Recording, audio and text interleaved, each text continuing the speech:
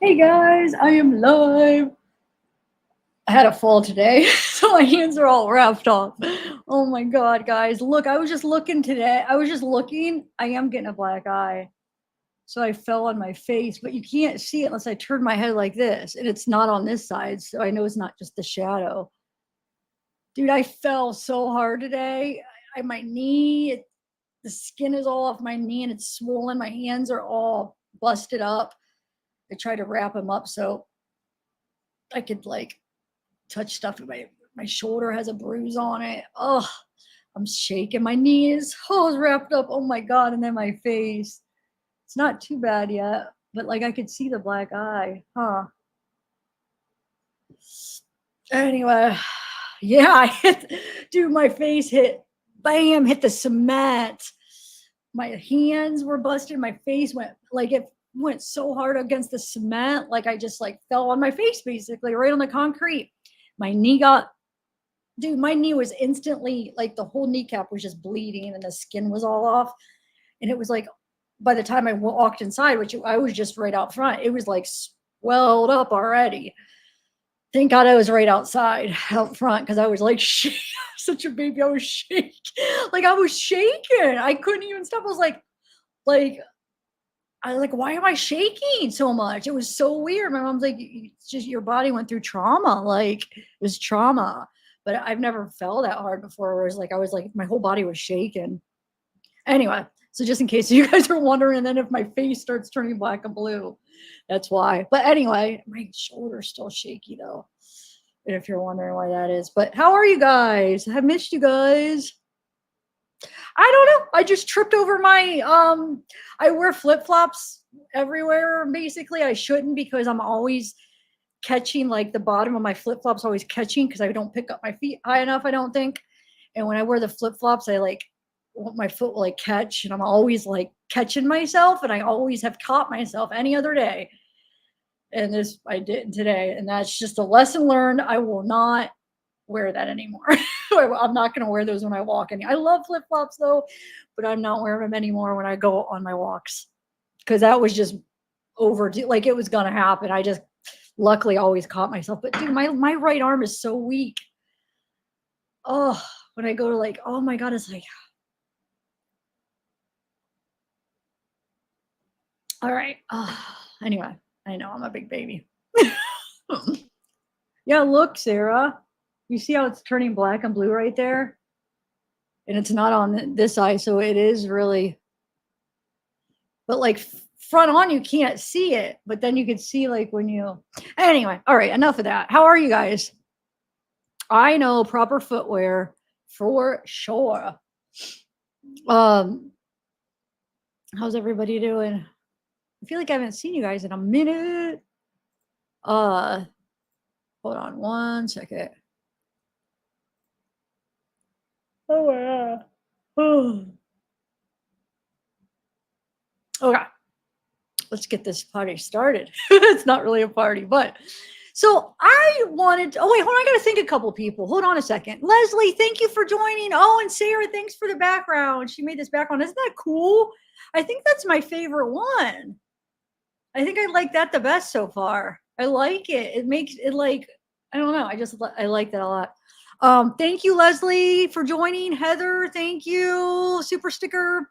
So I've been looking into this Amanda Roadman, Arielle Ritzma, Monica Moro's thing, and I am so confused because something is not adding up to me. I'm sorry. Like, first of all, you could go back and so Arielle is saying that she's been scammed by this Amanda for like 17 years, right? So my question is this Amanda Roadman Monica too? Because you're telling me you've been scammed, and I'm not questioning her. I'm just trying to figure out this whole story. Um, and I'll show you everything I've been finding. I'm just like, what the heck's going on? Because I'll find things that say that she is Amanda Roadman. Her real name's Amanda Roadman. It was all like a publicity stunt. Her stage name is Arielle Ritzma. She did it to like kind of gain traction to like the big conspiracy. So there's websites saying that they're the same people. Okay, they're they're putting the same person Arielle or Amanda. It's the same lady. Remember how we were going through it? I'm like, oh, she looks the same. It's because it's the same person. I figured that out. Duh. So either this Amanda Rodman is putting her name on all these videos that's Arielle to make it look like she's Amanda Rodman, but there's even a biography of Amanda Rodman that says she's an actress and she's named for this movie. This movie, it's the same movies that Arielle is named on. And then there's a bunch of places that say she is the same person and that's her stage name. There's a person that said they worked with her and it's her stage name. I am saying her middle name's Arielle, right? But there's places everywhere where she's saying that this person has been scamming her. This Rodman has been pretending to be her. My whole question is she known to do that? I am so freaking confused because I know she's a victim here, but that is the beginning of it right there. Because if that is something that was purposely done, how do we know that? I don't know. I am so freaking. I'll show you everything I've been finding. And I am like a little bit confused now. I feel like it might not be as clear as what everybody's thinking now. I don't know. There might be a little twist to this. I can't say for sure. I'm trying to figure it out because I know she's a victim and I don't want to like accuse her of anything, but I want to know why all these other things that like is saying that that's her stage, Arielle's her stage name. But you have a bunch of her saying this, Amanda Rodman's not her. She's pretended to be me. She's been ripping off me. So like, I don't know. I know I just kept repeating myself there, but I am like, I don't want to blame anybody, but it's just really not freaking making fun or making sense. The closed captions are on, Susan. They don't come on. They're not on live. You can't, the YouTube has to process them. So after this uploads and then YouTube processes them, I have them all enabled, but it takes a while after this will upload. Sometimes it processes like an hour or two, but it's never, you can't do it live. YouTube, maybe write to YouTube and say, get your stuff together and make it live. But I have them enabled. They just happen. They do it when YouTube enables them. Now, if I'm watching a YouTube video, I could push the closed captions on another video, but I can't put them on for me right now until it gets uploaded. I know a lot of people will get mad thinking I like don't have them on, but I do. I have them all enabled. But anyway, okay. Oh, thank you, Hope. Thanks, Sarah. All right, let me just show you a few of the things. And then I was comparing. So I started writing a document. I didn't get a ton done, but I was comparing. I put like Amanda Rodman and then, oh, shoot. Arielle Rhodesmo. Shoot, I put the same name. Oh, no, I didn't. So they have different birthdays too. So one of them says November 9th, 1989. The other one says July 10th, 1988. They both say they grew up in like Boston, moved to LA. I'm trying to figure out what year Arielle said she moved to LA. And they're both same model agencies, Maxim, Victoria's Secret, Naked. She's on some like naked stuff. The t-shirt model plays, Hawaiian Tropic, all the videos, Entourage, Tosh, Point 2, 2.0, The Surrogates, Project Fertility, Rock of Ages, Don Juan, all the same. They're all on the same biography. But I know how easy people could still, an Amanda Rodman could still just put her name on things that are Arielle's and put a biography and just copy all of Arielle's. It's possible. But I'm finding too many things that people are saying, no, that's her stage name. Like it's a known thing. Arielle's just her stage name. It was like a publicity thing. So it's like, I'm going to have to reach out to her because I don't want to accuse anybody of anything, but I want to know what the heck's going on because I feel like we might be getting fooled or something.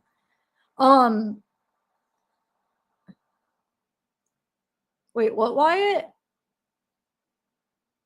But I don't want to like say that for sure because, all right, hold on. Let me bring up a couple things. So we have, let me share my screen here.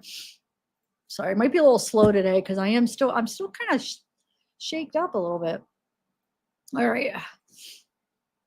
Like I'm good. Like I don't think anything serious wrong, but like I haven't been able to focus as good as normal. All right. So, oh, I explained it. I fell on my face, H. Rivers. I fell on my face and my knee and my hands. They just got a bunch of like cut like it's, what is it called? Like a road rash type thing, like cuts. So I have to wrap it up so when I touch things, they don't get infected and stuff. All right, so here, let me take this down. Let me just show you a few other things. So first of all, we have, let's just show you, oh, I forgot. Let me take this down. Sorry. Okay, so here's Amanda Rodman. It's the same girl. It's Arielle. It's the same person. Silly me was thinking, oh, there's just two girls that look similar, but I like, no, that's the exact same person. There's the same photo. I found a same photo shoot where one video says Arielle, it's Arielle, and one video says it's Amanda. Same exact photo shoot. That Flow Rider video that they're in, you could find one that says Amanda Rodman's in that video, and you can find another that says Arielle Ritzma's in that video. What the heck is going on? And it wouldn't be a big deal if somebody has a stage name, but why is it a big deal? Is you have Arielle making videos saying I'm not Amanda Rodman. She's basically stealing my identity type stuff.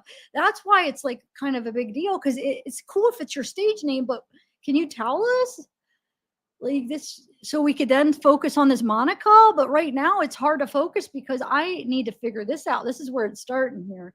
Okay, so Amanda Rodman is a model, clothing designer, actress in Los Angeles, California. She is the first model of Hawaiian tropic history that has won pageants for state, country, and universe. She won Miss Hawaiian Trip, Massachusetts. She's a Maxim model. Remember, this is all, Arielle's all this stuff too. She's a Maxim model, Victoria's Secret model, actress in sitcoms, The League, Entourage, Tosh 2.0, How I Met Your Mother. This is all Arielle too, but now Amanda. Bride Wars, The Surrogates, Project Fatality. She began her career when she was only 13, a young model who went to school during the day and auditioned at night. Amanda said even when she was just a little girl, she always told everyone, I'm going to make it big someday. And she was not wrong. She's indeed on the fast track of stardom. Amanda grew up in Boston and eventually moved to Los Angeles. In her career after winning the Miss Hawaiian Tropic pageant. Okay.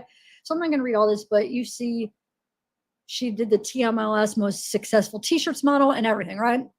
Here's just a quick, well, that went, oh, here we go. I wanted to do, How I Met Your Mother, Rock of Ages, Don Juan, oh, shoot. Anyway, trust me, it's all the same movies. If you go down to their movie credits, they're in the same gosh darn movies. Because it's the same person, right? It's the same How I Met Rock of Ages. It's the same freaking person, okay? And then, hold on. Not done. That's just the beginning. I just wanted to, dude, my mouse just stopped working. Can I just have a good, gosh. You guys see my mouse anywhere? I'm gonna have to get a freaking, and now it's hard for me to go down the stairs. I'm gonna have to get a battery. Hold on. Come on, just work. Dang it. It might take me a minute because I have to do one step at a freaking time. Hold on, I have to. My mouse isn't working. Hold on. I should try to, maybe I'll try to bring my other mouse from my computer. Hold on.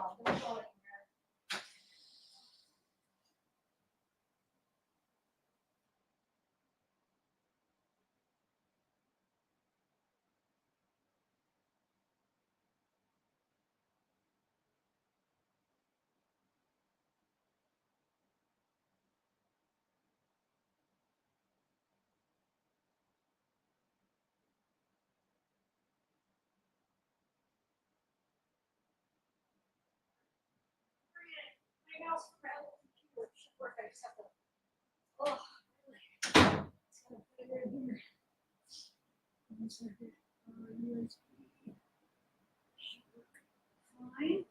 So put the little USBs in. Okay. I always want to actually maybe use this mouse. It's my new mouse that I was bought for this side, but then it wasn't connecting good. Ooh, oh shoot. And so I was like, oh, I'll just use my old mouse, but because I don't like the keyboard as much. But why can't I use the mouse and dang it, and still use this keyboard, right? I can still do that. Cool. Okay, we're back in business. All right.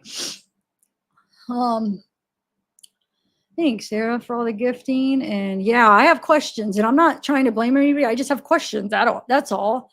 There's things that just they could be maybe simple. Maybe it's just like, yeah, that's my stage name. I ended up telling everybody, no big deal. Or maybe it's like, no, she made this big elaborate scheme and made it seem like it was my stage name and created. I mean, I think I'm going to try to reach out. I mean, she's got a big platform. I don't know if she'll necessarily respond to me, but I got to do it because I need to know. Okay. So then we have, that one went away. So here we have this. Right, where's this one? Hold on. This is a good one right here. Okay, so here is this big website, right? I don't know, I said a big website. It just has a bunch of stuff on it is what I meant. So Arielle Rietzma from Pamela Pucker says, go Bruins. Okay, hold on, let me go down though. Okay, that's why I didn't keep the scroll isn't as smooth. Anyway, here we go. Look at this. This is the most confusing thing ever. Amanda, they say her middle name's Arielle Rodman. Look at this check. Amanda Arielle Rodman. I don't know. This is the one that was just listed under Amanda Rodman's thing that she does, the 2 in the shirt one that she modeled. So this is a check. If this is legit, I don't know, but it is a check. That makes me wonder, right? All right. Then we got, let's read some of this here. Arielle Rietzma chimes in with proof, which I'm confused. Play this. This is this video that says, hello, my name is Arielle Rietzma, not Amanda Rodman, and I'm not a hotel heiress, although I wish I was, and I'm not any of those names or any of that shit, so I just wanted to clear that up. Okay, bye. Okay. Says, just go to both of their Twitters and the proof is all there. And if you look at Amanda's Twitter, a lot of time when she replies to a tweet, the Twitter that she says is replying to doesn't exist. And just at the address bar on her friends that she created. And all these, like these Elaine Easton ones are not, their accounts aren't up anymore. This one, I forget what this one takes you to. Oh, that. I mean, I don't know what this is supposed to prove. That one is nothing. This is 2 in 1 shirt. This domain is for sale. So I don't know. Okay. And then this one, account suspended. I don't know who Elaine Easton's supposed to be, but I don't get what they're trying to say there. But it says probably after all that proof, you're still going to believe Amanda Rodman and her fake money orders, which Nick even said were photoshopped. Okay. So have fun talking to a dude. So they're saying it's some dude that's pretending to be Amanda Rodman. Okay. It could be. It could just be Monica. There is a little something that's interesting I'll show you in a minute that kind of could. It does make me think of Monica Morrow. But, okay, besides all the other stuff. But, okay, Big Drew, many will say that this argument is old, tired, and plain and stupid. I disagree. Can you please put an end to this once and for all? AR is the hottest girl on the net. And if you could just clear this up, we all would be most grateful. So if you go and you put in, like I said, Amanda Rodman, Arielle Rietzma. So this, like I said, this scammer could just be going and uploading her videos and saying it's Amanda Rodman. It wouldn't be that hard to do. It really wouldn't. But I'm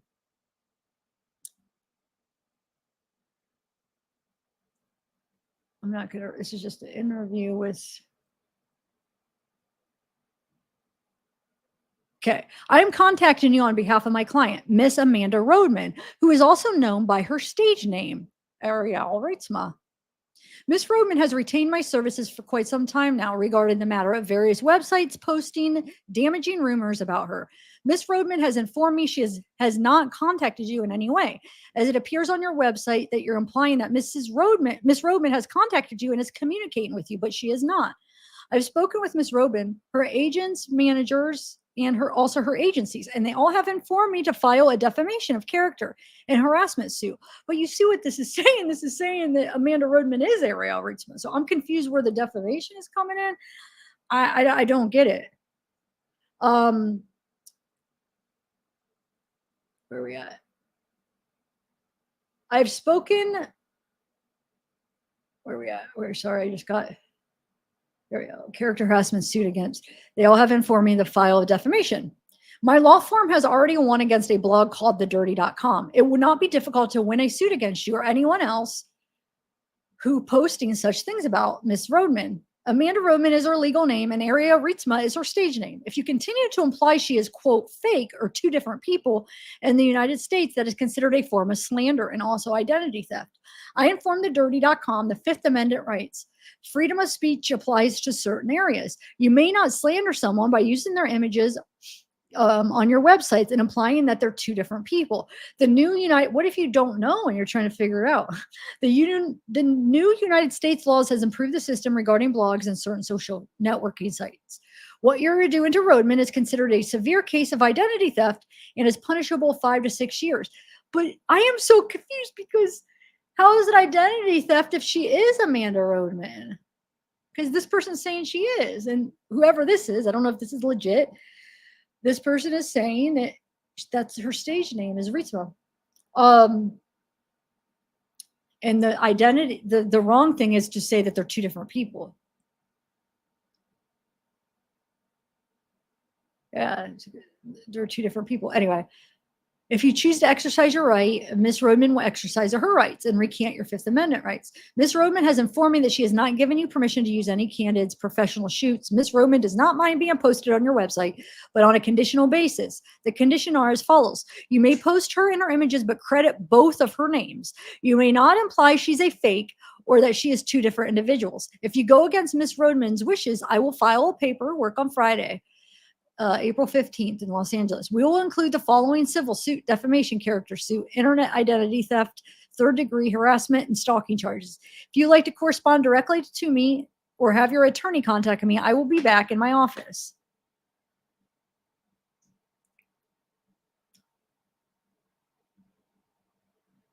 So, says that it has been kind of overkill for everyone on the whole AR conspiracy. At the end of the day, yes, Miss Hawaiian Tropic is hot as hell. Look at the size of that hand on the purple crayon. Haha. What?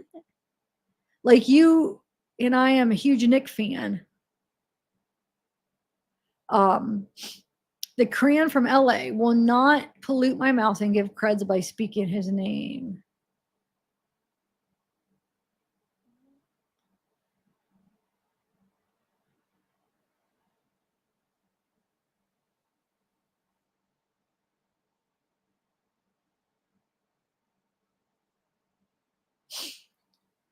I don't know. I am so confused, guys. And then let's see here. Already did that one.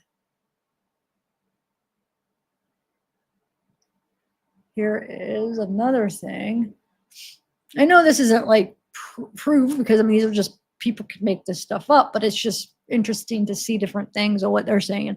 So this says Amanda Rodman, description, born Sunday, 10th of July, 1988, Massachusetts. Caucasian, blonde eye, brown height, 5'3", blah, blah, blah. Or, okay, where does it say? Amanda Rodman, also known as Arielle Ritzma, is a model, actress, designer who came to the internet fame with controversy regarding what her legal name was. It has been proven that her real legal name is Amanda Arielle Rodman. She is from Dallas, Texas, and was raised in Dallas and the Boston, Massachusetts area. Amanda was born on July 10th, 1988. But she if let's say she is Amanda Roman and her stage name is Arielle, she gave Arielle a different birthday, a year younger. A year younger is like November 9th, 89 or something. So she made her a year younger. I don't know, guys. I'm gonna do a poll after I show you everything here. So there's that, and then which one did I just? Yeah, that's Listle. Okay. Let's see what this one is. Oh, here's a.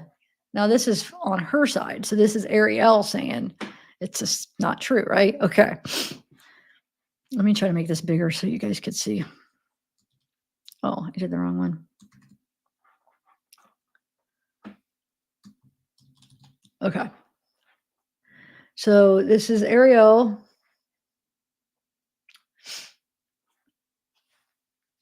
Official fan page of model actress Arielle Ritzma.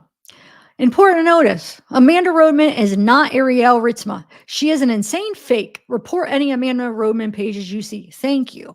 So maybe this girl is just psycho and she's following her. I don't know. The truth about Amanda Rodman. In this section, we will be updating you on Arielle's fake Amanda. Now, recently, I have done some very intense research with comparing all videos Amanda has made to the ones Arielle has made. It is obvious that Amanda is psycho. Keep tuned and we will keep you guys posted. We are a few steps away from getting rid of her. Update in 1. For starters, if anyone closely looks at the video, Arielle made this, you can tell this is authentic. I'll have to click on that. However, if you look at the video that Amanda made, you can clearly tell it's a fake voice. Okay, let's see.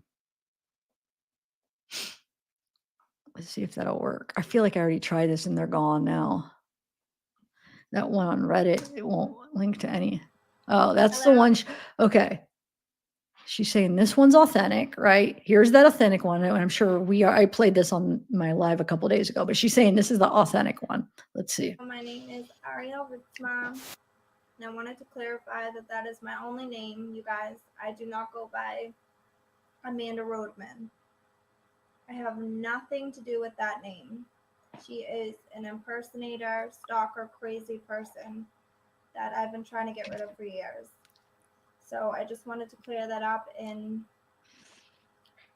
Arielle is my only name. I'm sorry to anybody who has been dealing with this person because I know how crazy she is. So thank you. Love you. Mwah. Okay, so she's saying that is the real one, right? Now let's go back. Come on. All right, we'll see you on. Well, let me pause that. Okay. So, where are we at? So this one, this is the one she said. However, if you look at the video that Amanda made, so this is Amanda made this next one we're going to play, but I feel like this one doesn't come up. You can clearly tell it's fake voice over top of it. Okay, let's see. Oh, shoot. Yeah, this mouse, this is why I did not pick this mouse because it's not as accurate. I'm remembering, and it lags. You know what the crazy thing is on that computer, it does fine. It doesn't do this. Why does it only do it over here? Okay. No, video unavailable. So the one that's fake is a video unavailable, so we can't freaking find it. That's what happens. There's a Reddit up that had it, and 2 that it doesn't link to the fake one either. So I don't know what the fake one was, but so that's that. Now it's this one. Oh, that's the one. Yeah, let's go back to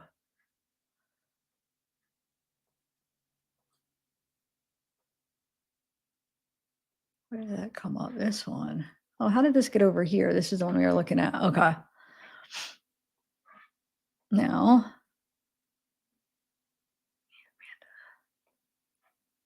oh, that's the one I already looked at. Okay, 1 second.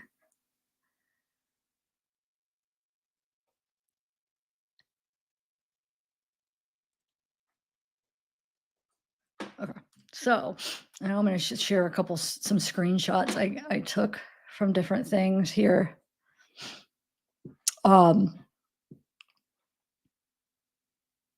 Where's that one from her Facebook I got yesterday? Where is it? Hold on, let me find it.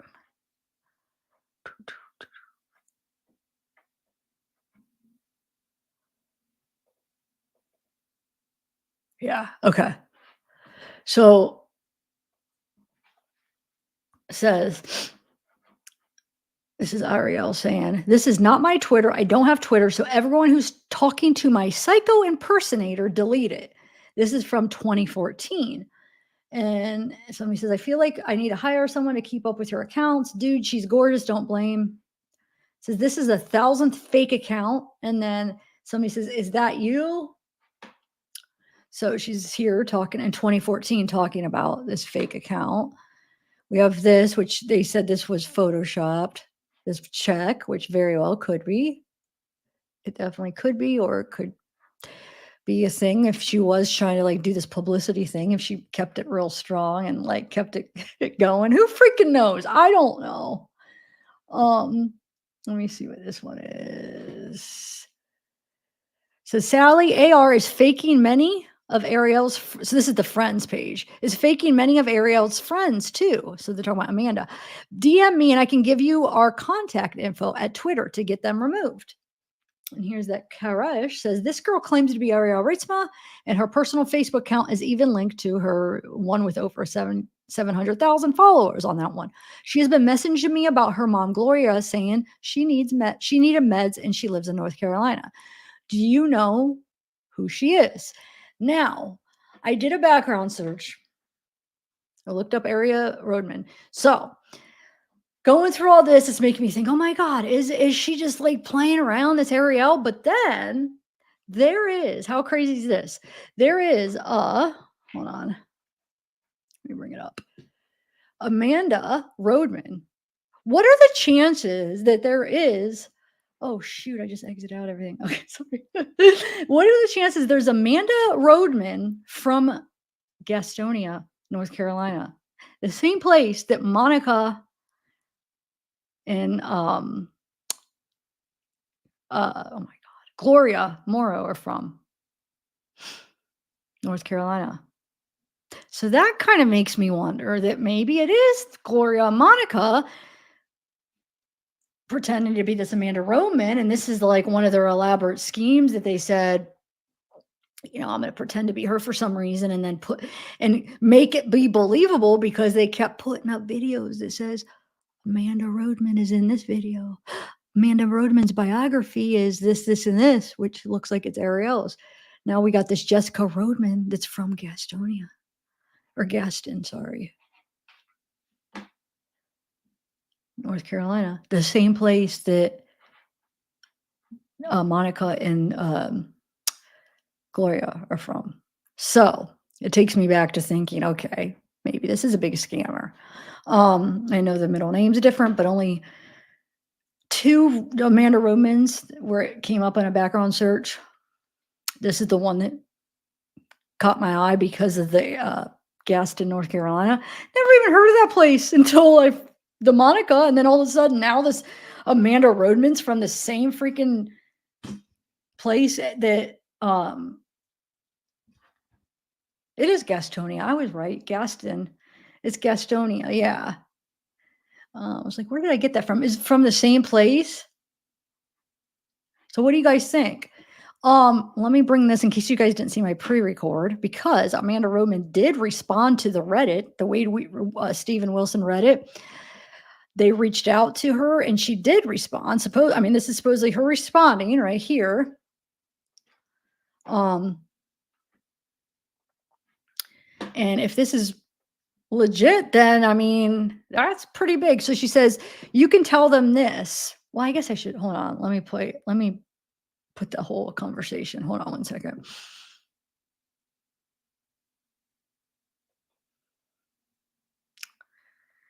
Dang it.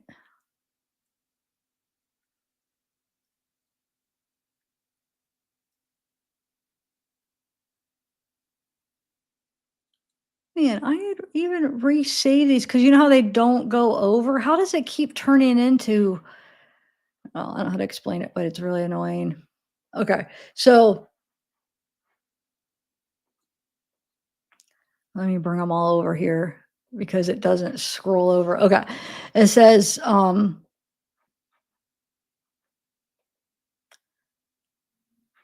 start with this one. I think this is the one. It says, has been impersonating you. So they're saying a woman has been impersonating you, pretending to be an attorney with the Innocence Project with your name and photos. We also believe there are several social media profiles spanning over multiple platforms. We would just like to confirm that the message has come directly from you, as we only like to expose the truth and would hate to involve you in something you're unaware of. With love. God bless. And she says, thank you. She said, so Arielle's response, yes, thank you. She says, I appreciate you taking the time out of your day to correspond with us. We cannot thank you enough. It's important that we get the correct information out there, as we would never want to involve you in any of this negativity. If you weren't aware of it happening, it's truly awful. And then here is where she says, you could tell them this. So I don't know if these are, it is a different, isn't that Instagram? I don't even know what the other, what is this from? Just like email? Yeah, this is email. And then this is Instagram. So I don't know why it's two different. I don't know. But anyway, it says, you could tell them this. It's been a hard couple of days listening to these horrific voice messages between my impersonator and Wade Wilson. Monica Morrow has been impersonating me for over 17 years. So either she had two people impersonating her, or Monica Morrow is Amanda Rodman that's been pretending to be Amanda Rodman too, right? Because what's the chances? Because she didn't say, like, I've had these the people were always she said she's specifically saying this one, which I'm guessing we're supposed to think, yeah, it has to be the Amanda Rodman too, right? It has been nothing less than a horrible nightmare, stealing my identity, preventing me from getting jobs earlier on in my career. She has made a whole life and livelihood on using my name and photos to scam thousands of men. I have fought for years to get justice, and no action has been taken by the legal system. I want to thank you guys for the support and helping bring this to light. Darkness always comes to light. So, oh, thanks. Movie star memories. So what are you guys thinking so far? I'm just like, I'm not sold on anything. I'm just kind of just looking up things and trying to figure it out, trying to make sense out of all this, because I mean, I see both. I see how both are very believable here. Or not. I mean, I guess none of them are like 100% believable, but so now hold on a second.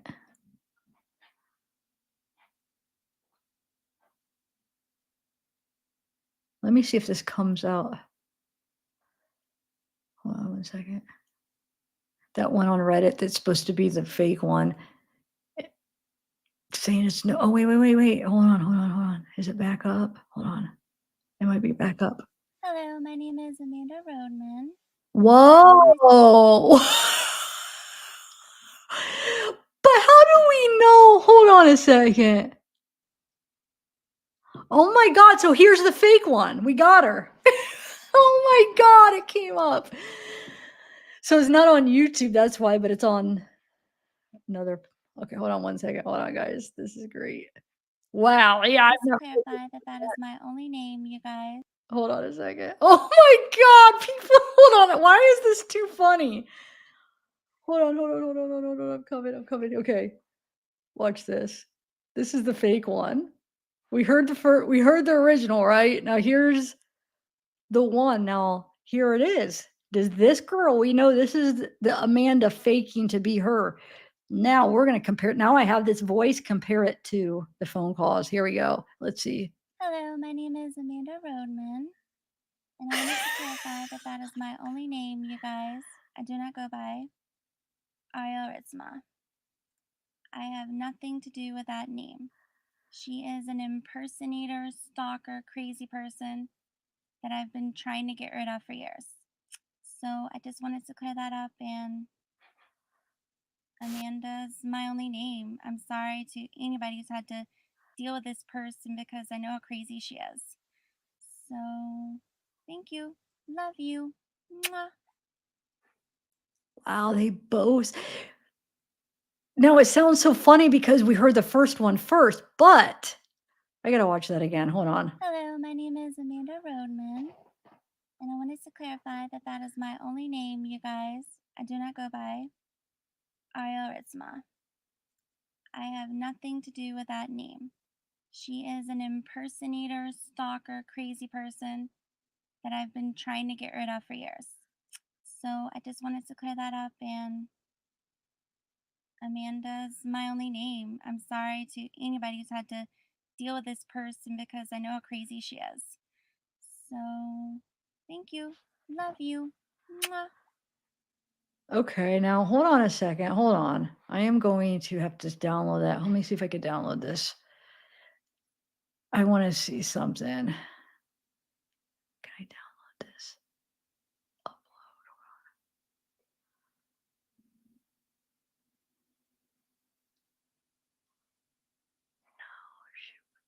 Hold on. You know what I'm going to do? Hold on. I have to freaking, we'll watch it together. I got to screen record this. It won't let me download it. We'll just watch it together and then we'll screen record it. Hold on. It's not letting me do it. Hold on. I have to because I need a copy of that before. Hello, my name is Amanda. We got to figure this out. And then we'll get to Hello, my name is Wade Amanda stuff. Rose. This kind of has to do with Wade now. You know? It really does. Yeah, I don't like this mouse. Okay. Hello, my name is Amanda Roadman, and I wanted to clarify that that is my only name, you guys. I do not go by Arielle Ritzma. I have nothing to do with that name. She is an impersonator, stalker, crazy person that I've been trying to get rid of for years. So I just wanted to clear that up, and Amanda's my only name. I'm sorry to anybody who's had to deal with this person because I know how crazy she is. So thank you. Love you. Mwah. Okay. But let's listen to the first one again and see what you guys think. Hold on. Because the first one is a little bit off, but I put it in my editor because I was trying to figure out like if it was just like, sometimes the audio gets off and you can adjust it and get it on track. Because the one that's the one that's supposed to be the real one, that kind of is a little bit off too, to be honest. Look. Hello. I do believe though that this is the real one because you can hear the like background noise that sounds like it. I don't know. I just feel like that it probably is, but it's just off track. The audio is a little bit off track. Hello, my name is Arielle Ritzma, and I wanted to clarify that that is my only name, you guys. I do not go by Amanda Roadman. I have nothing to do with that name. She is an impersonator, stalker, crazy person that I've been trying to get rid of for years. So I just wanted to clear that up. And see that middle part, it's a little off. Arielle is my only name. I'm sorry to anybody. But that's the key is that last one. Is she saying Arielle or Amanda? And it definitely looks like her lips are saying Arielle. Because if it was Amanda, then you know what I'm saying? It'll tell which one's the real one. Just in that one single word. Anybody who has been dealing with this person because I know how crazy she is. So thank you. Love you. Oh wait, I didn't rewind it good enough. Hold on. Arielle is my only name. I'm sorry to clear that up. And Arielle is my only name. I'm sorry to anybody who has been. Definitely doesn't look like Amanda, but the lips are still a little bit off. Anyway, so thank you. Love you. I try to adjust it and it's not perfect. It's one of those things where like I've had to do that with the Letitia Stalk interview. Oh my God, to get the audio on track, the 4-hour interview thing, the interrogation. So like it kept getting off track like every like 15 minutes. So you couldn't just like adjust the track for the whole thing. You had to cut it and adjust that piece and then see where it's off again. And somehow like it just kept getting off at different spots. That people don't even realize how long that took me to do. They think I probably just uploaded it. That took so many hours because I wanted it perfect. I'm a perfectionist. So I think this is the case with this because I got the beginning on, but then the middle goes off. So I was trying to do it in my editor earlier. But anyway, yeah, I don't know. Because I mean, I fell, Alicia. I fell on my face. Look at my face, my cheek, and my knees all, the skin's off my knee. It's all swollen. My hands got all road rash. I fell on the concrete right on my face. I couldn't catch myself because I had Zeke's thing in one hand and there was trucks and he likes to run after cars. So I think in my head, it was like, if I didn't have Zeke, my instinct would have to put my hands down and caught before my face hit. But I was holding on to his leash. I think I didn't want to let it go. By the time I did, it was too late. I don't know. I tripped over my sandal. My arm too. Oh, so my knee is all swollen. The skin is like off the whole kneecap. It really is. I'm not like, from the minute I came in, it was just like all like pulled it up because I had pants on. And I was like, gosh, my knee hurts. And I pulled it up and it was just like, it's like, what the heck? And it was already like hugely swollen. There's a bruise here because, oh, my hands are all cut up. It hurts so bad. I'm a baby. No more flip-flops. That's right. I'm not going to. That's my verdict. I always wear flip-flops, but I'm always catching myself.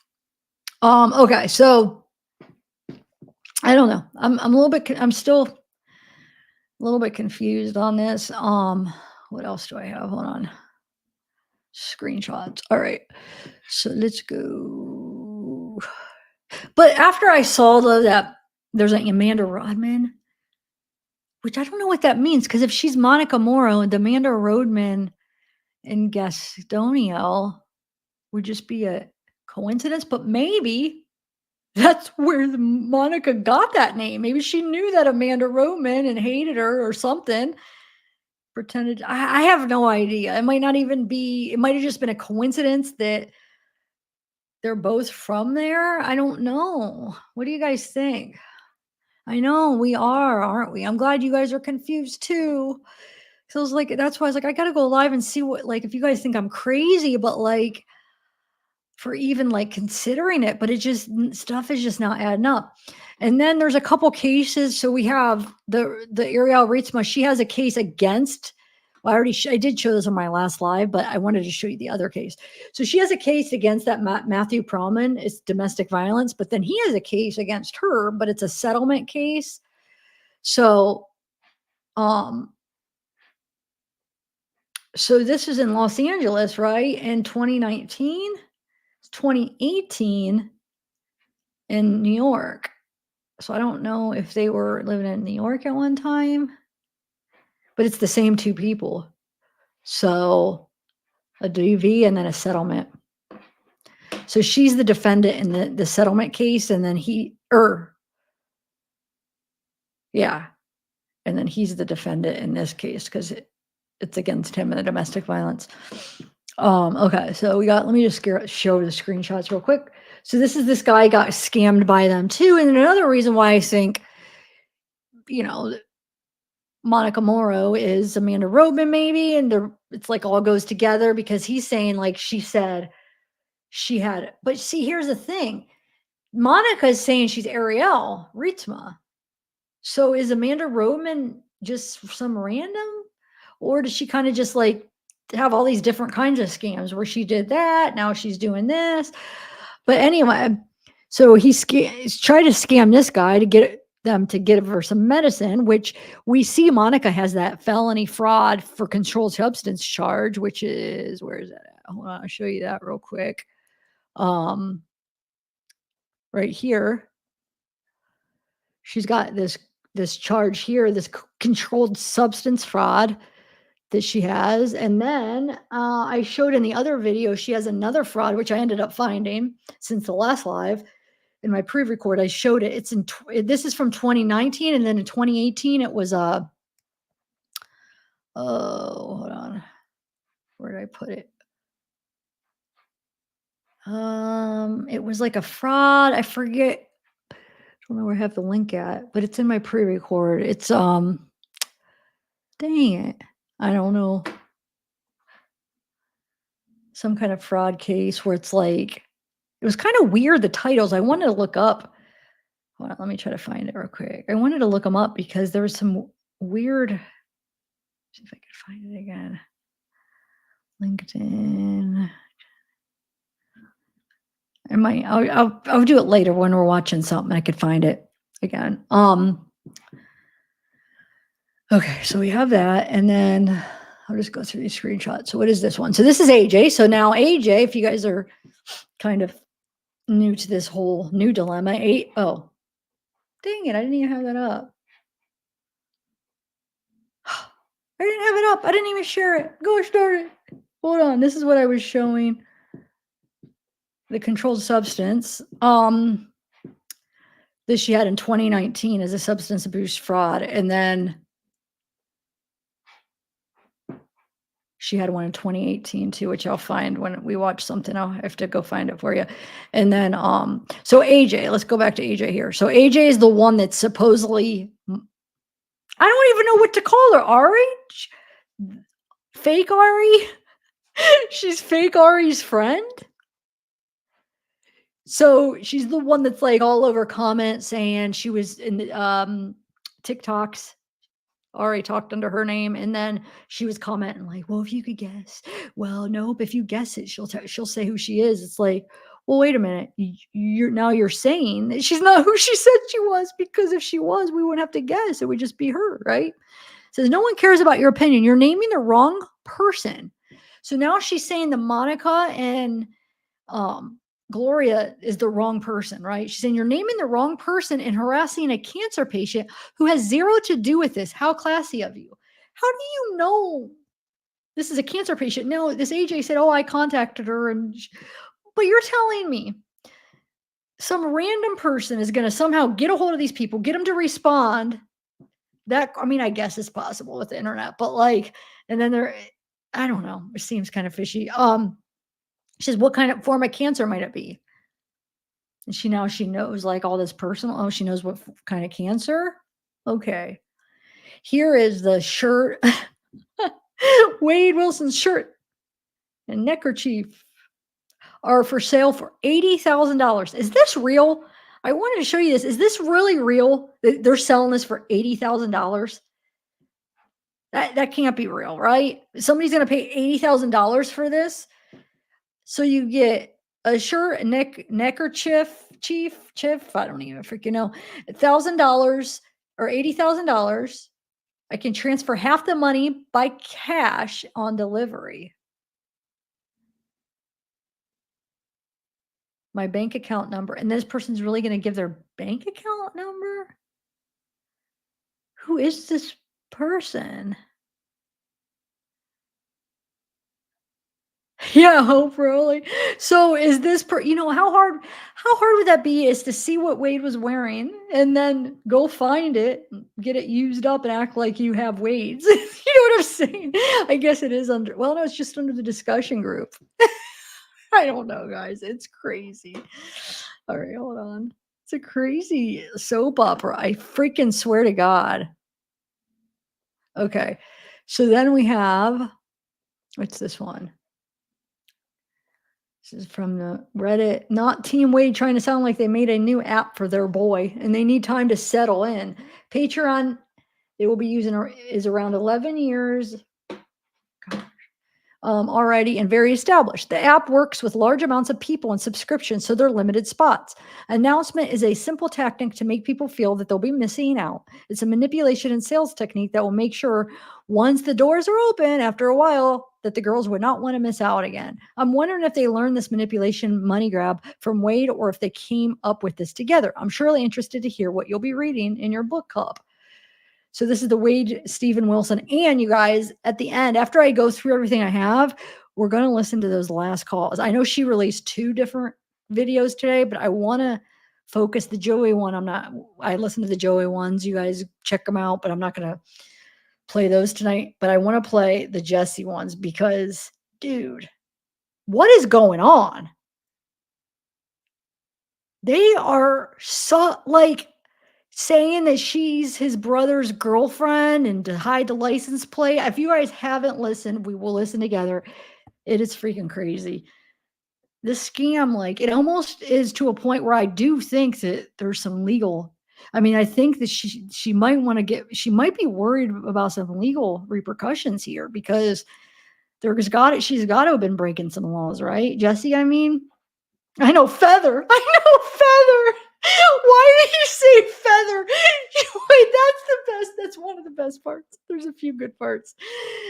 The rejection that he gives Jesse, he rejects her over and over on these calls. Like, it's pathetic. It's like, Jesse, open your eyes. He don't want you. But then she's supposed to be Feather. That's the name. He's like, we'll call you Feather. That's going to be her name. Feather? I don't think I've ever met anybody with that name. Oh my God. Just wait, guys. We'll listen. Okay, Lewis, just wait. Well, I don't want to. I mean, yes, watching with phone calls from prison. I want her to get the views too, but I want to listen with you guys too. So it's good. It's good. All right. We will be hosting a YouTube stream in the very new. Oh wait, we have decided to delay the Patreon launch until further notice. We will be hosting a YouTube stream in the very near future to address your questions and concerns. Stay tuned. Sorry, some of this one isn't necessarily new, but when I was going through Reddit, I just screenshot some things. Statement on the release of Wade Wilson's jail cause. Oh, I already read this before. Yeah, that's pretty old.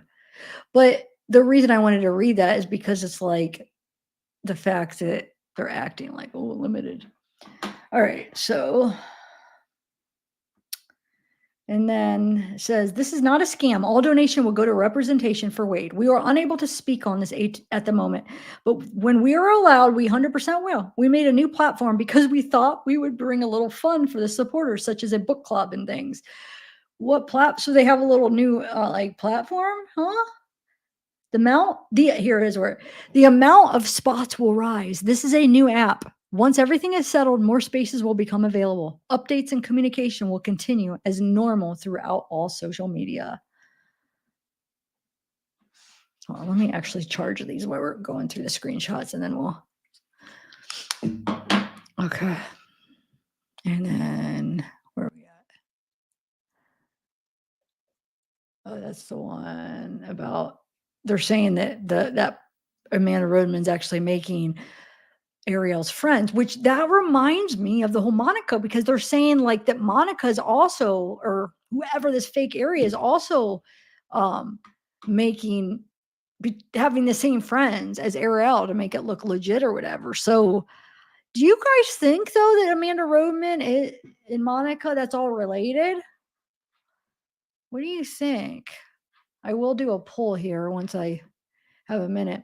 Oh, so this was under that video, the one that's the real, the one where it says that supposedly the real one speaking, which I do think it's the one that says that Amanda Rodeman is impersonating me that we listened to. This says, this person commented under there, the real story was there was never an impersonator. It was Arielle creating an artificial woman using her initials AR.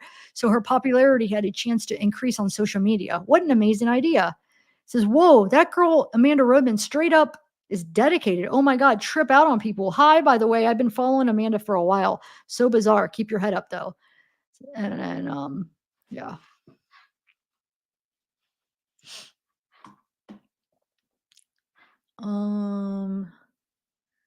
This is the Wade Stephen Wilson. Hello, Wade supporters. Today's news. Wade has been restricted from using the tablet for 3 months, but he just won't be able to respond.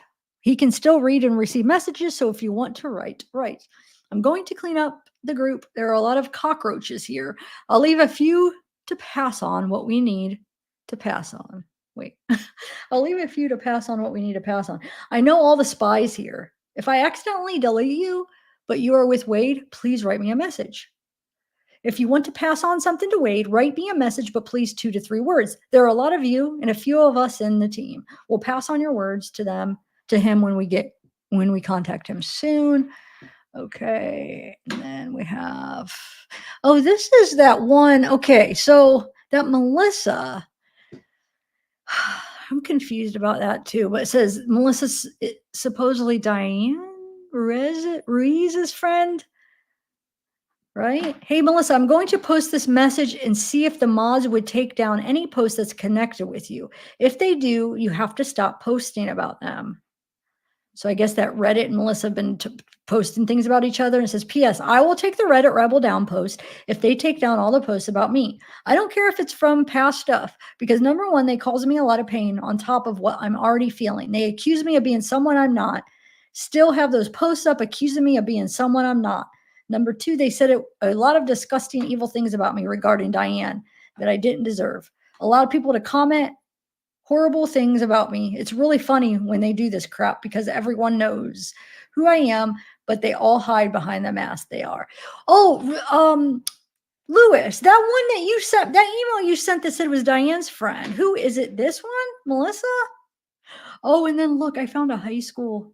Okay, so this is the original high school photo I found of Gloria, Monica's mom in high school, right? So look, I showed this in my pre-record, but look, watch how good this, hold on, look how good that, editors can do so much. Isn't that like something? Look, hold on. Look at the comparison. It's pretty neat. And then you can make it where you can make it colored instead of black and white. Here, let me do that one. Isn't that looks pretty good, huh? I don't know. I thought that was cool. And then of course, this is Monica's mug shot here. Okay. And then we got, I already read the text messages a lot. I'm not going to do that again. I think I read it on 3 different videos, but that's that fake card she sent. And then that's that guy. I already read that. Okay. So some AJ's, I already read these too, but I love that. It's so funny. Hold on. I feel like I found a few more here. Is this one? That's not either. Nice try though. So it's like, Ari, this is you, girl. Oh yeah, that's the one that I don't know who they're talking about. Oh yeah, I don't know if I've read this one before. It says, "Thank you for sticking by us. It has been brought to our attention that a few things have been happening while we were taking a break. Let's clear up some of this. Clear some of these up. We do not have a merch website, nor do we sell merch at the moment in time. The only official accounts are the Wade Stephen Wilson official across all platforms. We have took down our official Fundly, therefore there's no donation pages authorized by ourselves. Thank you for your continuous support, Team Wade." Okay. Let me. Okay, I'm going to share. I just want to show you something real quick here. Look at my nose is all red. That's just something I get. I don't know why it does that. I hate it. It's like it's probably going to start itching. It's warm. Wait, look. Do you think this is going to turn black and blue? All right, 1 second.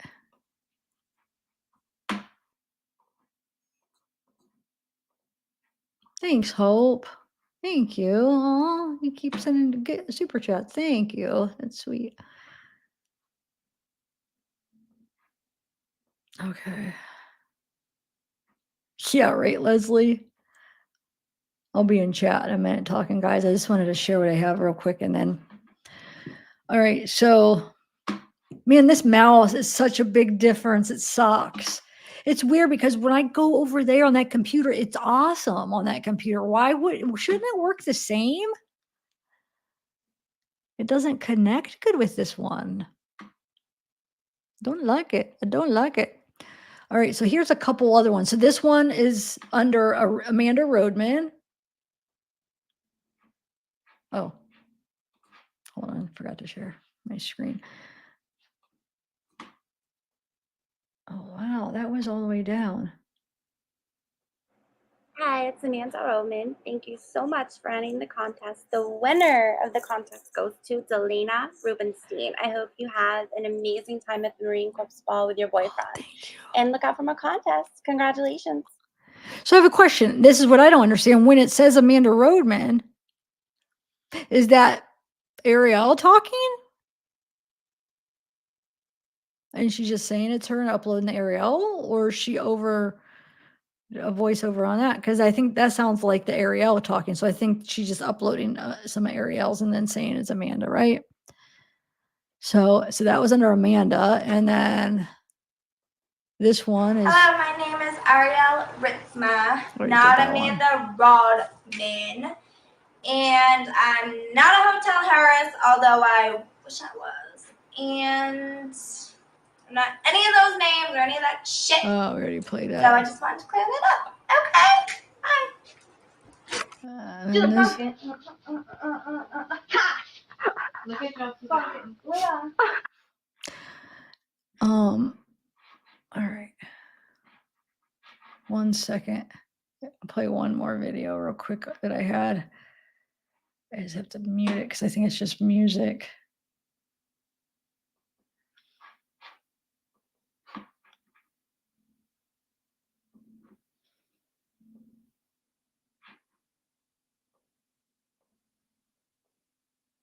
Oh, there's no sound. Okay, cool.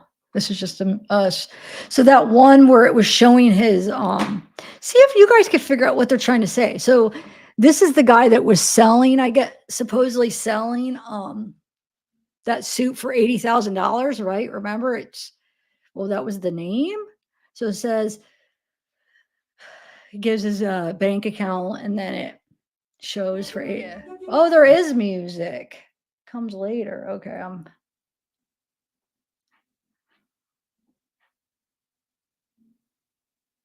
oh, it was playing the whole time, huh? And my earphones just connected. Dang it. Hopefully I won't get copyright. Anyway, so I don't know watch, I'll show you. I'm confused what they're trying to say with this guy. So they're scrolling down showing this guy's post, right? Maybe they're just trying to show it, but I'll show you what I'm talking about where I'm a little bit confused. So that, like they got okay. Maybe they're just showing. Oh, this is where he was wearing it, right? Thanks, Soul. Thanks, Jules. But then they go to him. I guess they're just probably showing who the guy is, but I don't know if they're trying to like say something about him. Has anybody heard this guy? Is he supposed to something about him? I don't know. I haven't really looked into him, but does he so he has Wade's suit? Or is he just trying to advertise to sell it? Oh, this is what are they trying to show here? Okay. Let me see. I forget what. So they're under his account. Oh, they're going to his friends. Hold on. Well, I forget who they end up finding.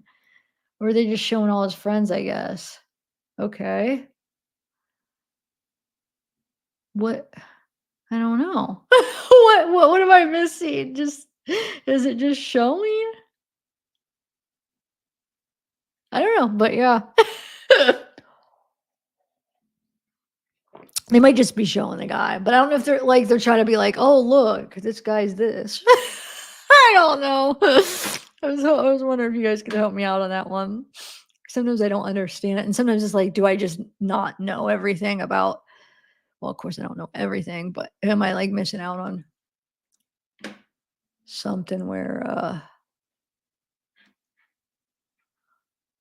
this one goes Amanda and Flow Rider, right? But it's really, if Amanda's made up, then it's really, and Arielle's not the stage name, then it would really be Arielle. But it wouldn't be that hard to upload a YouTube video. It's already, you could find and then say it's Amanda, right? But yeah, all right. Oh, let's go through something else first. Hold on. So I found a bunch of oh my god, my knee, guys, my knee. I'm such a baby. Hold on. Oh, I haven't straightened it out. Oh la la la la la. Oh. I wonder how bad everything's going to be. Sticking. Hold on. Oh God, it was bleeding. I wonder. Ooh. Anyway, all right. So, in the middle sense, I found a bunch of like old, like not old, they're not that old, but newspaper articles about the Wade Wilson stuff, and I wanted to share parts of some of them that kind of interesting. I know a lot of you guys haven't even seen the trial. Like, I feel like there are a lot of people following the case that haven't watched the whole trial. Oh, thanks, Jules.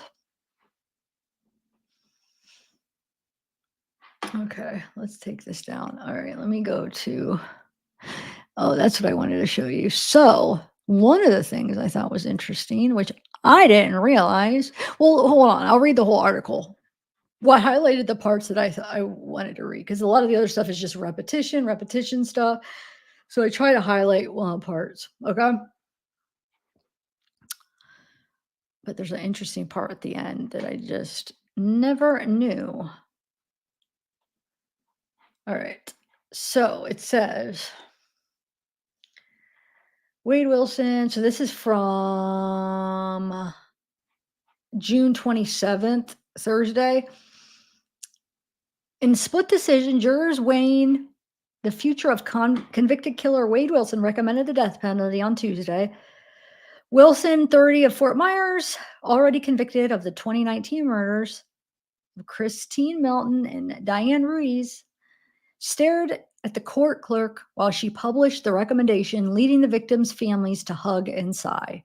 No more funeral messages, relatives told each other as they hugged after the court adjourned.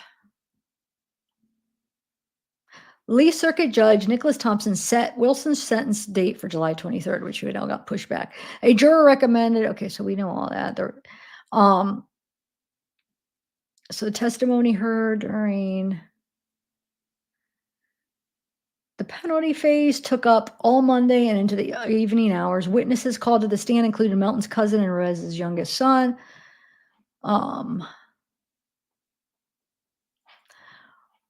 Wait a minute. Oh.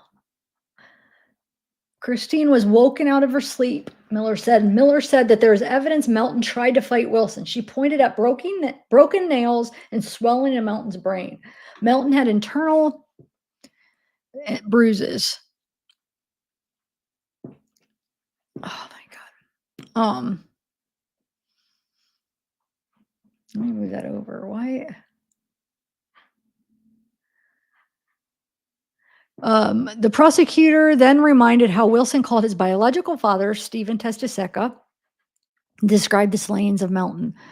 Testiseca placed Wilson on speaker while his biological mother, who was next to Testiseca.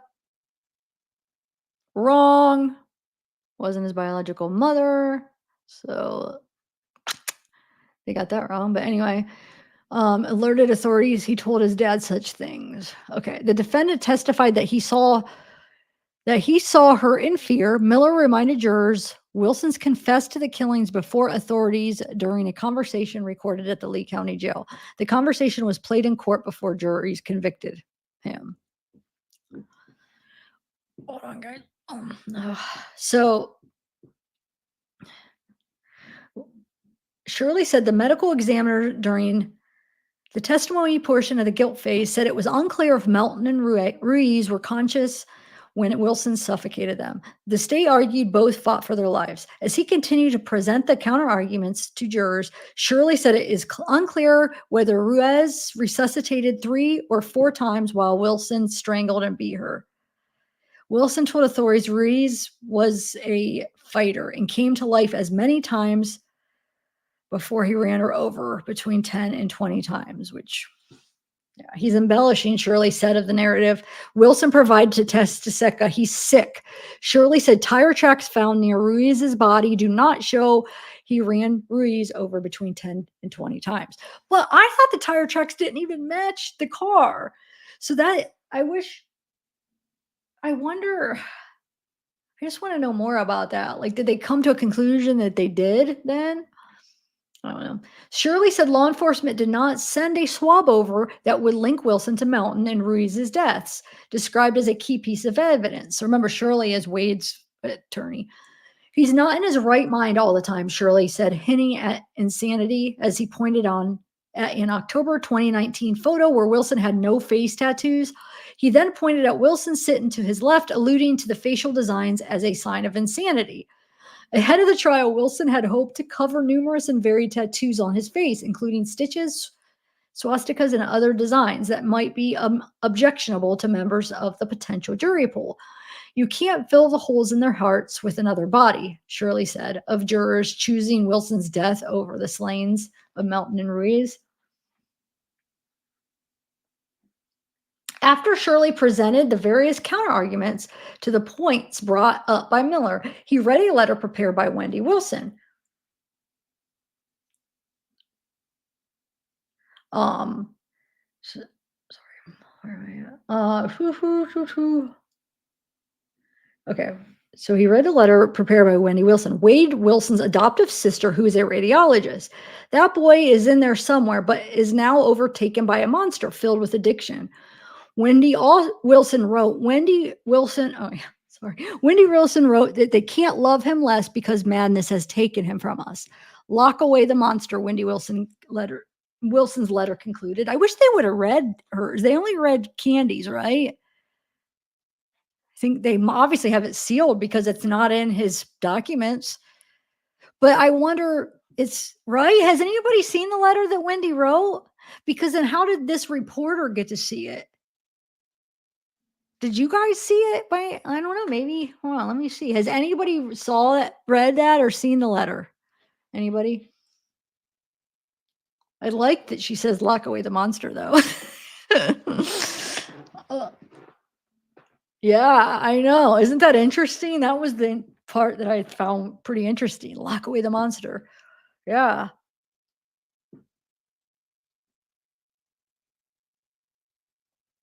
Because we're being told by the Wade Wilson team, we're made to be like, then remember the Candy interview or audio that they released? It's almost like that we're being made to believe that the adoptive family supports him.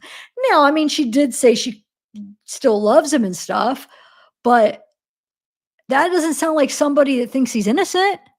So I don't know why they're being dishonest and making it seem like they think he's innocent. Just be honest and be like, it's just about the death penalty. They know he did it. I mean, come on. Yeah, right. Okay. Well, at least we got to see part of it. I mean, we got a couple quotes from it, but I don't know how this reporter got it to be able to quote it. Let me see. I have a bunch of newspaper. I'll read a few more, and then, like I said, we'll listen to the jail calls. But I'm gonna read a few of these because I got a bunch here.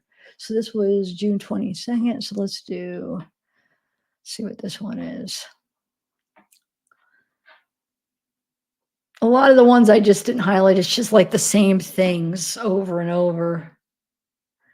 So.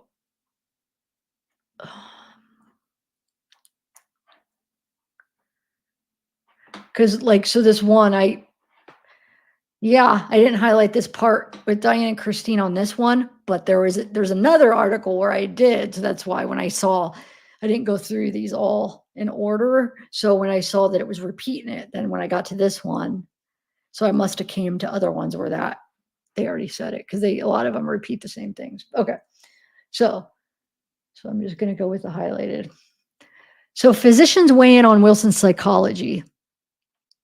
3 physicians testified Monday as to Wilson's mental health. The defense called experts Dr. Hyman Eisenstein and Dr. Mark Mills, while the state called Dr. Mark Herkoff. They evaluated a series of clinical tests performed on Wilson as recently as last week. The various testimony revealed Wilson's parents, then 14 and 15, gave him for adoption. Oh, yeah, that's right. They were 14 and 15. He grew up in Tallahassee area where he went to school. Wilson received A- or probably A, B, and C grades for the most part, they said. He struggled with mathematics. Eisenstein, and a neuropsychologist, said he met Wilson on 3 occasions. He said his test results show he was very effective at the beginning of the provided test, but his performance declined quickly soon after. Through his puberty, Wilson was acting fine. Eisenstein said he determined Wilson was active in sports and went to church. Wilson's mental health changed after his puberty years. Eisenstein said mood swings and the thought of an alien presence out to get him were among the symptoms Eisenstein not noted. Wilson was 15 or 16 when he was involuntarily committed to a mental hospital during a separated incident. He was also expelled from high school on drug accusations. Which I don't remember. I didn't know that. I don't remember hearing that. Do you guys? Now I know, I mean, if the only place I would have is, I'm sure if when he testified, if he said that, and yeah, I did watch the trial, but you know how sometimes you miss things, you watch it again, and you're like, oh my God, I didn't catch that. But anyway, so yeah, I remember the alien or thinking like there's a presence, and he started freaking out. And then he got expelled. Okay. So Wade Wilson, why won't this go down? There we go. Was afraid of deputies present during testing. While experts tested Wilson to prepare the penalty phase in the trial, Eisenstein said Wilson asked that 2 deputies standing in the room as a safety precaution step out. He didn't want them in there. Eisenstein said Wilson cited privacy concerns. The deputy said that they had to remain in the room during the testing, but they stepped outside after Wilson raised confidentiality issues. The testimony uncovered. He's very impulsive. He's very fast, Eisenstein noted of Wilson. Eisenstein said Wilson is accurate toward the beginning, but his performance later wanes. Wilson's testing score placed him in the borderline for the average percentiles, and that he wasn't looking to fake. Eisenstein said his IQ was found to be 92, which is in the lower average range, with a foundly impaired executive function. Eisenstein said, being under the influence of a controlled substance would have brought his score even lower, he added. He was very interactive during the testing. Eisenstein said of Wilson, who the doctor said has a whole series of head injuries. The first of them, Eisenstein said, happened when Wilson was 10 while playing baseball. When Wilson was 11, he suffered a concussion during a football game. At age 18, he was involved in a car crash, adding that Wilson was not wearing a seatbelt when the car crashed into a tree. It was the first 2 of similar car crashes Wilson suffered in the span of 3 years. During the time between both crashes, Wilson at age 20 overdosed on narcotics and suffered a seizure. Let me take a sip of coffee. Why don't I remember that? I don't remember that in his testimony. But, I wonder if some of the stuff wasn't all on video. I don't remember him saying that he overdosed at age 20 and suffered a seizure. Do you guys remember that? I mean, they might have. There's just so much information coming in. Maybe I just didn't absorb that. What about you guys? But I know about all the head injuries they talked about. But when Assistant Attorney Sarah Miller asked Eisenstein if he reviewed the 911 calls related to the case, where Eisenstein said he did not, Miller is prosecuting the case along with Assistant Attorney Andreas Gardner. Eisenstein said he did not review the statements Montanez provided either.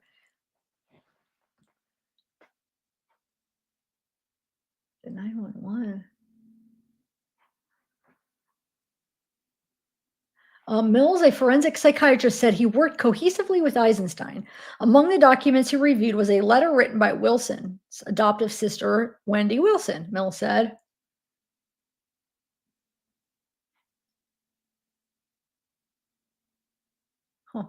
Wilson exaggerated symptoms. Mills said Wade Wilson invalidated some tests when he exaggerated symptoms most people do not have.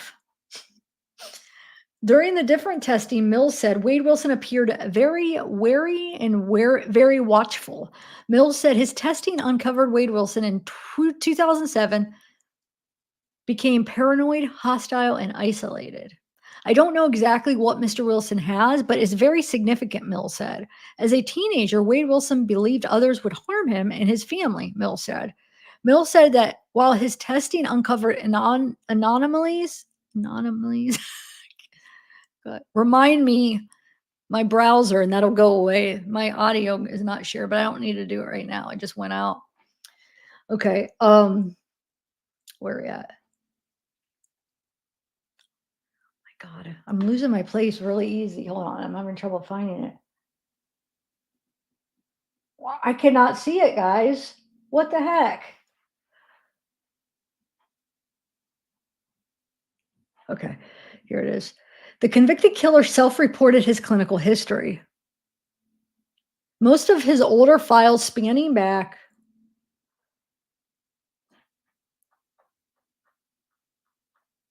to his childhood and teenage years were destroyed in a fire. After Eisenstein and Mills testified, state prosecutors called Dr. Michael Herkoff, a clinical and forensic neuropsychologist, to the stand. Herkoff said he met with Wade on June 19th. According to Herkoff, Wade said he would only give him 15 minutes, but they spent over an hour. Herkoff said Wade Wilson does not suffer from any disorder. He also declined noticing any memory issues in Wade Wilson. Wilson chooses not to testify. Wade Wilson declined to testify, similar to what happened during the guilt phase of the trial. Defense lawyers Hollander and Kevin Shirley said that they had separated a series of photographs that pictured Wade Wilson along with his adoptive family. The images were admitted into evidence after state prosecutors okayed their use. But Wade Wilson said he did not want them shown to jurors, citing the appearance of specific relatives. He did not indicate which relatives' appearance he disagreed with. I wonder, because he doesn't seem like he even cares about other people, like he really cares. I just feel like that was for like show or something, to act like he's a good person or something. Oh, hey, Ashley, what up? What up? Lewis, let me check in with chat here for a minute. Alicia.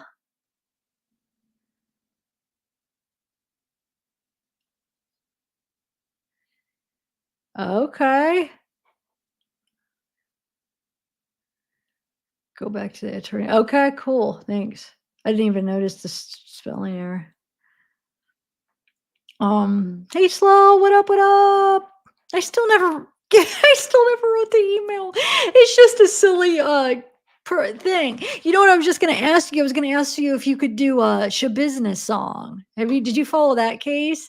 Because that has potential for some crazy songs. If you haven't, check out my playlist. I think I made a playlist for her. Yeah, I think so.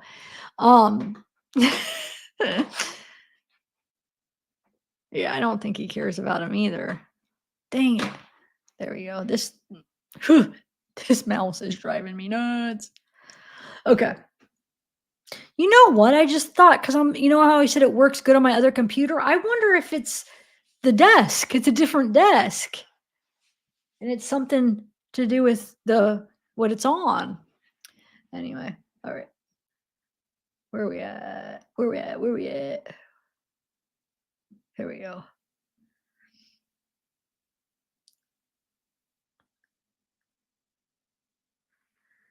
Oh, wait, we already did that. Where did I leave off? Okay, so we read down here. Yeah, the appearance. Okay. State prosecutors present 4 aggravating factors. Gardner, who presented the opening arguments for the state Monday morning, said that the state is relying on 4 aggravating factors, which could ultimately mean Wade Wilson receives the capital punishment.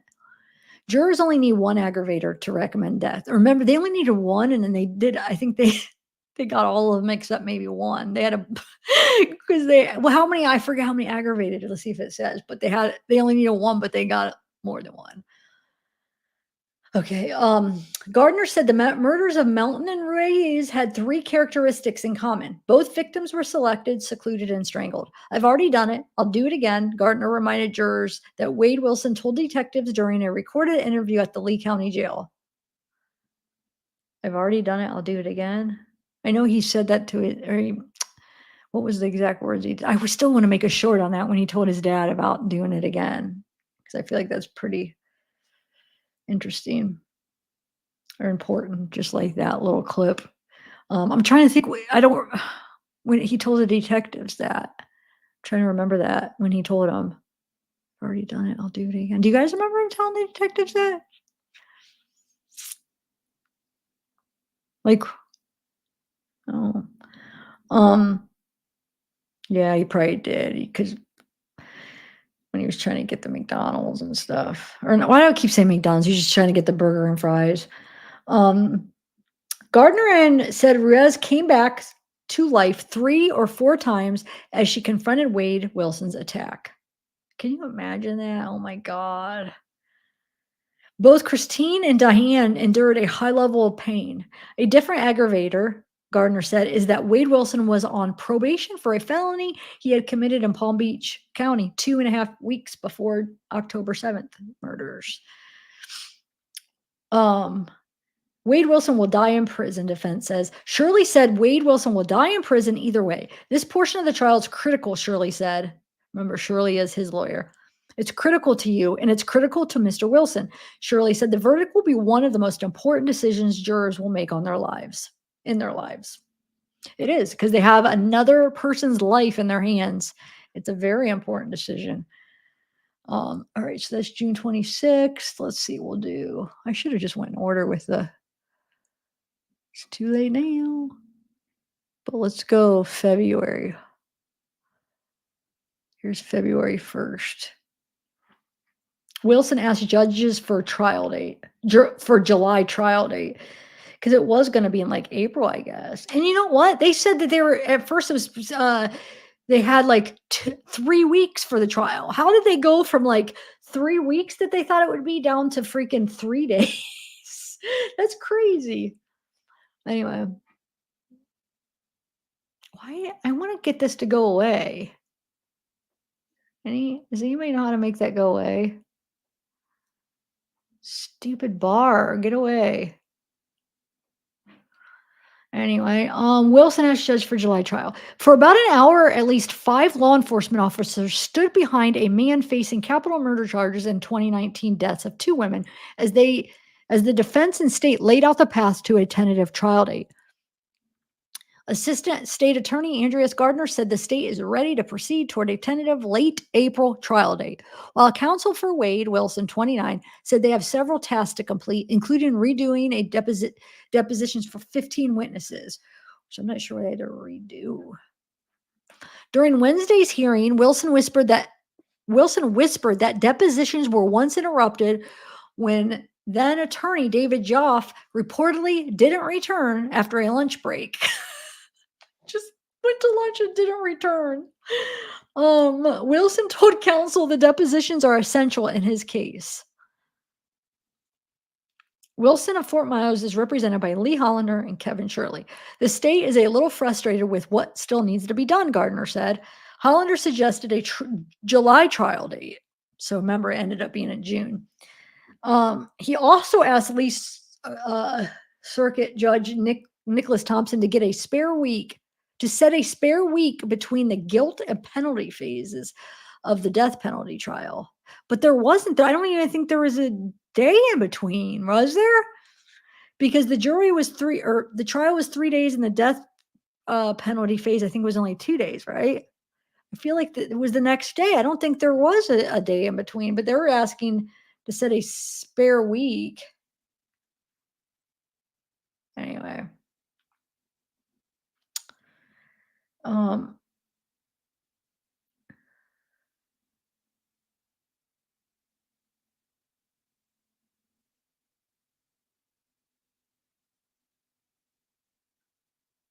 Unless if they're talking about like the sentencing, that was a whole it's August, so June, yeah, a whole couple months, but I don't know. Hollander and Shirley said they still need to obtain Wilson's school and medical records. He should have everything, including audios, videos, and forensics items. Gardner said, addressing Hollander before Thompson. Oh, so she's saying, this prosecutor saying he should have everything, including audios, videos, and forensic items. This case is almost 5 years old. They're saying, they're like, Gardner asked for a list of witnesses from the defense and begged the court to maintain the April trial date. Hollander and Shirley said they plan to file several more motions challenging the death penalty. How many potential jurors screened in Wade Wilson's case? Thompson suggested bringing in 50 potential jurors daily until a jury seat is seated. A representative for the clerk's office said they'd need all the information related to the case by late February to send out the summons to potential jurors.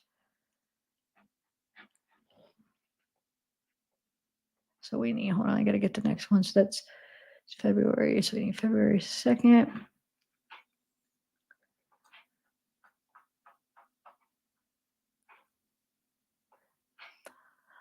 Jury selection could take up to 2 weeks. He has at least twice faced additional charges since his initial incarceration at the Lee County Jail for the 2019 homicides. In April, he faced charges in narcotics scheme. More than 2 years prior, in October 2020, Wilson, along with a man accused in a domestic violence case, was thwarted in a bid to escape the Lee County Jail. Wilson and his cellmate at the time, Joseph Katz, were both involved, authorities said.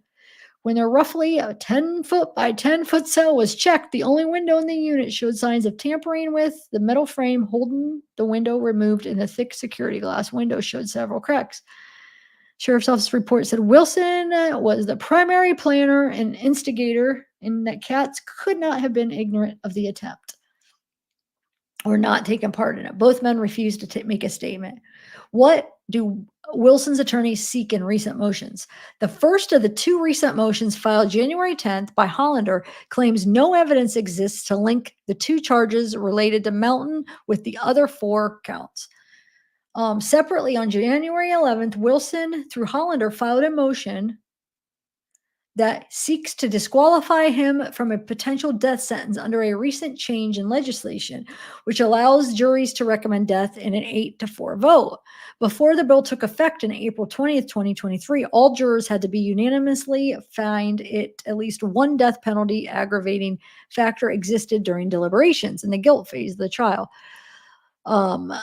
The judge, Nicholas Thompson, hasn't yet ruled on the motion, but obviously we know he ruled against that. He's at least the second Lee County inmate facing capital murder to challenge the newer legislation in recent weeks. Lee Circuit Judge Bryce Kyle on January 29th ruled that Nicholas Canfield, 28, whose trial was postponed a day after the jury was seated, remains eligible for the capital punishment. Canfield faces 1 count of capital first degree, 1 count of sexual battery, and a child younger than 12. All right. So we know, yeah, he didn't rule. Let's do, what's this, June 5th? Murder trial begins in Cape homicides. Man. Wade Wilson faces death penalty in 2019. Let's see here. The state made it clear that there is no plea offer as the trial for a Fort Myers man facing the death penalty linked to the 2019 murders. Jury selection began after a slight delay in the receipt of clothing and cosmetic supplies for Wade Wilson, 30, who wants to appear presentable. Lee Circuit Judge Thompson is presiding over the case. The trial is expected to last 3 weeks, and jury selection could last until June 11th. Assistant Attorney Andreas Gardner, who is prosecuting the case, along with Assistant State Attorney Sarah Miller, said lawyers are screening roughly 300 potential jurors. They need 12 jurors and 4 alternates to seat a jury in the capital murder case. An array of minor breaks characterized Monday morning portion of the trial, allowing Wilson to change clothing and put makeup over some tattoos. Wilson initially appeared in court in his... Shoot, I don't have the next one. I'll have to... Oh, yeah, I do. So he initially... Let's see. So he did wear makeup on the front, like, for jury selection, huh? County Jail orange uniform. Wait, what did that say? Hold on. Appeared in his. Okay, so he initially appeared in his jail uniform, but motions filed by his attorneys, Lee Hollander and Kevin Shirley, have granted him permission to wear street clothing and makeup to cover several tattoos on his face and neck. Wilson had hoped to cover numerous and varied tattoos on his face, including stitches, swastikas, and other designs that might be objectionable to members of the potential jury pool. Moments later, Wilson walked in wearing a long sleeve red checkered shirt with a light blue jacket, a yellow tie, and regular pants. So that's the $80,000 outfit. Oh my Lord. He also allowed a pen and paper to take notes during the trial. State prosecutors on Monday morning agreed with Hollander and Shirley that they would begin screening 60 potential jurors daily until they move on to the second phase. Before the involved parties continue narrowing down the jury selection, Thompson paused to ask if the state had provided Wilson an offer for reduced charges or penalty, and if so, what the status was. And the prosecutor says, absolutely not. Melton and Reyes were killed within days of each other. In October 2019, Melton was found dead in her home, and Reyes' body was found in a field days after her disappearance. A Lee County grand jury indicted Wilson in November 2019. He has been at the Lee County jail since October 2019. So they're like, nope, we're not offering him anything. Wilson challenges possibility of death penalty. Since January, Wilson has challenged recent changes to death penalty recommendations by jurors, sought separate trials for the different charges, sought to bar victim impact evidence at trial, and hoped 3 aggravating factors would be dismissed in his case, alleging unconstitutionality. Thompson has denied those attempts. So like now that we see, like that I'm seeing how much was going on, like, I mean, the lawyers were, I mean, they were doing stuff, right?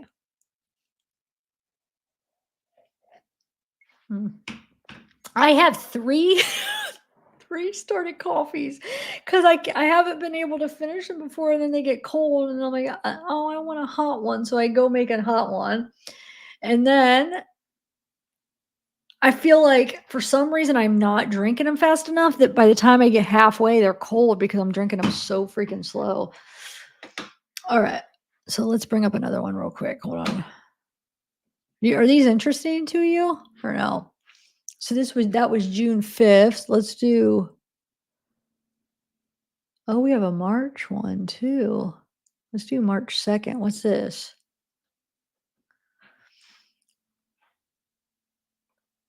Two motions, including lethal injection challenge, denied in Wilson's case. About a month after judge denied 6 motions filed by a man facing the death penalty, he ruled against 2 other motions and in favor of 2. I want to know what did he rule in favor of? Oh yeah. Wonder what he ruled in favor. Yeah, you guys, my birthday's Friday.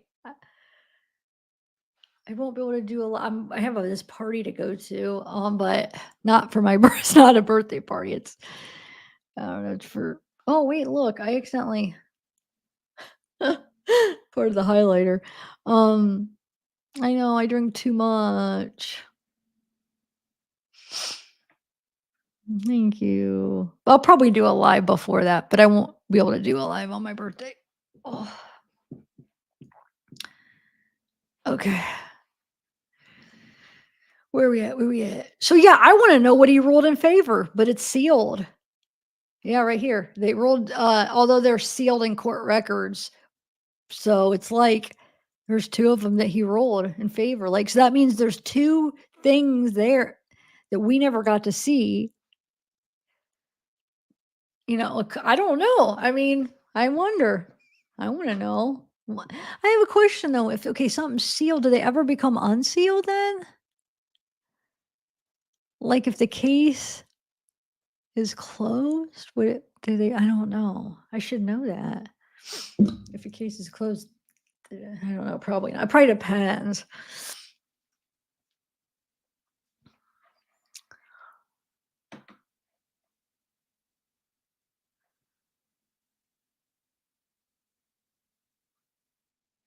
Yeah.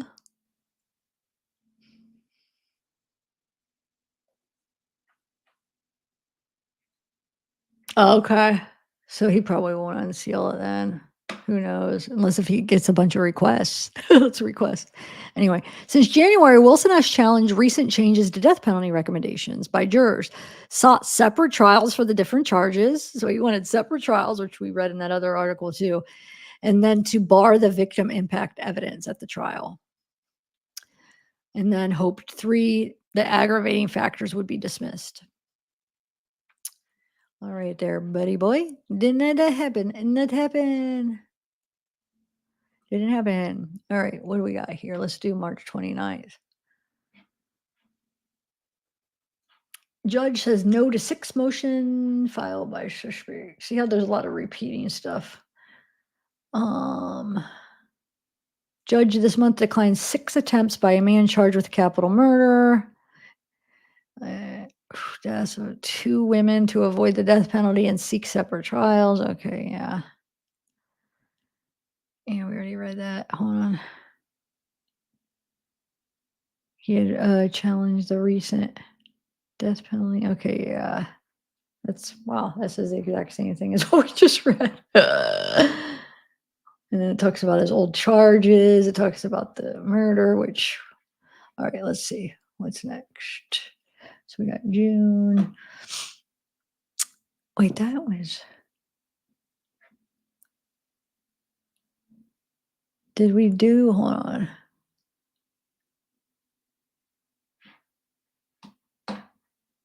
I guess, did we do June 27th?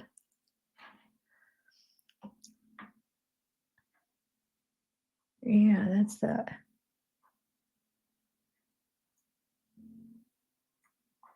No, I guess it is a different one. Or wait, yeah, it's right here. Duh. That's how we. February 1st. Wilson seeks separate trials. Yeah, that's a new one. Okay. Who is this? Doesn't she? Why does this lady look familiar to me? And I can't figure out why. A Fort Myers man seeks separate trials, claiming updated guidelines and capital murder trials don't apply in his case. The first of the 2 recent motions, filed January 10th by Wilson's attorney, claims no evidence exists to link the 2 charges related to Melton with the 4 counts. Why? I don't understand why they keep saying that. So, like, what kind of link are they trying to? It's 2. I mean, it's not a link. It's just linked because he killed them both. I'm confused. How much do they have to link though? Link the 2 charges related to Melton with the other 4 counts. I don't know. Separate, on January 11th, Wilson through Hollander filed a motion that seeks to disqualify him from potential death sentence under a recent change in legislation. Okay, this is all the same stuff.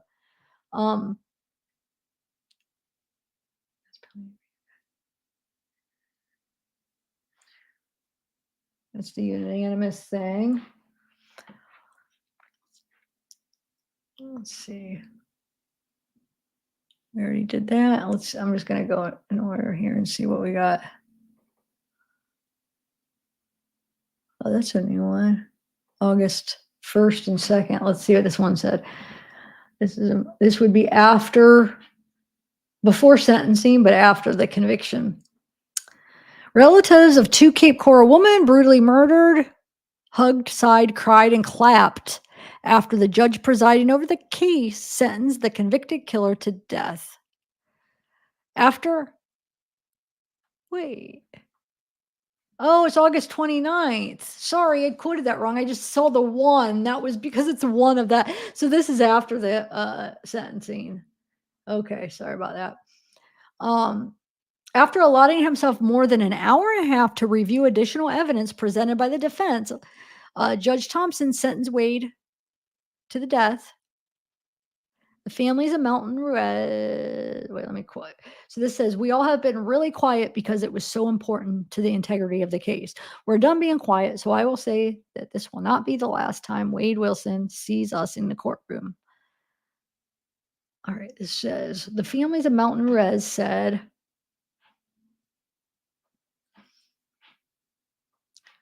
their silence throughout the process was key to the death sentence. We all have been really quiet because it was so important. Oh, I just read that. That's from Milton's cousin, who asked to be identified as Samantha Kelly, said during a press conference following Thompson's decision, later added that we're done being quiet. So I will say that this will not be the last time Wade Wilson sees us in the courtroom. She called the time between the deaths and the sentencing 5 years of agony. Diane Ruiz's father, decision is not the end. Ruiz's father, Felix Ruiz, said he plans to be present at Wade Wilson's execution, which could take years. I didn't get to say I love her. Felix said, I miss her. Felix said, Tuesday's death penalty decision is not the end. The end is his last breath, and I will be there at the execution. Wilson appeared to remain unemotional, occasionally leaning over to talk to his lawyer as the charges against him were read. Thompson upheld the jury's recommendation and sentenced him to death.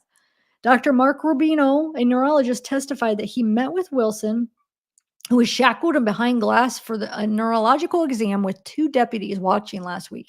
He got paranoid they were watching him, Rubino said. He found Wilson had unusual eye movements, which he related to brain damage. When asked to draw a clock, he drew 2 X's. Rubino said he found the signs that could relate to Parkinson's disease, but also show he got mental health treatment.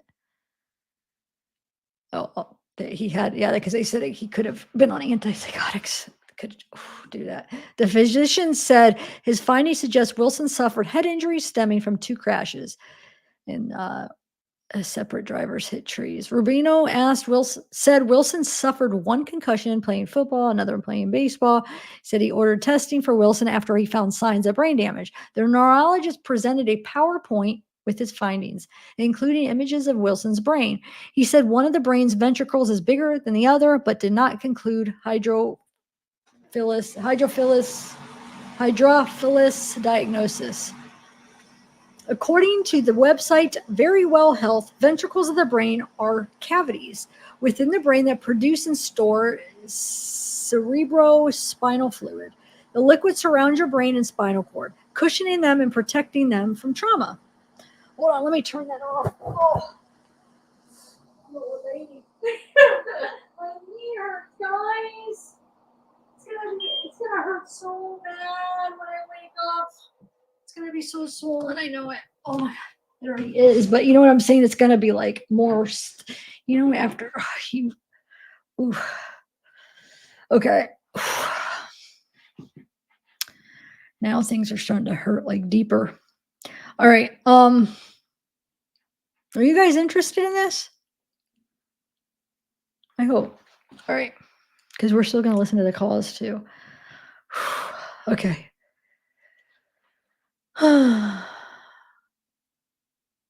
Where are we at? According to the website, yeah. So the liquid surrounding your brain and spinal cord, cushioning them and protecting them. Rubino said Wilson's ventricles are small for his age, and he has some frontal lobe damage. The neurologist said he drew 2 conclusions. Rubino ruled that the cognitive and emotional dysfunction caused worse behavior and less thinking. He also said he found the evidence of a brain injury. The cross-examination began with questions from assistant attorney who has prosecuted the case with assistant state attorney Sarah Miller.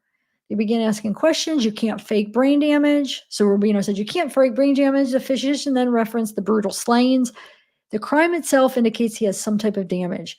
You're assuming a lot of things in this particular case. Are you not? Dr. Gardner asked Rubino. Rubino said he suspected the head injuries are true, but he does not have paperwork to corroborate the incident. He said Wilson has reduced brain mass. He's been battling mental health for a long time. After a brief silence, Shirley approached the podium again and confirmed Wilson has head trauma. He did not report to Rubino. Rubino said he was aware Wilson consumed drugs the night before the murders and added that combined with his brain injuries, they do not mix well. The neurologist said the combination of Wilson's brain injuries and the drugs he consumed that night prior likely resulted in the murders. Wilson's adoptive parents asked court to spare his life. Shirley read in an open court a letter Wilson's adoptive parents, Steve and Candy, penned. It's been 5 years since this began, Shirley read. Wade was a joyful child, loved his parents. They said Wilson became delusional after his addiction began. But I thought they said he became delusional after puberty, didn't they? Or is that the same time? Because in a lot of reports it says, when he began, puberty, he started becoming like paranoid and like thinking somebody was there. And like I said, unless if that's when he started using drugs too, which is quite possible. Cindy and Steve wrote that the human is still in there. Please see it in your heart not to take our son. The Wilsons penned. Dr. Thomas Coyne, so this is state calls medical expert. Dr. Thomas Coyne, a medical examiner, neuropathologist, then took the stand on behalf of the state.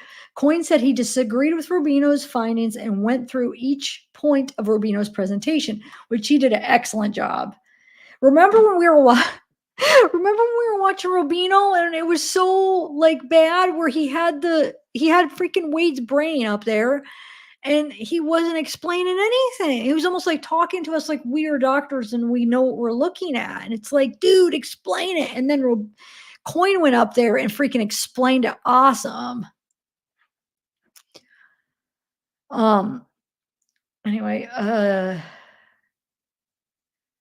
Coyne said he disagreed with Rubino's findings and went through each point of Rubino's presentation. He did not provide his own presentation and confirmed he did not examine Wilson.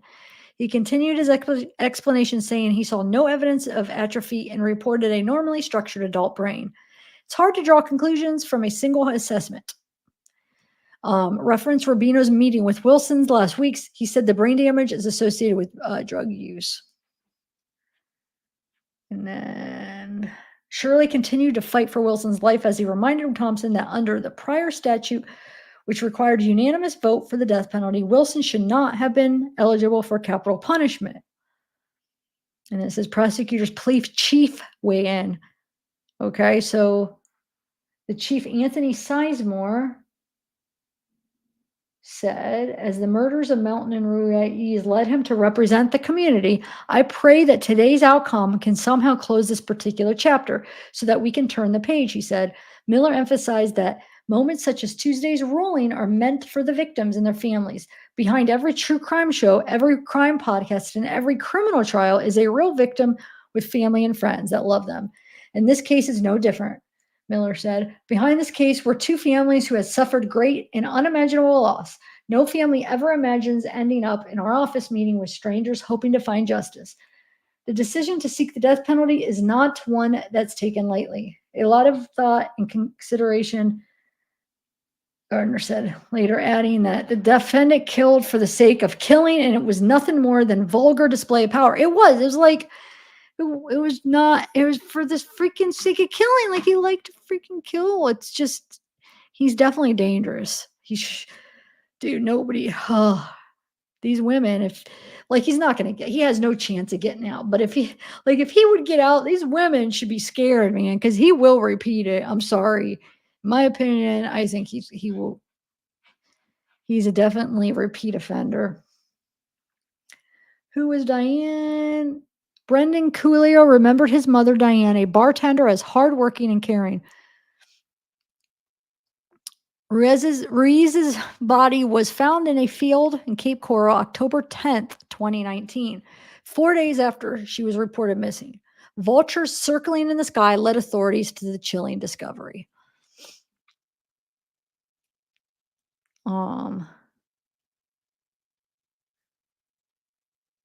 Says Kula recounted the day she left, never to return during a trial for the man convicted of killing her. Son recounts missing mother as time fades. A lot of it is blur, Collier 29 said, citing trauma. He last saw Ruiz on October 6, who asked him to prepare chicken wings for when she returned from work.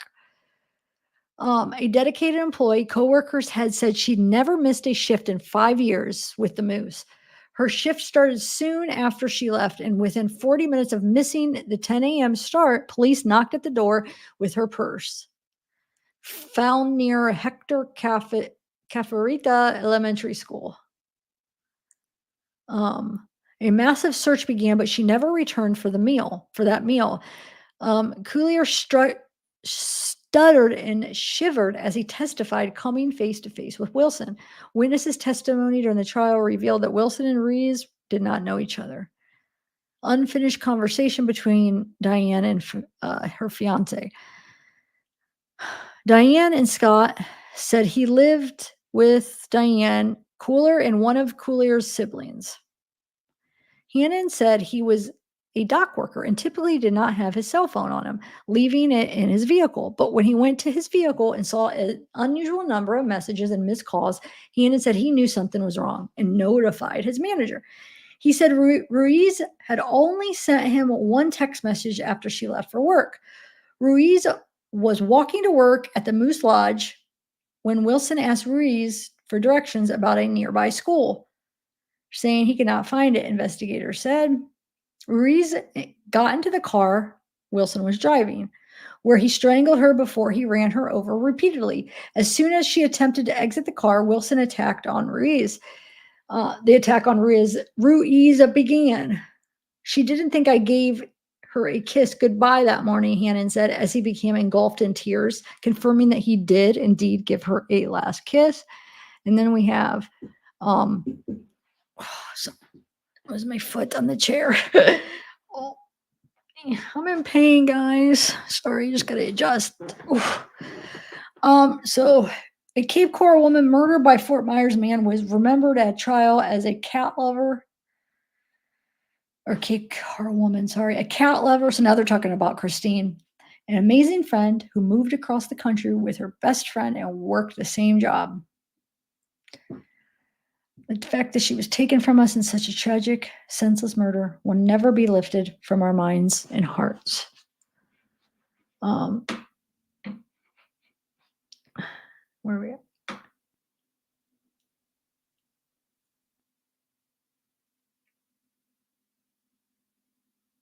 So this is just talking about a murder. So it says Stephanie Sailors, 41, of Cape Coral, told the court Wilson's trial that she and Melton, who grew up in Illinois, were friends since high school. They lived together in Colorado before moving to Cape Coral and were waitresses at the same restaurant. As Sailors described her friend, she sobbed, gasped, and dried tears. She defined Melton's loss as devastating. Melton lived alone in a duplex and had a cat, Sailors recalled. According to the GoFundMe, Melton and her mother, who she cared for, were two peas in the pod. They were confidants and best friends. Sailors and Melton rarely going without contact. Decided to go to Buddha Live. And I'm not going to go. We've already talked about how they met, so I don't need to at the freaking bar. Let's see. I'm sorry. Is this boring to you guys? I know there's a lot of repeat, but I thought it was cool finding some newspapers. Was Chance missed to halt Wilson in early 2019? A Palm Beach County Sheriff's Department deputy did not follow through allegations that convicted Wheeler beat a woman, choking her months before. So this is talking about Kelly. So a 21-page report provided by Palm Beach. Okay, so this is. I'm not going to read all that because we heard her story already a bunch of times. So that's what he did to Kelly. I'm sure everybody heard that right before. But the one part I wanted to, hold on, where's it at?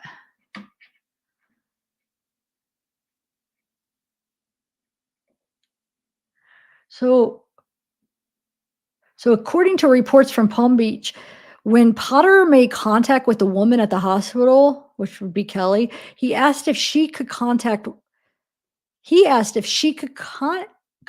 Wilson. She declined.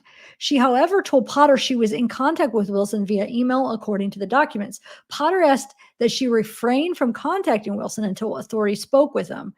2 days later, Potter noted he received a call from Brittany Lozada, whose age and hometown are not included in the report. Brittany Lozada, which is Courtney's sister, told Potter that Wilson was staying at her place, along with her sister, without consent. Brittany said Courtney Lozada, 31, snuck Wade in at night without her knowledge. According to a supplemental report, Potter said Wilson arrived at the Palm Beach County Sheriff's Office headquarters where detectives with the Violent Crimes Unit interviewed him. Wilson told authorities he was working as a personal trainer in Palm Beach County. When Wilson and the woman began driving toward the Florida Keys, Wilson said he began driving south of Miami. Wilson told authorities he met a woman, later identified as Courtney Lozada, at a gas station parking lot in Monroe and headed toward her car. As he made his way, he said the complainant pleaded for him to return. So Kelly would be the complainant, right? According to the report, Wilson did not mention tying her hands or blindfolding her. Authorities asked if he would submit a saliva sample. He agreed. The report indicates Wilson complained to the authorities that the woman threatened to have him incarcerated if he did not leave Courtney Lozada and threatened to harm both. Potter had Wilson speak with the reporting woman in his presence, the report said. So he had Wilson speak with Kelly in his presence. The first woman told Potter her intent for contacting the Lozadas and Wilson was to discover Wilson's location. Potter noted that she used 3 screen names to contact the Lozadas.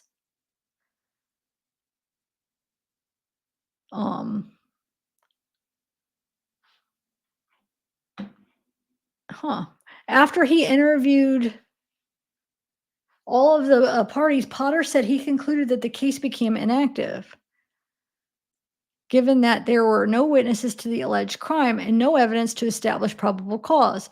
But wasn't bruises and stuff evidence? Because there's not going to be witnesses all the time. Sometimes it's just the 2 people.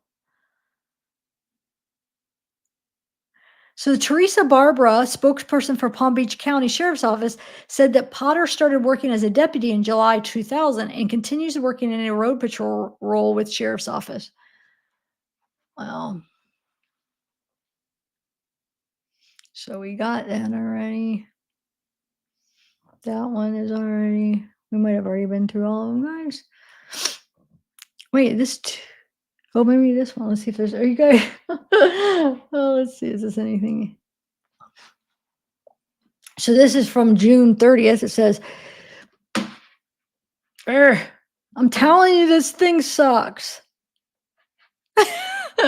This mouse. It lags. If Wilson is sentenced to death, he'll be housed in a cell measuring 6 by 9 by 9.5 feet. According to Florida Department of Corrections, inmates on death row are allowed snacks, radios, and 13-inch TVs, but do not have cable or air conditioning. That makes me happy because they'll be in Florida, some hot weather, and no air for you.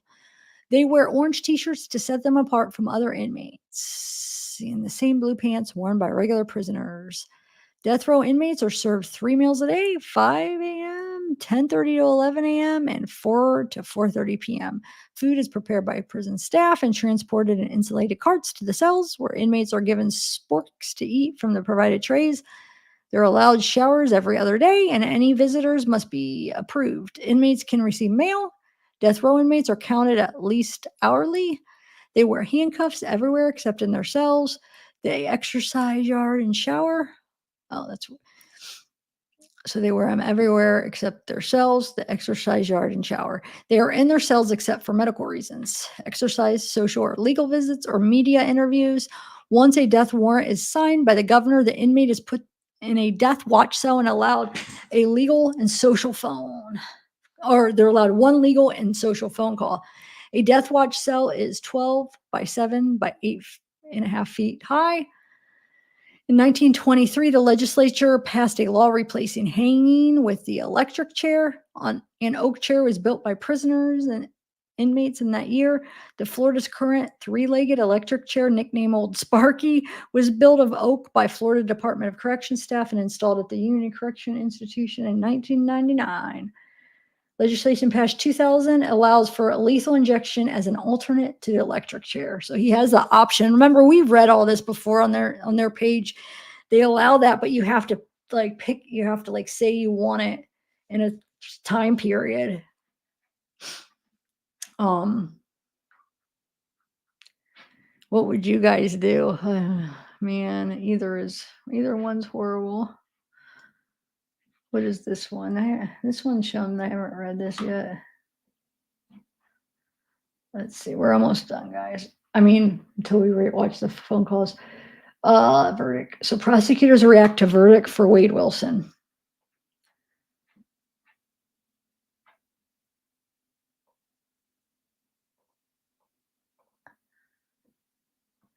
The prosecuting attorneys are counting a victory while reflecting on the complexities of the capital murder case against a Fort Myers man in the brutal deaths of two Cape Coral women. A jury's death recommendation for Wade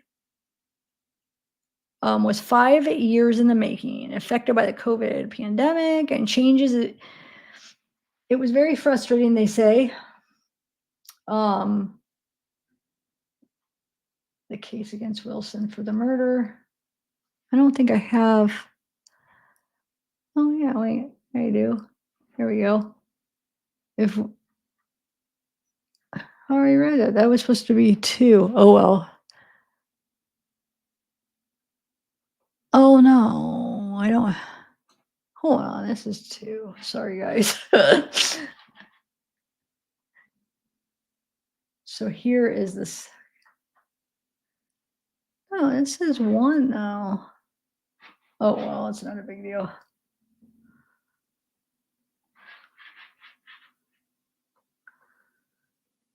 Yeah, that's one I already did. Huh. Oh well. All right. Let's see here. I should have, you know what I should have done is I should have freaking read them in order. Instead of, oh wait, we haven't read this one, right? Oh, that's the one we did just read. But I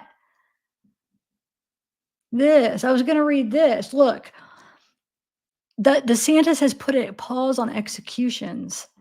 When Governor Ron DeSantis was seeking the Republican presidential nomination last year, he ratcheted up the pace of execution, overseeing 6, the most in Florida in almost a decade. But by the time DeSantis' presidential bid ended in January, his fervor for executions had abated, continuing into a layoff that is now prompting questions about just what powered last year's surge. Yeah, DeSantis' vigorous capital punishment in 2023 was viewed by some critics as a dark competition with his leading rival, former President Donald Trump, who had conducted the most federal executions of civilian inmates since President Grover Cleveland in 1896. The 6 executions conducted in Florida were among 24 nationwide last year. For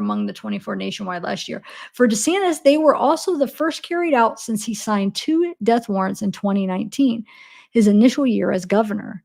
But the governor's 10-month hiatus in signing death warrants has left some. I don't have the second page. Oh, well, sorry, guys. Unless if it is. Oh, this was the second page instead of the first. That's where I got, because I'm going down the line. So this was the second one. Oh, well. But let me see if the DeSantis. No, that must have been on a different page. All right. That's what we just read. Okay. And we already read that. We already read that. We already. Yep. Yep. Yep. Oh, this is a new one. Let's see if this is a petition. Oh, yeah. This is a new topic, actually. Petition seeks life term for Wilson. I mean, a new topic as far as articles that we just read today. An online petition that seeks to spare the convicted killer of 2 Cape Coral women from the death penalty garnered more than 6,700 signatures in support by Monday afternoon. A jury recommended on June 25th in 9-3 and 10-2 vote for each of the victims that Wade received the death penalty. The same jury convicted him June 12th of the slayings. Wilson's sentencing is set for July. Okay, court records revealed Thursday that at least 3 citizens sent letters to the Lee County Circuit Judge asking that Wilson not be sentenced to death. Thompson dismissed the 3 letters, saying the communications were made outside the presence of the parties concerning a pending or impending matter. Huh. The online petition created June 29th through change.org is asking that the court sentence him to life in prison, giving him the ability to rethink his accusation or his actions. Christina Martin, spokesperson for the platform, said the petition originated in the United Kingdom. Defense attorney Lee Hollander on July 3rd filed a motion requesting a new trial. Says the court erred about a Florida state statute that allowed a jury recommending death if at least 8 jurors. Okay. So talk about the petition. Yeah.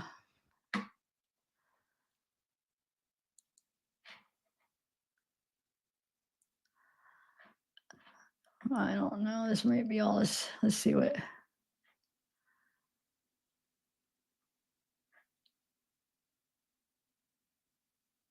A gurney in an execution chamber is seen in Florida. Wade Wilson's sentencing looms. Let me see if there's.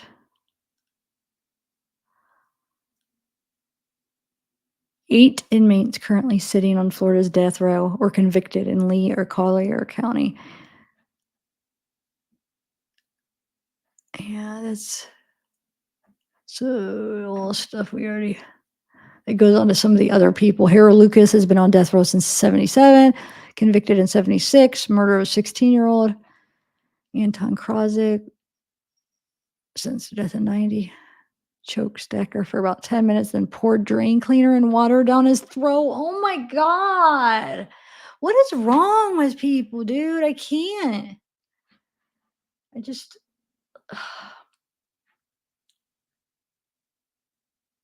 Let's see, 20 minutes. Friday included a break that lasted about 20 minutes, allowing Thompson to reflect whether he would postpone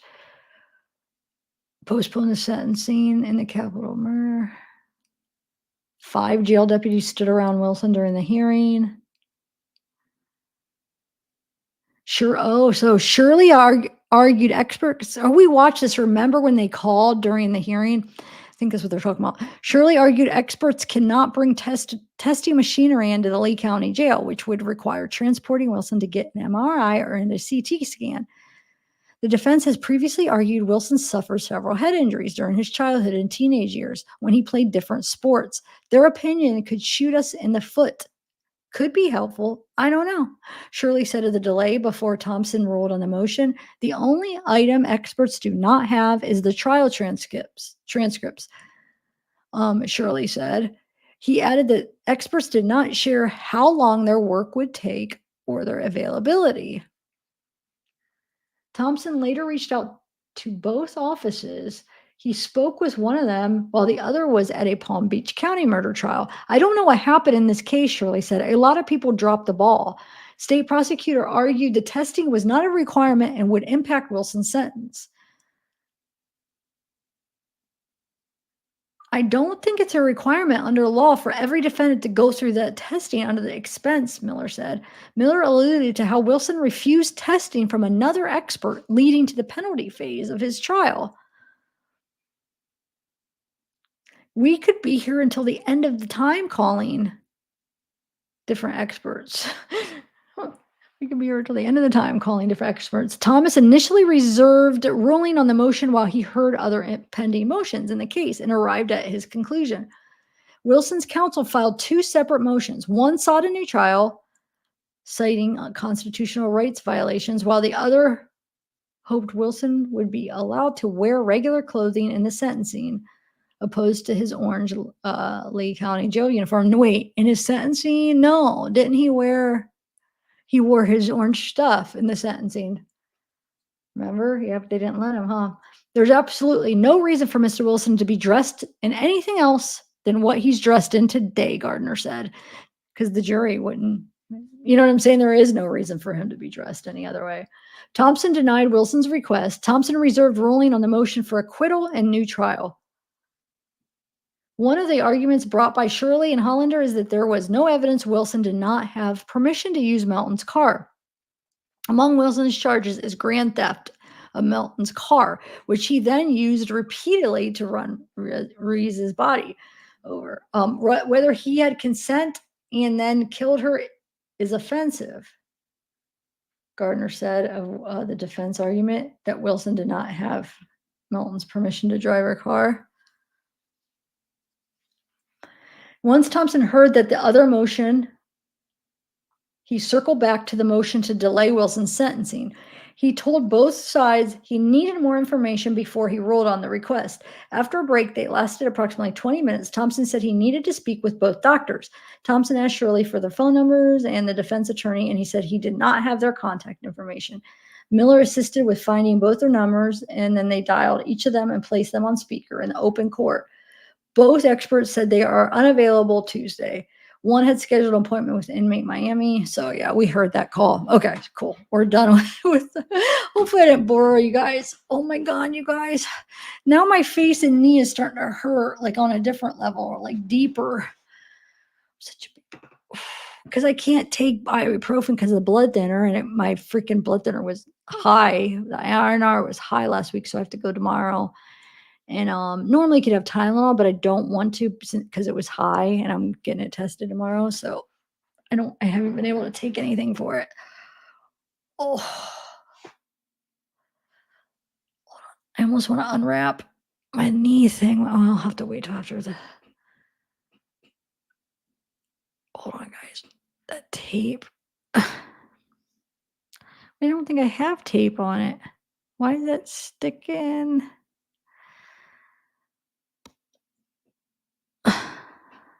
Okay.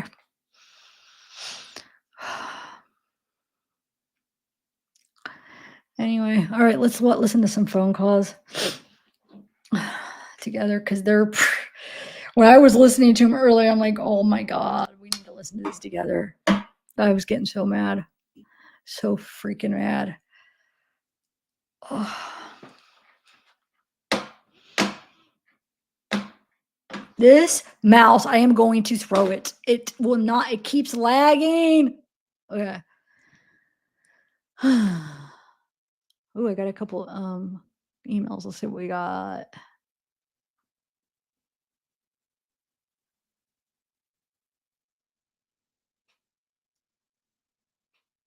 Wait, what is this? This article? Hold on a second.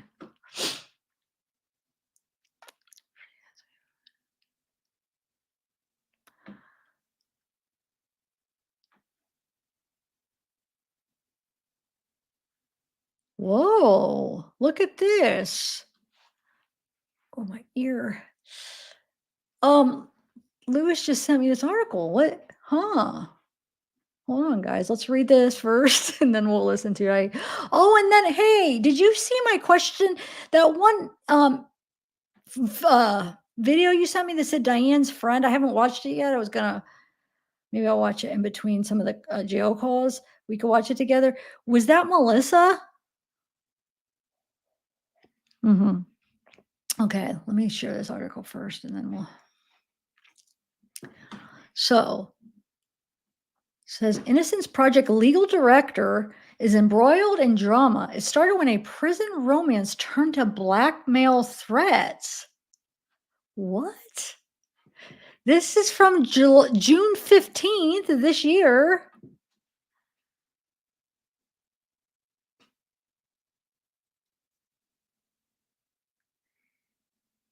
Hold on, I'm reading what you said connected with this. Hold on, free one of kids. Murder's testimony.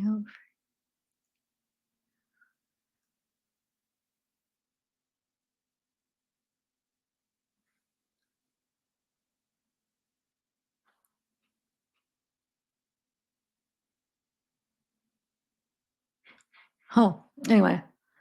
A Bay Area attorney who works to free innocent people from prison is facing an extraordinary predicament after exchanging intimate texts and videos with a convicted murderer who then tried to blackmail her. Hold on a second, guys. I'll make this bigger so you guys can read along. So this is a Paige Knab, an attorney with the Northern California Innocence Project, became embroiled in a scandal after a murder who exchanged. It could, yeah, basically saying the same thing. Okay. I recorded every phone call, kept every text, and copies of every video.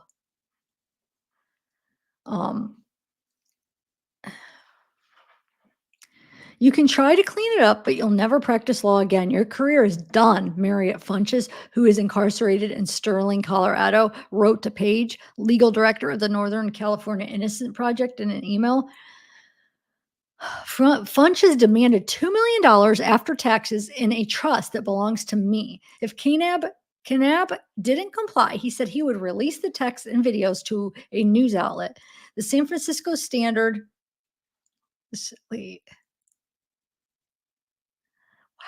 Wow. Additionally, Funches threatened to recant critical testimony in one of Kanab's biggest cases, according to Stuart Hanlon, a spokesperson who reviewed messages and audio recordings that Funches sent to Kanab, and made some of them available to the Chronicle. Wait, I'm trying to keep this who's who here. Hold on, Kanab. So wait, that Funches sent to Kanab and made some of them available to the Chronicle. Okay, Kanab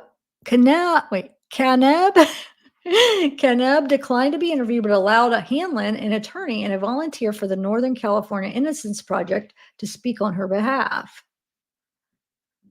When Kanab refused to pay Funches, he sent their communications to the Standard, which published them, setting in a motion of tense drama that embroiled a high-profile nonprofit and one of its key leaders. Officials of Santa Clara University, where the Northern California Innocence Project is based, have opened an investigation into Kanab's conduct. They maintain that her exchanges with Funches have no bearing on the exoneration of her client, Maurice Caldwell, who benefited from statements made by Funches clearing him of the crime. As with any unit of the university, when we receive any allegations of inappropriate conduct by an employee, we refer the matter to the university for investigation. Todd Fries, executive director of Northern California Innocence Project, said in a statement, "It all stems from an early major success of Kanab's career. Shortly after joining the organization in 2007, Kanab got assigned to represent Caldwell, who was then serving a 27-year to life sentence for a fatal shooting in 1990. At the time, Caldwell was locked in Folsom State Prison, convicted of killing Judy Acosta over a drug deal gone bad in San Francisco's Alamany Public Housing Project. He had spent nearly 2 decades behind bars, persistently denying involvement in the slaying while exhausting his legal appeals. But Kanab helped uncover new evidence, according to a 2012 Northern California Innocence Project thing. I just clicked on some news release. Oh, what did I just do? There we go. This freaking thing sucking. Anyway. News release touting the case, including a statement from another man that he was the real killer. That man was Funches. He is serving a life sentence in Colorado on a separate murder charge and did not immediately respond to inquiries from the Chronicle. Years before Funches met Kanab, he had already said twice in a 2006 letter and a 2008 sworn declaration that Caldwell was not involved in the shooting. He later reiterated those statements in a 2011 letter to the Chronicle. Those confessions were not the main factor in Caldwell's exoneration, however. A judge ordered Caldwell a new trial in 2010, ruling his defense counsel had been ineffective. The San Francisco district attorney subsequently dismissed the case, and Caldwell sued the city in 2012 for fabrication of evidence, among other claims, settling for $8 million. Wow. Oh my God. Nonetheless, Funches appeared to treat his confession as leverage in his correspondences with Kanab. But I don't think he can, because like they see that he's blackmailing, so that you can't just take away the confession. You know what I'm saying? And it's obvious, oh, we see that you're lying. You already had 2 different signed confessions or whatever. You know what I'm saying? I don't think that would, let's see here. Now I see the other issues of the inappropriate relationship, but on and on again. So Deputy Hanlon said Funches wrote his first seductive email to Kanab shortly after they met in 2010, then sent another message 2 months later after she didn't respond. Kanab only began reciprocating Funch's advances in 2023. Wow, 13 years later. So he sent his first one like 13 years before she even reciprocated. Hanlon said long after Codwell was freed, she had visited Funches in prison 3 times, twice accompanied by another attorney and once by an investigator. Their interactions became a focus for the San Francisco city attorney during Codwell's civil case. During 2016, a deposition, Deputy City Attorney questioned Kanabs extensively about their relationship with Funches. She acknowledged meeting him 4 times, said she sent him information on attorneys who litigate civil rights claims, and that in one instance, she delivered a check from Funches to his daughter. And during the course of your correspondence with Funches, at some point, is it fair to say that the letters that he started to send you became more graphic and sexually explicit? Referring to comments Funches made about smelling her hair. Kanab said in the deposition that she could not recall specific comments referenced by Rosenstein. She noted that Funches had expressed a physical attraction toward her and it made her uncomfortable. Funches sent Kanab a friendly email and sent initiating correspondence that led to phone calls and became flirtatious in August, according to Hanlon. You make my heart jump, Knapp said in one text thread reviewed by Chronicle. You give me butterflies, and somehow you always have. I still remember in that first visit, you were looking at Linda the whole time. She continued, referring to the Northern California Project attorney Linda Starr. And I took my hair out and wanted you to look at me. I've never admitted that before. I swear I only saw you, Funches replied. I remember when she left for a few minutes, it was like my chest would explode. And we began talking. By November, Hanlon said Kanab had begun distancing herself as Funches started pressing her for money. In February, she broke off the relationship entirely. Then the threats began. Besides requesting money, Funches pushed Kanab to build a legal team to get me out of prison. Sound familiar? Wow. At the same time, he attempted to extort money from Caldwell and Caldwell's civil attorney. Wow. And Terry Gross, an email obtained by the Chronicle, shows Funches threatened to disavow his testimony that Caldwell had not been present during the Acosta shooting. This can be settled amicably. Funches wrote pledging to sign a non-disclosure agreement in exchange for payment. We only have a few days to settle this. I've already contacted the investigative reporter who wants very badly to do the story. There are not threats. It's just a matter of fact what I'm going to do if you're unable to settle. $500,000 from you, $500,000 from Maurice.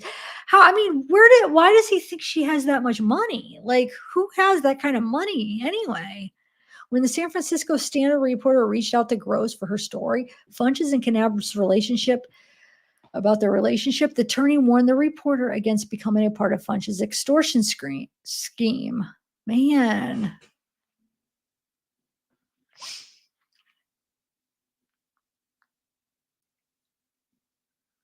The attorney warned the reporter. The Standard did not mention extortion in the story published about Funches and Kanab's relationship. The new allegations in the Standard story that Funches solicited and accepted favors from Kanab and was romantically involved in it with her, and she worked to free Codwell. Anyway, interesting. We take this information seriously, City Attorney spokesperson Jen Court said. So that would be if Ari was telling the truth and she really worked for the Innocence Project, she would be in the same situation as this. Good, fine. That's interesting. Thanks for sending that. Well, let me see what other emails, because sometimes there's some good stuff. Wait, what's that?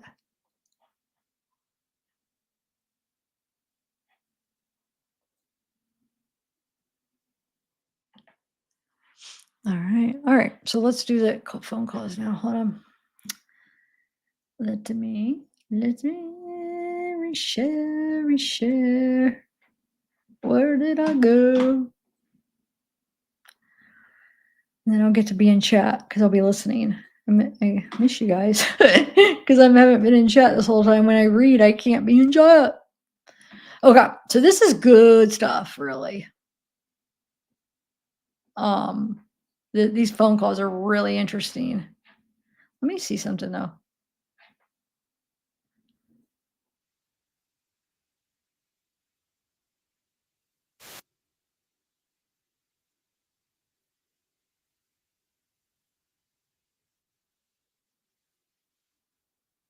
Um,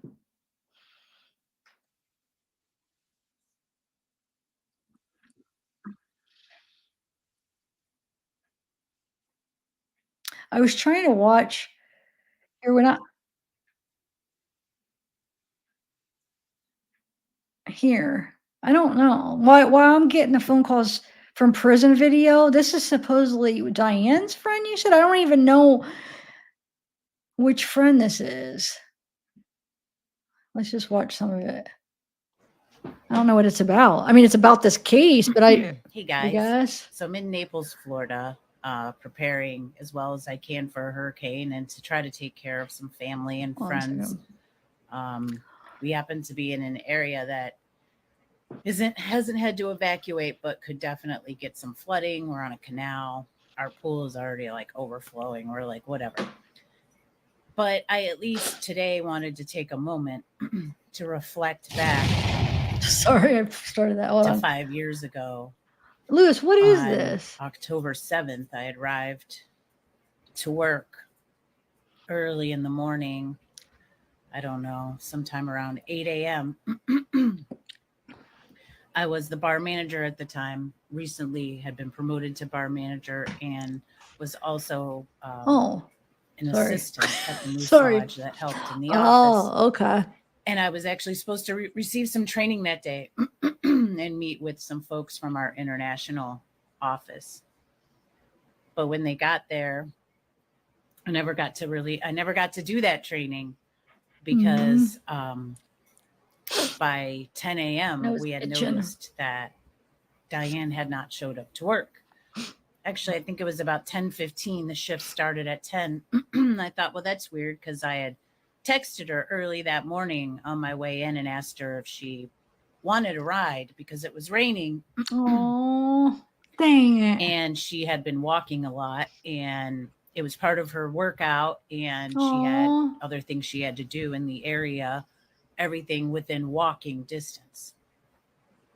So about 10:20 or so, someone who was outside, one of our members said, hey, who's supposed to be opening the outside tiki bar? Because there's no one out there. And my boss looks at me and I say, well, Diane, person who's never missed a day of work in the 4 years she's been here, who's never been late to work, I just spoke to a couple hours ago. So at this point, I didn't really know what to think, except I got to get out there and start setting up the tiki bar because we open in a half hour. So that's what I did. And we start making some calls to her family and her fiance. Scott had just started a new job. So he had purposely left his phone in the work truck that day because he just started this new job. So he didn't want to have his phone on him. And he was in, I believe, construction, some type of building in Florida. It's hot. We don't carry our phones on us, because they get all wet and get ruined really fast. So I start calling him, no answer. Start calling her kids. Finally, get her son on the phone, her oldest son, and he says, Linda, she left a while ago. What do you mean she didn't show up? I watched her leave this morning. I'm like, well, Brandon, she's not here. I don't know what to tell you. So I continue to open the tiki. Everybody's concerned at this point because, where is she? A couple minutes later, our cook from inside comes running out. I'm going to try to do this. Look at her eyebrow. Leaving me in panic. Filter. But I think that's TikTok. I think they So all I go have. running inside. I get to the inside quarters of the Moose Lodge, and we are one of the biggest moose lodges in the Southwest Florida area. And it's a police officer, Cape Coral police officer, and he's holding her purse. Mm. Mm. When you ever hear that phrase where you hear people say, I got weak in the knees. Mm. Yeah. I couldn't breathe. It was just, I knew something was not right. Soon after, we began to realize something happened to our girl en route to work. We had put the pieces together with the police officers and the detectives.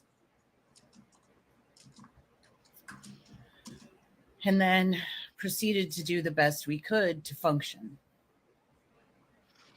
The next day, Tuesday, I was working the Tiki Bar. And for those of you who've seen images of the Tiki and the Moose Lodge and the area it faces, which is across from the elementary school, because they're not for profit, they can actually have a bar right near school. And had to sit and watch helicopters and dogs and search crews, many of our community and friends,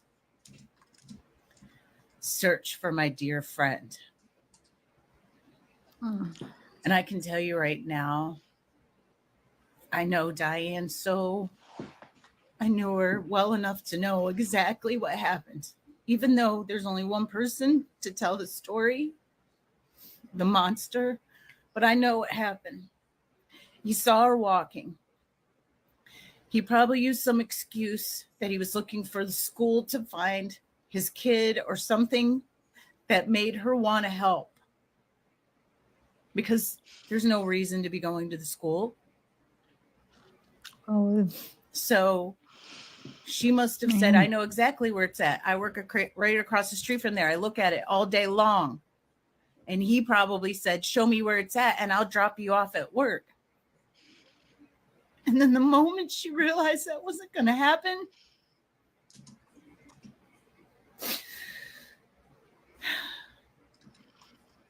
anyways, that brings us to day 2. I was planning on doing a day by day up through October 10th, but the hurricane coming, I don't know that I'll be able to post. But she didn't know him. She never knew him. Diane did not know him. And she was such a kind-hearted person, so trusting and loving, I know. He did something to convince her to get into that car. He just pulled her right in before she had a chance to notice what was going on. Because we were always surrounded by those types of people. Being a Moose Lodge member and a bartender, and that's what we do. We take care of others, and we appreciate our good fortune. And she was that person.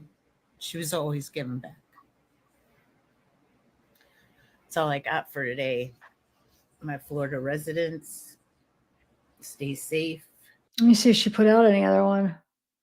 Did she? Day 2. Do you want to watch day 2 or?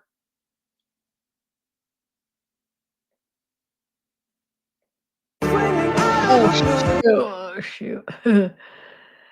Freaking copyright crap.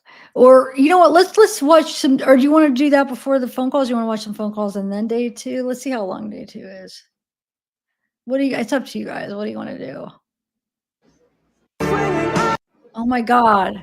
I hate that you scroll up and it plays the next Hey guys, video. I decided since I had a little downtime from preparing for the hurricane, I would give out a little more info about the following days after Diane went missing. Day 2, which would have been yesterday, October 8th, was a rough day for me. I think I had already mentioned in the last video, I had to work that day. I was outside. I had to watch the search and rescue. But what I didn't mention was that I had a bartender scheduled to train that day. And I wish to God I could remember her name because she was a pro. Like, No sound? she Wait, this whole time there's been no sound. And nobody told me? Oh. Well, who's saying no sound? Raven, I think you just go back and have you seen the new one? You guys could hear this? I was just about to freak out, like, oh my God, that whole 8-minute thing nobody heard. some of my friends out there can remember her name. But she ended up going out to Yucatan restaurant or something. I can't remember. Anyways, she was amazing because what ended up happening that day was we were bombarded by media. And because we were working so closely with the sheriff's office, LCSO and CCPD, they asked us to be really careful when doing interviews with the media. And most of us at the Moose Lodge did not want to talk to the media. And we had pretty much had made a pact that we would not talk to media until the individual who was responsible had been taken into custody. So all day, media, just one after the other, lined up. And I get it. And I understand it's their job, but they wanted to talk to me. And I was bartender on duty and training someone.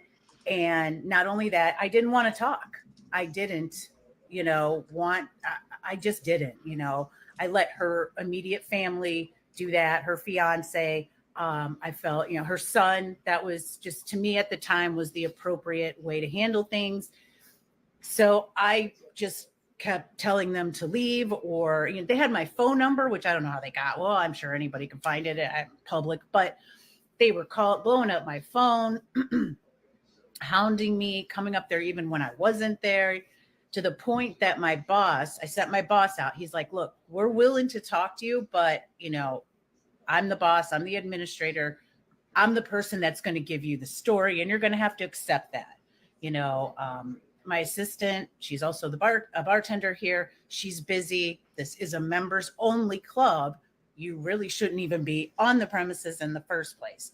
We've been really kind and trying, because we know this helps find her, but at the same time, you have to respect our grief and our, what we're going through. But that's what they kept saying to me, getting her face out there could help find her. And at this point, this was right before the vigil and stuff that evening. I said, we're already doing things to, so that the sick individual who has her can see that there are tons of people that love her, but we're not there. I wasn't like going to be given interviews and stuff. It was like entertainment for them, but it was my life. We were all struggling. Another thing about that day that was really hard for me was Diane had actually requested Monday, October 7th off. We were short-staffed at the time, and I had been promoted to the office assistant and had to do some training that day. She had requested the whole day off because she had something going on in the evening, but she had some other things she wanted to get done during the day. Well, because I was short-staffed, I asked her, if you work during the day, I can have the evening bartender ask them if they want to come in early and get you out. I just need someone there from like 10 to 2. And she agreed. To carry that around. Steve, this is for you. Oh my God. I've dealt with guilt myself. Wow. Because if I had been able to honor her request, she wouldn't even have been out that day. Dang it. That's tough. But woulda, coulda, shoulda. Wow. We're not going to do that to ourselves because we didn't do anything wrong. People, around here like to say, oh, she was in the wrong place at the wrong time. No, she wasn't. She was doing what she did every day. He was in the wrong place at the wrong time. Anyways, I don't want to get mad. So we do the candlelight vigil that night. It was rough. You know, her kids were there, fiance, parents, everyone who loved her, members. We barely got through it. Barely. Like we were holding each other up, not knowing that she was like half a mile away, a mile away. Gosh. Day 3, Wednesday, was really rough. I mean, the media just would not let up. I think I was like, in the office that day. I wasn't even. This is part 2. I went because she said she was going to do part 2. So I went into her profile to see if she did it yet. So that's why this wasn't in the one you sent. This is a part 2. Dude, the guilt. Can you imagine? Oh, I'm not saying she should feel that way, but I understand. Like, I would be feeling that. Anybody would be feeling like regret. Like, oh my God, if I wouldn't have asked her to come in, she would still be alive. Oh my Lord. That's hard. I feel bad for her. I feel bad for Linda. That has to be so freaking hard. But you can't blame yourself. You can't. Wow. Oh my gosh. I did it again. Now I lost for them, but it was my life. You know, this was where were we all at? Struggling. Shoot. Well, let me see. Another thing about that day that was really hard for me was Diane had actually requested. Oh, okay. Let me. Monday, where was we in at? the office that day. I wasn't even on the bar. Like my boss, like took me off the bar that week. He's like, "We got to get you off the schedule." You know, he was like, "It's too much." You know. So we did. We worked something out with the new bartender. Fortunately, she was a rock star, so I was able to give her some shifts. She was able to even work the vigil and everything because she was new, so she didn't know Diane. So we had a few new people there at the time who were like, we'll work. You guys do your thing. So we did. But Wednesday was hard. They still were just absolutely the media wanting to talk to me. And I never did. I've only done one interview, and that was this year before the verdict, which they ended up postponing. But and that was with Kelly Burns from NBC2. TikTok muted the sound, but it's on my page. It has subtitles. And that's the only interview I've ever done. And that's because, excuse me, because I knew Kelly and I knew she would do the right thing and highlight the victims and not him. And she did that. But every day I do have a little guilt too. You know, she shouldn't have been, that she wasn't supposed to be there, you know. But sorry, had to pause for a second. I know, Bojangles. We just moved to our what we call our hurricane unit because we're property managers. For those of you who don't know, up on the second floor, and it was hell getting the cat up here. So now they're both whining. Anyways, I am going to try to do a video tomorrow for day 4, which was October 10th, the day that police found her. But until then, I want to leave you with this really funny story. So I think it was August or September of 2019. It was August. Sorry, I'm losing my voice. It was August. So at the end of August of 2019, we take this vacation with like a bunch of Moose Club people, blah, blah, blah, members. And we all go down to the Lighthouse Resort on Fort Myers Beach. And it's something that they've done regularly for a long time. Oh, I'm getting to that 10 minutes. Anyway, so we go, we get a room. We couldn't get one at the Lighthouse because it was whatever. So we got one like close by in walking distance, got down there. Had a great time. We were only able to be there for like a day and a half because of our work schedule. We very rarely had the same day off together. Anyways, so we get back to the hotel room and I'm like mowing down on some popcorn. and we end up like passing out. And we were watching a movie, and at the time we were like laying in the same bed. I was going to move over to mine, like, you know, after the movie, because we were sharing popcorn and whatnot. So we're watching the movie and stuff. I end up falling asleep. So I wake up like a couple hours later, and I'm like, oh, dude, she was like up. She was coughing or something. She had a cold. I'm like, oh, dude, I'm so sorry that I fell asleep. She's like, no, it's okay. Can I just get my pillow back? So I like pick up my head and I look at the pillow and it's like soaked because I freaking drooled all over it. Oh my God. So I'm like, yeah, because she brought her own pillow with her. I was like, yeah, but I drooled all over it, girl. I'm so sorry. Oh my God. We laughed so freaking hard. It was one of the funnest times we've ever had. But anyways, I thought that would be a funny story. I was like, yeah, but I drooled all over it. It was like soaked with my drool. So funny. I bought her a new pillow. Anyways, thanks for listening, guys. Okay. All right, let's watch the phone calls now. Okay. Where are they at? I got them ready. So this is the woman. Wait, is this the right one? Yeah. Okay. These ones are pretty. Dude, it's the scam. I mean, it's just, I feel like with these phone calls with, hold on 1 second.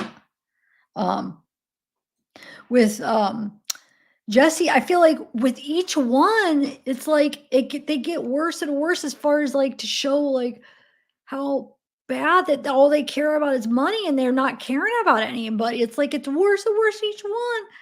It's like, can they get like more greedy and mean and like more like selfish and what's the word, like just mean? I mean, and then yeah, this one I feel like is worse than the last. How many have put a 1 if you've listened or in a 2 if you haven't? I'm just curious if you've seen these, heard these. Okay, let's do this.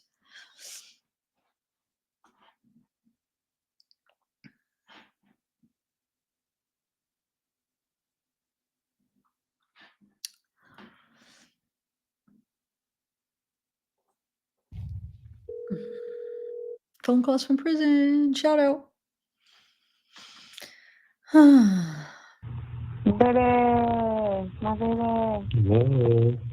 Hey, I have Barry's fucking- number for you. I have Barry's phone number for you. You ready? Yeah, but hold on, hold on a second. But I still don't, listen, what if I don't know what time or something to call? We'll be able to figure it out, I think, right? We will. Yeah, no, I'm not too worried. We'll be in contact, and I'll be in contact. Yeah, we'll be straight one way or the other. But I feel better if she's giving us Barry's phone number. Well, can you look and see if that's legit too? All right, tell me. I am. Tell me what his name is. Barry what? Barry's next. Hold on. I got to look up that. Barry sex? What? Number? Mm-hmm. You know what's crazy? You know something really weird? Well, so fucking weird, but I know, how wild is that? It's kind of strange. That was weird. That's a little, Meant to be, huh? Meant to be, huh? Meant to be, baby. Yeah. Fucking weird. I'm just looking up too to make sure I can track the phone Did number. Ari give me a number for herself as well, secondary? Or she doesn't know to? Tell her, okay, I got Barry's number. Say she should give me like a secondary number in case hers gets hit up. I have asked it out. Okay. He said once we officially hire them, that they're going to make sure that they fight so that they fix all this shit that's going on. And when are we officially hiring them? I think once you can talk to Barry and I sign the paperwork. Terrific. Sounds easy enough. Mm-hmm. And listen, by the way, as just a further backup plan, we make sure that let's just consider the fact that, let's say they take everything from me. Let's just say, right? I know we don't want that, but let's say they did that tomorrow just to do this, to prevent this. You make sure that they know that tomorrow, they could, even though they're not my assigned lawyer, what they could do still, somehow, some way, is set up a GTL visitation as, under a business profile, and then set up a visitation. Either way, and set where they don't have to come here, but I can at least acknowledge Barry as me wanting to do this. So if you don't hear from me tomorrow, then somehow you make sure that they enforce that. Go that route. Yeah. You know what I mean? No, you know I'm what I'm saying? I will make sure. Yeah. Yeah. I got you. I got you, baby. And then plus the good news is, like I said, I have your power of attorney anyway too. So like, I should be able to sign off anything for you at this point. Of course. Yeah, we're good. Thank God I got that, right? Thank God I got that in time. What? In time, right? For real? For real. Yeah, seriously. Surprised they let that one get through. Probably not on purpose. No, definitely not on purpose. Because I haven't gotten any of the other ones in. So, Oh, me, yeah. Oh, my God. There was 3 of them, dude. 3 of them. I know. 3 of That's them. why I said they held the other ones. Yeah. Of course they did. Mm-hmm. Of course they did. Fuckers. Mm-hmm. But I got one. That's all that matters. Ooh. And now I have full power over you. No, I'm just kidding. Don't at all. Yeah. Hot. I like that shit. Okay. You like that? Mm. Well, yeah. You like that? I like that. Yeah, I don't mind it. What? I have an hour left with you, so in that hour, I'm going to need you to take care of me, unless you're not going to call that dumb bitch tonight, but I know you have to. Yeah, I'm going to call that dumb He bitch. doesn't take, you know what she's talking about, take care of me. Like those calls that should be on Patreon, but he doesn't do it. He doesn't do it. I'm pretty sure that's what she means. She tries to get him going and like not, I mean, not pushing it, but did you guys know though there is an Ari call on the Patreon? And then there's the German call, a German girl phone call. Those are the 2 new Patreon calls. Yeah, so she released 2 today. She released the Joey ones as a pre-record. I don't think that was a premiere unless I missed it. And then later after that, she released this as a premiere. You know, she does like the live. Yeah, so we got treated today. Well, I don't know if I should let it breathe tonight. I was gonna if I took it off, I was gonna wrap it back up because it's bleeding the whole skin. That's not gonna be smart to open it up today. But I was talking about unwrap it and then wrap it back up with new stuff, or just like wait till tomorrow. I can't leave it open. It was bleeding. No, I can't. It was, yeah, it's not. I mean, no, it's not ready to leave it open.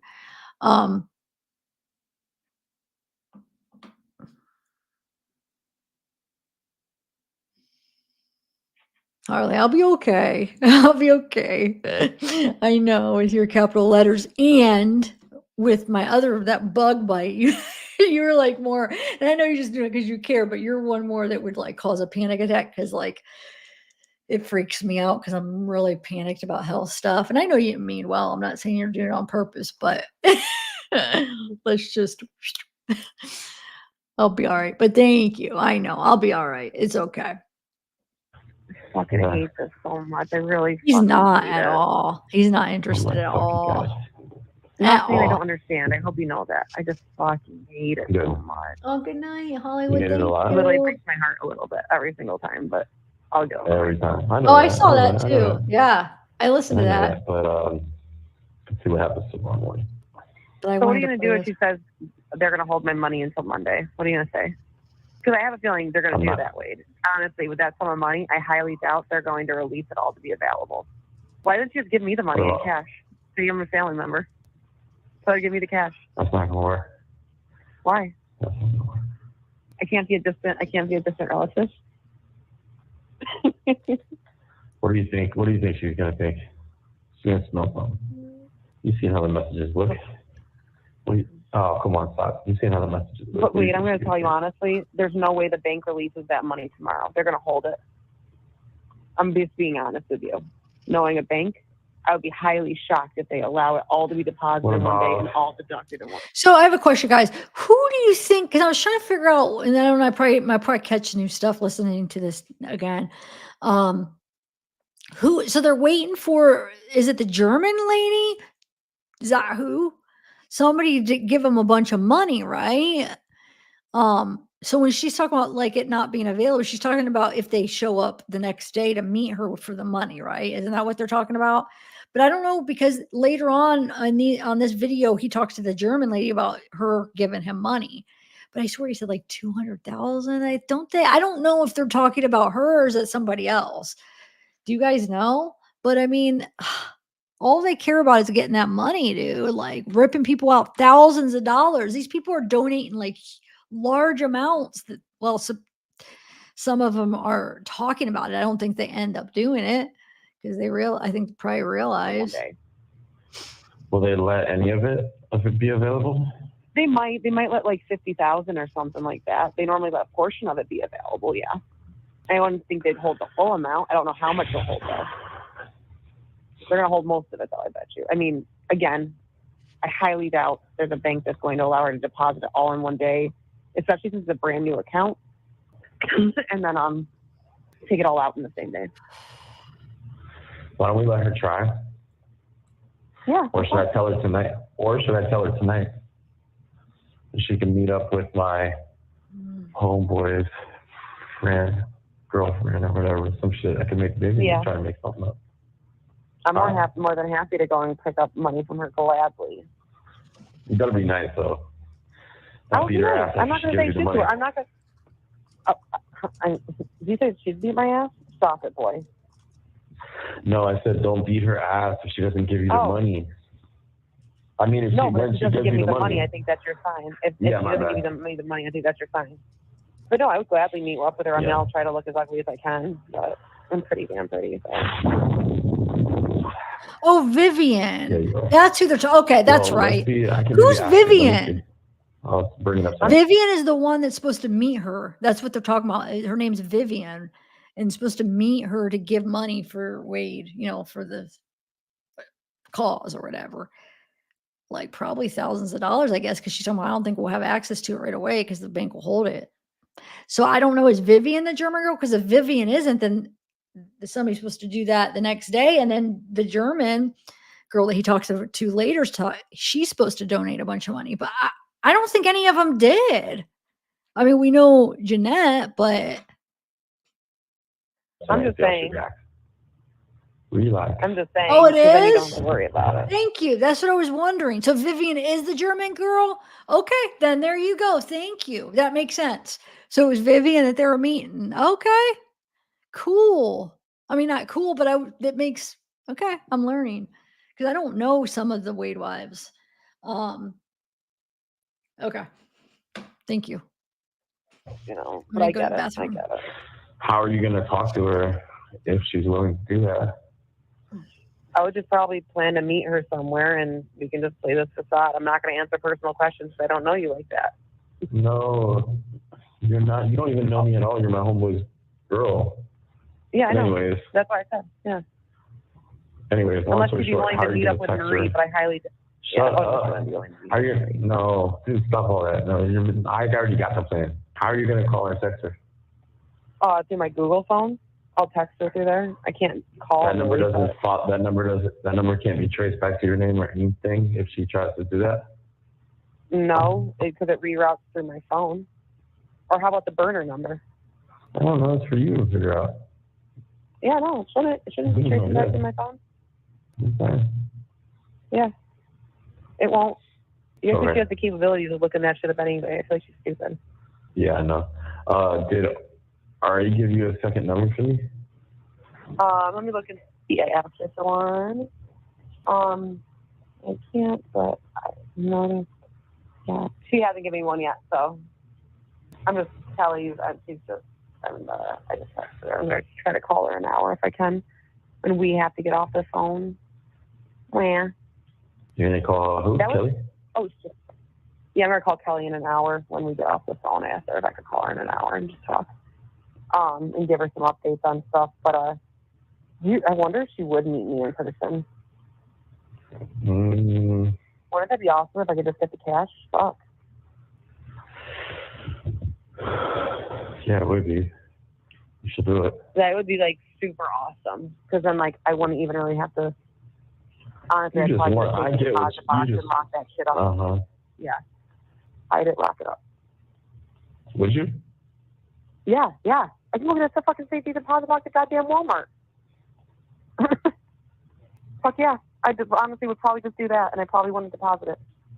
Because she's supposedly coming back with cash, right? Hold on. Yes. Yeah. Dude, that would be awesome. You're okay with it, clearly. This is always your decision. I'm trying to. Yeah. No worries, anytime. I need to change. I think I'm going to change now. I'm naked. Now it's a party. Too funny. I know you probably can't. You can, you? Can't. I'm ready. Yeah. Valerie had the right idea. Remember what she said? What'd you say? Valerie had the right idea. Do you remember what she said? Do you? Oh. Her earlier about the that you that you owe me after this. Nah, that I've been down for 5 years. So. Oh yes. Get ready. Can we tell her? Yeah. Can we tell her at least? Because I feel like she already knows. Oh my God. No, okay, I'm good. Don't worry. You supposed to We're tell the good. whole group, don't you? No. I think people already have an idea, though, I'll be honest. They know how close we are. I don't tell them shit. I don't say anything. I don't comment on anything. But they're also not stupid. Well, if they already know, it's just true. Yeah, I'll tell you when we can do that. I know. I get it.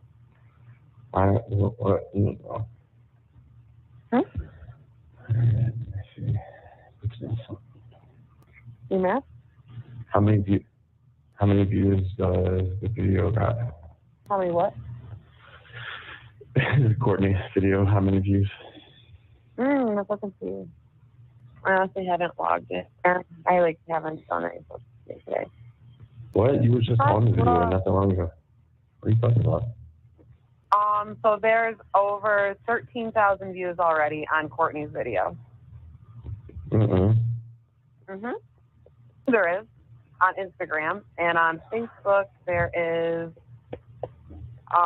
It doesn't say how many views there are, but there's 480 likes. How many likes do we have on ours on TikTok? 1,200 likes on TikTok, but you're almost at 18,000 followers. You have 1 minute remaining. How many? You have almost 18,000 followers on TikTok and almost 10,000 on Instagram. Really? Yep. Baby, you're worldwide. You know that. It's not even that much. It's Is it? pretty damn good, though. It's pretty damn good. So, for girls who don't have any form of social media background, baby, like Valerie's life experience. So call me back. I thought we were gonna do a social media person. What happened to that? Well, I gotta follow up with Kelly. I'll follow up with her now. Call me back. She can't help us with that. I don't think. I love you. I'll call you back. Oh, yeah.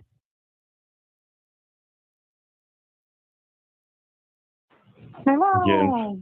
Getting fucking friend requests from fucking Guatemala. Ha! You're worldwide, baby. You're worldwide. I actually had a friend that was from this place too. It's called Guadalajara. Really? I had a friend there. Can't remember his name though. A long time ago. Working. We I don't know what happened, people. What happened? So no, we're just getting some messages, and they said that Kelly wrote about 4 hours ago on Sarah. Who's Sarah? Is that the Sarah? What do you mean?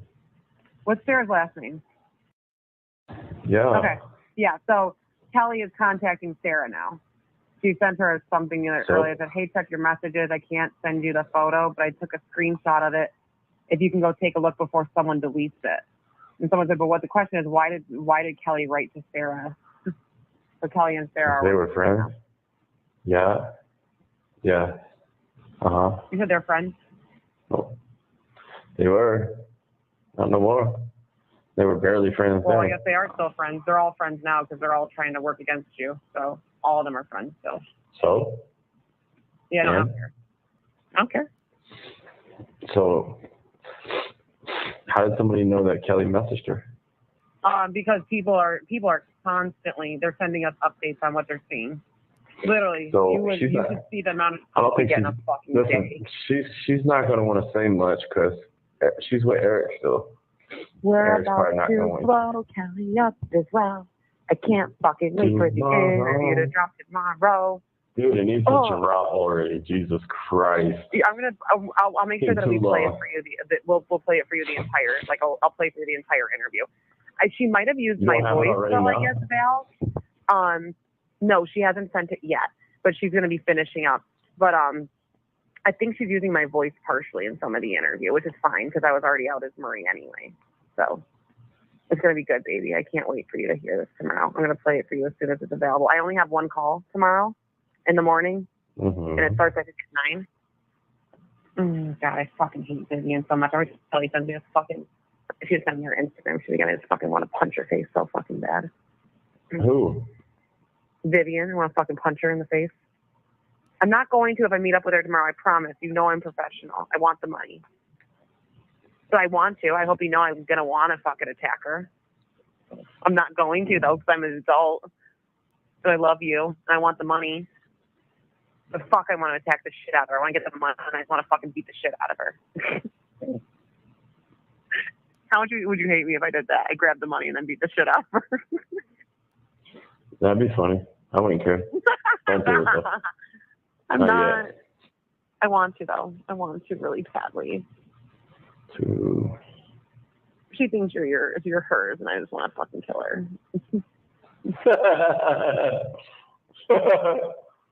It's fucking hilarious. I know. Did Ali give a second number? Or she's not going to? Doesn't seem like she is. Ari hasn't given me a second number yet, no. You gonna call me first thing in the morning tomorrow, too? Yeah, of course. I'll see why not. Okay. All right. So I have, I believe, as long as it's real, I mean, that you should be able to go get the money. So. You're kidding. Yeah. What'd she say? Because I just told her, I was like, fuck you, because you make things too complicated. Like, fuck you anyways. And then she responded like, what? I told you it's okay. I'm like, okay. Well, sounds like a yes to me then. Good. That sounds about. Just make sure I'm prepared and just make sure I'm prepared of who I'm supposed to be. If I pick up the money from her? You are one of my brother's girlfriends, like I told you. I'll give you some fucking fake. I don't fucking know. Okay. I thought I'll make sure I'm kind of ugly. I like to make sure my hair is up or something. I'm too cute to be ugly. I'm too cute to be ugly anyway. Yeah, you are. You are, baby. Let's see. I should say to her. And then literally if she does so, I will be going to get a safety deposit box immediately after. Okay, let's get one before. I need one anyway. All right. Your name will be Feather. I've just made it up. Will be Feather. what? Feather, like a fucking bird feather. Yeah. That sounds like a stripper's name. I love it. That's great. No, This is my next I don't think that does. This is my next When have you ever heard of a stripper with the name? Nah, but when have you ever heard of a stripper with the name Feather? I don't know. Honestly, I've honestly only been to 2 strip clubs in my entire life. I've been to very limited amount too. Not really my gig. I never really liked really? it. Okay, as fuck. Not, whatever. To spend money and shit for no reason. The fuck. Stupid. Yeah. I was never into it. Even down in the Keys, when we were doing all this shit and stuff, they would go and they would do their thing at the strip club down the street or with the girls and stuff. I was never into any of it, really. I do my own thing. I don't go out and do that bullshit. I did my own shit. I can't believe she's going to meet me. Well, sounds good, but let's see. Yeah, let's see. I just texted her and said, I just texted her and said, give me a time, give me the Airbnb address, and I'll tell it to my brother. And his wife's name is Feather. Your brother and his wife. Yeah. You don't need to worry about what the brother's name is. You're Feather. That's who you are. So you know, you go and you say, hey, what's up, I'm Feather. And I'm here. And that's all I'm going to do. I'm not going to make small talk with her. Like, I'm just here to get money. So. Be nice. I am going to be nice. I'll be nice. It's going to be hard for me to be nice, but I'm a nice person. I think I'm a nice person, at least for the most part. It's going to be really fucking hard. The problem is you're going to pull up in your fucking car with your fucking, the problem is your car and your license plate can't put up an act. That's the problem. That can't put up an act. That's the problem. Why is it a problem? You don't want to know who the fuck you are? Well, why can't I just park my car a little bit further away from our house and like walk? It sounds sketchy as fuck. Don't be sketchy. No, just get the fucking money. Never mind. Okay, well, I'm going to have to fucking Just park pull the up. car. I'm going to have to fucking pull up. Yeah. Dude, how about this? Fucking couple streets away or something, take the fucking license plate off. Jesus. Fuck. I don't fucking know. I know that sounds sketchy, but anyways, it's $200,000. We don't want her to know who you are. Figure it out, you know? I don't know. Put something over the fucking license plate. I don't know, like a piece of a bag or something. Do something. Don't let her see here's the car and the license plate. What if she looks at the license plate? It's probably not hard to remember. I could do it. I think somebody with ESE or also could even do it. Remember a license plate number. So that's not difficult. I can try to take off the front license plate at least. Yeah, for sure. That one, Jesus. Yeah, because if you're going to pull in that way, fuck yeah. Yeah. At least. I'll probably just drive to a couple of streets away, take off the front license plate, drive over, grab the cash, put it on, afterwards leave. I'll leave, put it on, you know. Well, for Holy $200,000, shit. it's worth doing all that. What's up? Fuck yeah, I'll go. Yeah, fuck yeah, it is. Yeah, fuck yeah. Hell yeah. Hell yeah. All right, listen, here's where we're at. Yeah, but tomorrow morning, question mark, what happens with the money then? Question mark. Call me in 30 minutes. So I'm going to say, yeah. I'm sorry, tomorrow. you have 45 minutes with me. She can go fuck herself. You have 45 All right, minutes. I don't give a fuck. And I'm fucking. Listen, that's fine. Are you going to go get it tomorrow morning or what? I have a call I told you first thing in the morning to go early morning. If not, I have to go after. I could be there by 11:30 for sure. So I could probably even be there a little bit before that, but 11:30 is safe. Or I can meet her at 8:30 in the morning. Can you? Yeah, I have my calls at 9:30, so as long as I can go get the money and then be like, yeah, I have to go to work. Oh, wait, no. I got to pick up tomorrow morning. Come on, tighten up. What time? Goddamn. Dude. Before I tell her, come on. Before I fucking tell her, goddamn. All right. It has to be 11:30. You have 1 minute remaining. 11:30. Are you sure? 11:30 for sure. Are you sure? Yeah, and Okay. I'll block my schedule, so I'm good. Yeah. 11:30. Well, let's find out. I'm gonna text her and see. Okay, I'll be back. I love you. I'll ask her 11:30. I'll tell her 11:30. Okay, bye. All right. Thank you for using GTL.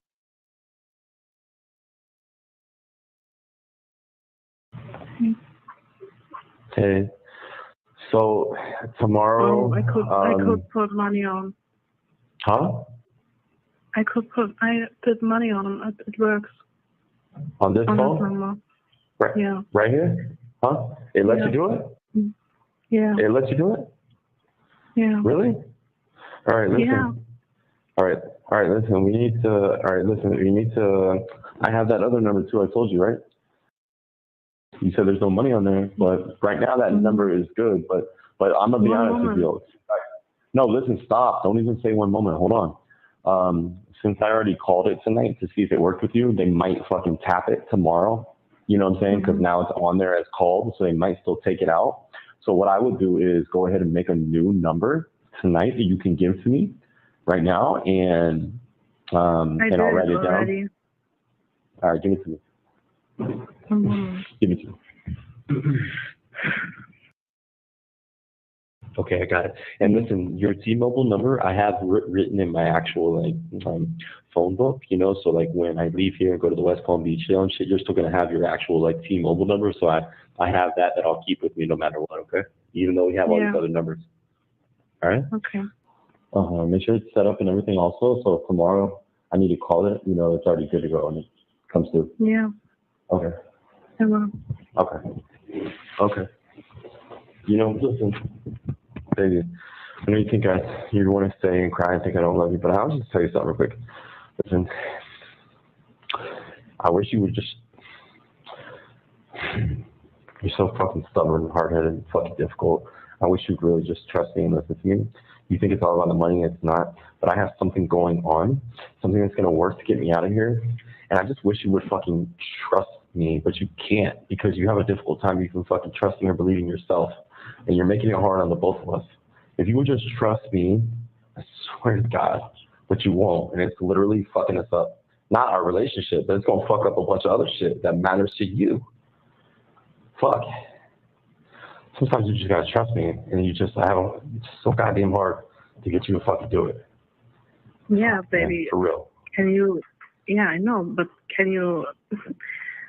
And yes, it has to do with the money, and yes, you just have to like fucking suck it up, trust me, and fucking handle the fucking business already, and we get the fuck past it, and then you listen to what I'm telling you, and then when what I'm telling you happens and works, then I'll let you know what it is, because I got something in mind.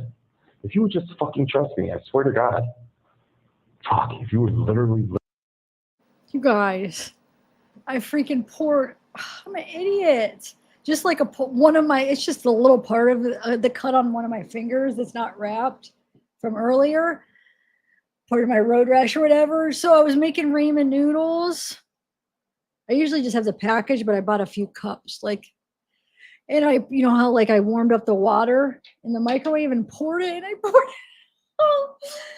poured it all on there. I'm an idiot. Dude, it hurts when I smile. I could feel it. Oh, anyway, yeah, I'm an idiot. So, oh my God, see, I'm stupid. It says Vivian. Well, in my defense, when I was listening to these calls, I wasn't looking at them. I was up in my bedroom and just like walking around. I was getting ready for the live. I was doing other things, so I never looked at it. So I didn't see that it said Vivian. Okay, so it is Vivian for sure. Wow.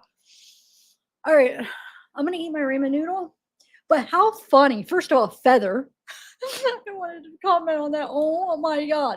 Yeah, wait, let's make up a believable person and then name her Feather. Does anybody know somebody named Feather? Because I have never met anybody with that name. It is the stupidest name to be believable. Like, well, it's obviously a nickname. I feel like it would be like maybe a nickname. I mean, come on.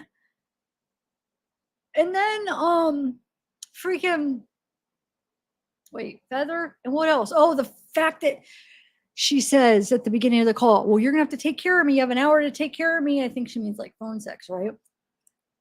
And so she tried about like, oh, I'm naked. You probably can't wait to see me. He didn't want any part of it. He didn't want, dude, he is not interested at all. But I think in the present day, for some reason, I don't think they're together anymore. Like, I don't think Jesse's with him anymore or supporting him. Do you? But I mean, how did she even stay with him now? Like, well, we see how she was talking about other people and didn't really care about, she seemed not to care about like other people's like financial stuff and them getting screwed. But there's no way she's still with him. Not after these calls. Because even though like also, you know, she's in the call, she might not be catching how not into it he is, but then re-listening to him after. Because think about it, if you're on a phone call with somebody, to listen to it after, and especially like a month later, it's like a huge difference. You know what I'm saying? Like you remember it probably different when you're in the moment. So then if she's listened to all these after, she's got to have seen like how he is not interested. And then, of course, what he's saying to all the other women, too. But, I mean, even with her phone calls, it's so apparent to us, you know. So I don't think she's with him anymore. Do you guys? Yeah, I mean, we know that she's not a part of the official page anymore and not a part of, like, Team Wade. Well, as far as, like, the team, I don't think I don't know. I bet you she just doesn't talk to him anymore. I bet. What do you think? I know it does. I'm a boxer. All right, I'm going to eat my ramen. You listen to me. Just fucking trust me. You won't even believe Why don't what I hear would it? happen. Why am I not hearing it? Are you guys hearing it? But you're making this so fucking hard. And I'm not telling you I don't believe you have the money or something. I'm not really sure. No, stop. Dude, I No, don't I'm not hear it. telling Do you you, guys hey, hear I don't it? believe you have the money and nothing like that. I'm just saying, and you make it fucking really hard for me to even get it. Tell Like, me. get to it. Yeah? And if you would just trust me, I already have something set up. I even have. Don't tell me Something that's these gonna headphones. work. These are my new headphones. Something Hold on, that's gonna get me guys. out of here soon I want to as listen. fuck. Hold on. And Why you am I just not make it- hearing it? What the heck? Hold on. God. Fuck, if you were What's something in going mind, on? get you to fucking do it. Hold on. Yeah, Just give me a baby. For minute. real. Can you? Yeah, I know, but can you? I was just hearing it. I And think yes, you it has have to do with the baby. money, and yes, you just have to like fucking suck it up, trust me, and fucking handle the fucking business. I don't know. Hold on, I'm just rewinding it. I'm gonna hold on. Let me put on my other ones. Okay. Hold on. I'm gonna have to reshare it. What the heck, dude? Wait, where are my? Oh, they're still in my pocket. Oh, that's probably why. Well, I'll just use them. Probably because I had these on still. But I thought I was still hearing it when I first turned it on. All right, hold on. Let me reshare it real quick. Sorry, guys. I'm sorry. I was just not hearing it. I got to hear it with you guys. I got to do it. All right. Let's do it. Yeah, I can hear it now. Okay. I wish you would just. You're so fucking stubborn, hard-headed, and fucking difficult. I wish you'd really just trust me and listen to me. You think it's all about the money, it's not. But I have something going on, something that's gonna work to get me out of here. And I just wish you would fucking trust me, but you can't because you have a difficult time even fucking trusting or believing yourself. And you're making it hard on the both of us. If you would just trust me, I swear to God, but you won't. And it's literally fucking us up. Not our relationship, but it's gonna fuck up a bunch of other shit that matters to you. Fuck. Sometimes you just gotta trust me, and it's just so goddamn hard to get you to fucking do it. Yeah, Fuck, baby. man, for real. Can you? Yeah, I know, but can you? And yes, it has to do with the money, and yes, you just have to like fucking suck it up, trust me, and fucking handle the fucking business already, and we get the fuck past it, and then you listen to what I'm telling you, and then when what I'm telling you happens and works, then I'll let you know what it is. Because I got something in mind. If you would just fucking trust me, I swear to God. Fuck, if you would literally listen to me, just fucking trust me. You won't even believe what would happen. But you're making this so fucking hard. And I'm not telling you I don't believe you have the money or something. I'm not really sure. No, stop. I'm not telling you, hey, I don't believe you have the money and nothing like that. I'm just saying, and you make it fucking really hard for me to even get it. Like, get to it. And if you would just trust me, I already have something set up. Something that's gonna work. Something that's gonna get me out of here soon as fuck. And you just make it so hard. You really do. You really do. For the new number, it's declined every time. It's declined every time? Mm-hmm. Yeah. Well, We'll see. When something happens, write me. I don't know what to do. I need to figure it out. Well, listen to me real quick. The lieutenant that works in there's a lieutenant that's been doing all this shit stuff. What's in my phone and shit like that. He works for the services department here at the jail, so I know that it's him doing it. I think he only works Monday through Thursday. He might work Friday, but I don't know if he works Friday for sure or not, right? But I know he's off at least on the weekend. But I think he's off tomorrow too. If he's off tomorrow, that means he won't be here to do none of the blocking and shit. You know what I'm saying? But listen, I'm not telling you that I know that for a fact. So don't fucking call me a liar or something tomorrow if he is fucking here, or be like, no, they didn't really block it, or no crazy bullshit. Like I don't know if he's here tomorrow or not. I really don't. But I hope not. So, but baby, for real, I don't understand that. So I wrote the sheriff, I wrote the card, and I wrote the. That's not going to work. Do you know what's going to work? You know what's going to work? If you would fucking trust me, give me that goddamn money and let me do what the fuck I need to do. Yeah, no. Because I already got some. No, don't say yeah. You're making it fucking hella hard. What do you mean, yeah? The fuck did yeah mean, dude? So no, You say baby, yeah, but then you fucking freak out on me and ask me a million questions. Other girl, this and that. Did you ever love me? And I'm like, dude, look. For me, when I should trust you, baby, when I should trust you, you need to tell me the truth. You need to tell me. I saw, baby, you can't say you didn't accept request because I saw it. It's not fake. It's not, baby, please. It's okay, but baby, I don't give a fuck. Request got accepted. Yo, request got accepted. You didn't see the motherfucking messages that you're fucking talking about. No, what I don't you want didn't to talk see no about this motherfucking. now. You didn't see no messages that you were talking about, you little bitch. You did not see that. You little bitch. You didn't see that. You did not fucking see that.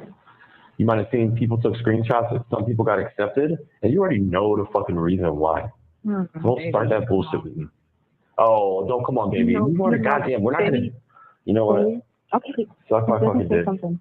Seriously. I'm so tired of your bullshit. You know what? Yeah, okay. So, you know, we talked about this girl, Tilda or something, you know? Yeah, I don't give a fuck. She's not on the list. Hey, I can see the blocker. But why she send you money, baby? She sent me money to where? And where she sent me money to? Where did she send me money to? On the funding? I don't fucking know. Probably because she wants to suck my motherfucking dick. What do you think? Just like every other bitch in the world. You're gonna let that fucking come between me and you, huh? Because all the bitches from here on the other side of the fucking planet want to swallow my dick. Is that gonna bother you too much, where you can't just be a good bitch? You can't just be my fucking bitch. All you gotta do is talk about other bitches. How is he talking to this girl that I did hear 200,000? I think, did I hear that right? Is what she's supposed to? Who has that? Excuse me. Who has that type of money? Did you guys hear it 200,000 somewhere? I forget where I heard it, but when I listened to these calls earlier, somewhere in my head I thought 200,000 is what I was thinking. But how are you going to talk to her like that? And then it's funny because you'll see in a little bit, he'll be like, I don't even want to talk about money. I don't even care. I'm not going to let you bring it, or don't bring it up. We're not talking about money. And then a couple minutes later, he brings it up again. And she's like, I thought we were going to talk about money. I mean, it hurts to laugh because it hurts to smile. Gosh darn it. But anyway, who would talk about, or who would talk to a person like that? Well, just like he was telling Jesse, shut up, shut up, shut up. That one phone call, he must have told her to shut up like 5 times. Why? For what? I don't give a fuck about them. Why the fuck do you? You're my bitch. Why the fuck do you give a fuck about other bitches? Because all you do is sit there and talk about other fucking bitches. When all I'm trying to talk about and worry about is my fucking bitch, which is you, bitch. And you're over here talking about other bitches all over the world. Who gives a fuck? What? Because they want to suck my fucking dick? I don't give a fuck. They're not going to suck my fucking dick. I don't give a fuck. Huh? Why do you worry about them? Why are you so worried about them? You're more worried about them than I am. Why? For what? The fuck? Fuck them. Because you don't know what's going on in your fucking tablet or on the phone or whatever. I don't see it. Oh, okay. Maybe it's okay. I love you. Don't worry about it. Everything's cool. I don't give a fuck about them bitches, man. Don't worry about it, though. But, you know, today's the 8th, and I don't even give a fuck. All right, baby. I love you. I don't give a fuck, all right? I love you. I just don't give a fuck, okay? You're making me really... I give a fuck about you and shit like that, but you're making me like a savage motherfucker. You're about to turn me like into a fucking real motherfucker. Like, I don't give a fuck. I don't give a fuck, man. All these questions and shit you fucking drill, you hammer me with fucking every fucking day when all we're trying to do is fucking... I'm trying to motherfucking see... Okay, baby, I love you. You said you're going to give me this money so I can do this. Bro, okay, it's not keep the fucking money. Okay, but I don't got time to fuck around. Ask me 1,000,001 questions after the 27th, for real. We can sit there all day for the rest of our lives. You can ask me as many fucking questions as you fucking want. But how about not, like, now? It's not the fucking time or place. Fuck, maybe for you. Maybe it's a time or place for you. Maybe it's a time or place for you while you're chilling in the bed at Airbnb. I'm over here in a fucking metal bed. Fucking, it's not time or place for that, for me. I'm sorry that I'm so bad. You're not so bad.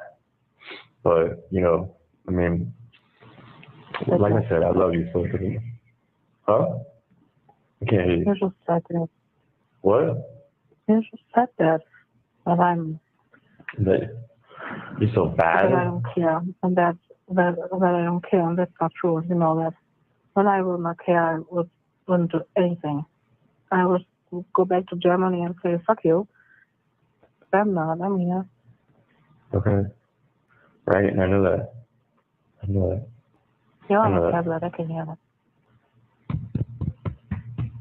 Yeah. That's all I tell. Hmm. Anyways, so listen, baby, I love you. Listen, let's just keep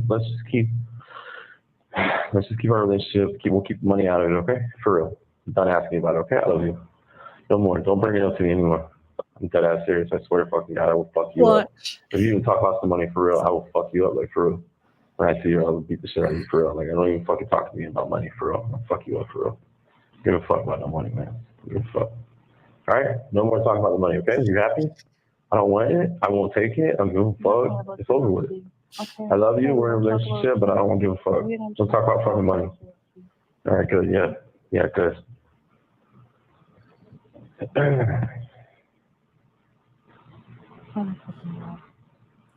Oh, baby, how are you feeling? How are you?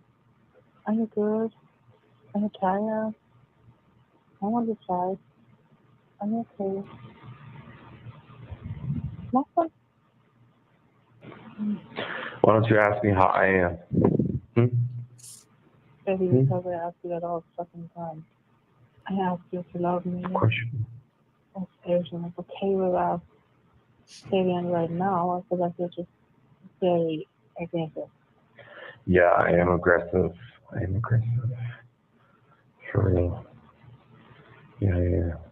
It's okay though. I am aggressive. Because you're making me start to turn into somebody who I don't want to turn into. You're making me do that. That's classic. It's her fault. Yeah. That's right. Yeah, She's making you make me do turn into that. somebody I don't want to fucking turn into again. I'm sure that's what he says when he abuses these women. You're making me turn into that. And did he already say about like I'll beat?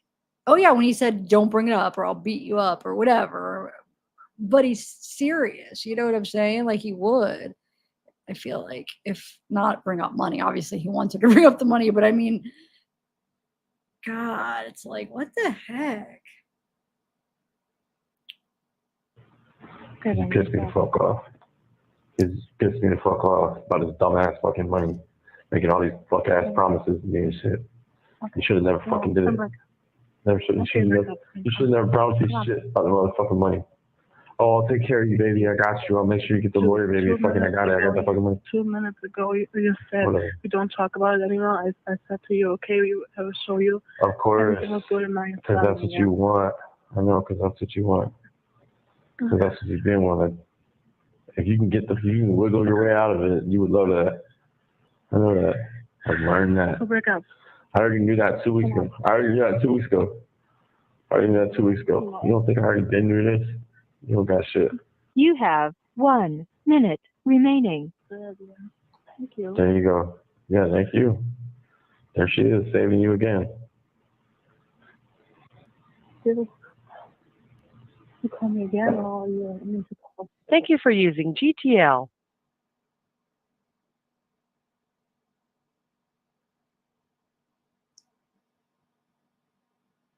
Oh, I listened to that. It's Don't on forget her to like and subscribe. It's on so her you don't miss the Patreon. next one. You guys. Yeah, so it's so gross. But yeah, it's on her Patreon, that call with Vivian. You guys, I'm not going to do much of a wind down because I think I am going to unwrap this and put some, I don't know if I should put Neosporin or I can't put tea tree over all that because that's too big of an area, I feel like. But I don't know. I feel like I need to look at it. I'm scared to look at it. Last time I saw it was right after and it was bleeding and my knee, I mean.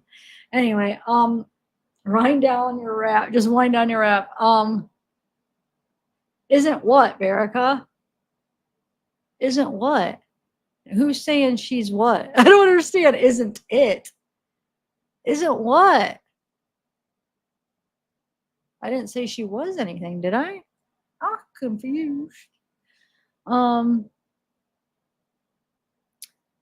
Thanks, Lewis. I feel like I don't know. I feel like it wasn't that good of a live because I don't know. I'm kind of still scattered and I'm in pain. I'm being a baby. But I might do my next live. I might do Menendez. I was gonna look into some Menendez, but since they are re-looking at the case, they had a press conference last week sometime, and they're re-looking at it because there's letters, there's new evidence they're gonna re-look at. I think they're gonna get them out. I really do. I've been wanting to get out since I learned about the case. Like they did their time. They need to get out. Oh, good. I'm glad you loved it. Cool. Thanks. Good. Yay.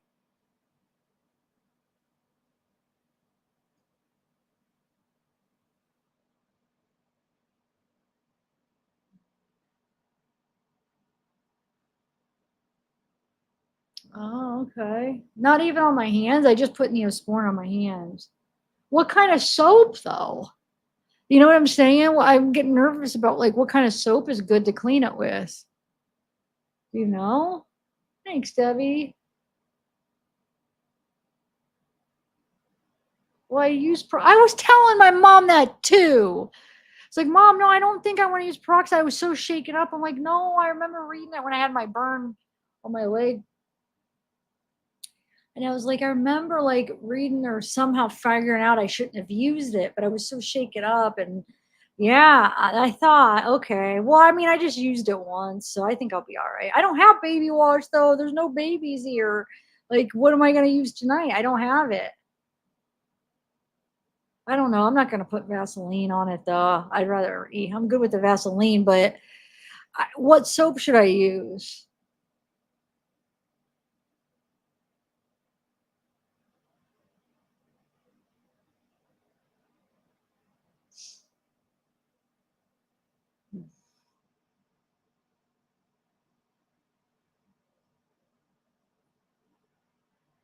Like bar soap, you mean? I don't understand. I just don't know what's going to be good. Dishwashing liquid or plain ivory? Are you talking about like like well, I don't know. Like Dawn? When you say dishwashing, Dawn? No, I don't have Jenna Wash. I don't. So I mean, that's what I'm saying. I don't like. We don't. Because any soap.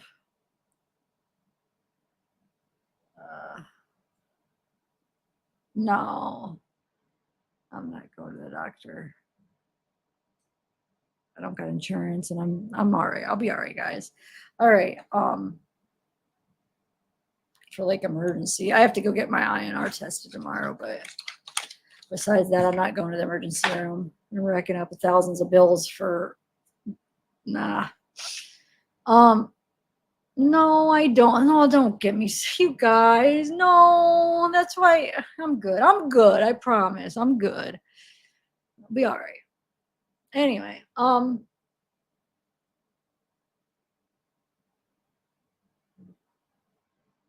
okay. Oh shoot. Face wash, yeah. Oh. Well, I have the hold on, I'm trying to think what. No, I'm good. Yeah, that'll be a bill too. I'm good, guys. Besides maybe giving tips, but like don't start doing like you need to go to the doctor, you need to go to the hospital, because that just all that does is give me panic. I know you guys care, but let's not start that today again. Oh, it's not good for my anxiety, and it's not going to make me go. It's just going to give me anxiety. So I know you guys are doing it out of love, but just understand me, and that doesn't help. Okay, so just none of that, please. Yeah, we have urgent care, but it still costs money. Anyway, all right, guys. I'm gonna go.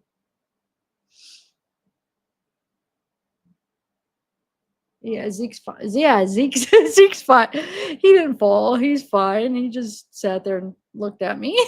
I didn't fall on him or anything, so I don't think so anymore. I don't think. No, because so the reason we're able to get these is because they pulled all those for the case. You know what I'm saying?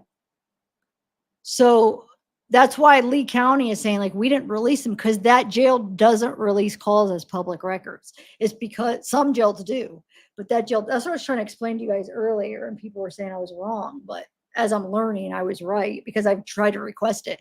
So Lee County isn't the ones that released it.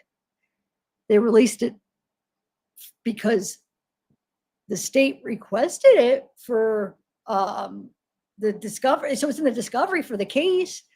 So no, definitely death row. Unless if I don't see why they would be the state would be even requesting it anymore. I doubt they would be now the case is over.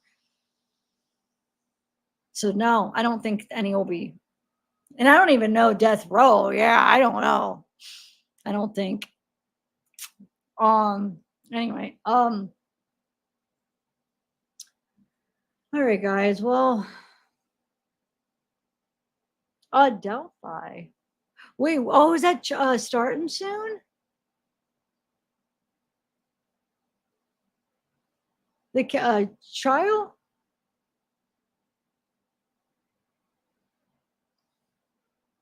Or did it already start? I don't know.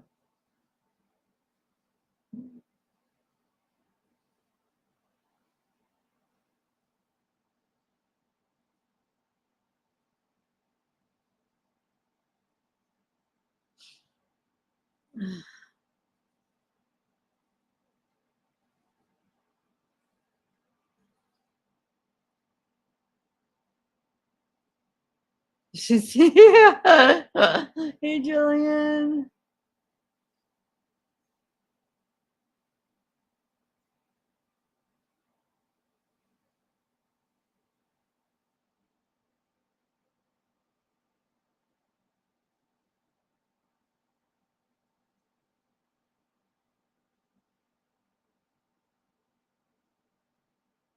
Didn't know what, Lewis. Oh, thanks, Susie.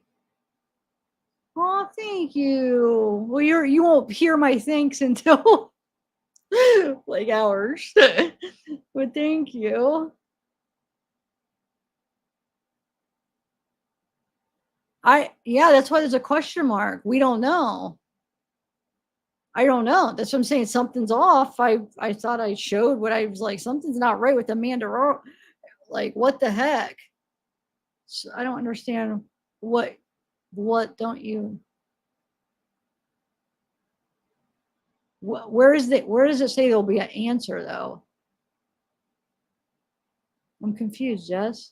I mean, there's something off. I feel like I went over why I thought something's off with this. Like I'm trying to figure out with the Amanda Roadman and Arielle, something is just not like what the heck. You have this person that was pretending to be her, but then some people say it's her stage name and all that crap. That's what I was referring to. I named them all out, and then the last one is I wanted to point out because I didn't know that sister called him a monster, which I thought was interesting because I was thinking that there was like a letter of support, which it was somewhat supportive from the little quotes we got, but I just thought that was interesting. So, I mean, I feel like you can't really include everything in your title. I thought what was I supposed to answer? I have a question mark and everything. I don't know. I thought it was pretty appropriate. I don't think was leading anybody on at all with this title at all. I didn't say like, I am going to tell you you know what I'm saying? I just said something's off. And I expressed my concerns at the beginning. Like, I don't understand this. Something is not right with this whole situation. I still don't know. I'm gonna have to reach out because with Amanda, like, it doesn't make sense to me. But yeah, that was at the beginning. Well, thanks, Fruit Loopy. and Susie, and for Luby. Yeah, but it's not going to be televised, right? Sucks. Yeah, it was about the same time, but it's not going to be. Wow, something just skipped. Where the heck did it all go? Yeah.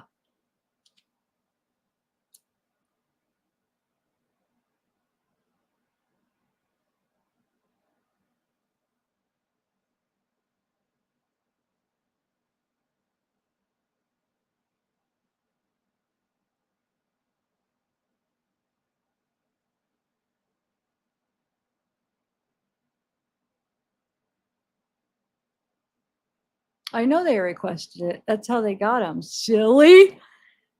I know that's what I was saying. They're public because the state requested them. But it wasn't from Lee County. They requested them. Just trust. I know. I'm not. Yeah.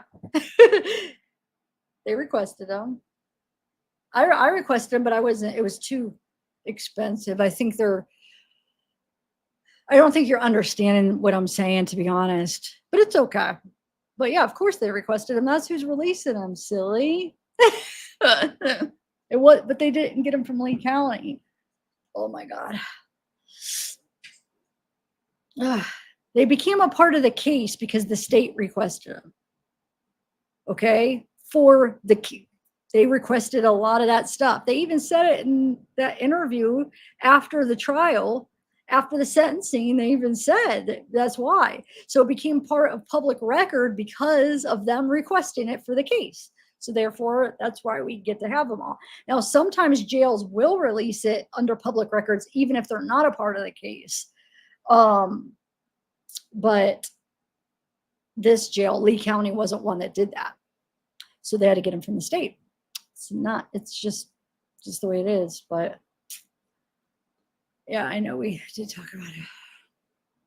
Anyway.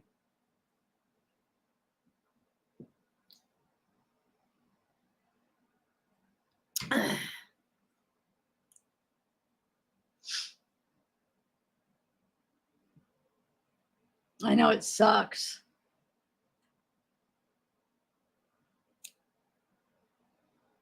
Okay, thanks. Thanks, Melissa. Oh, that's a good one. I know. I'm getting a little defensive. I shouldn't, but I'm just in pain, so.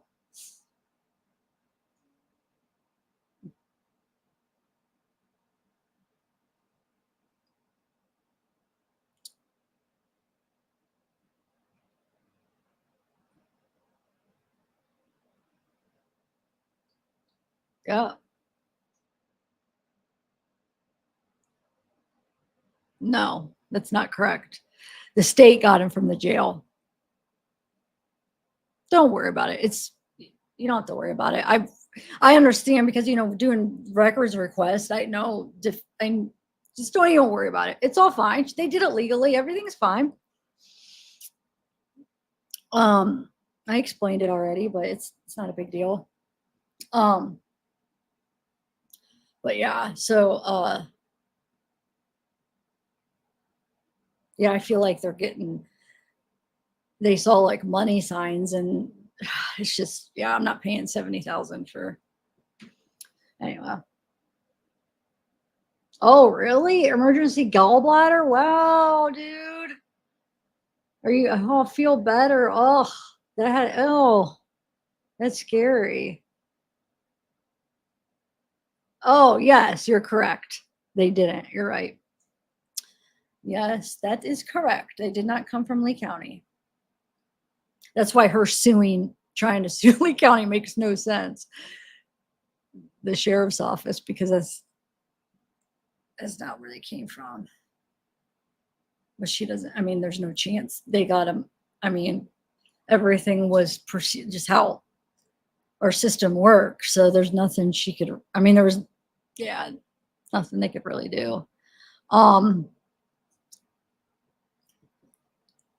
Anyway.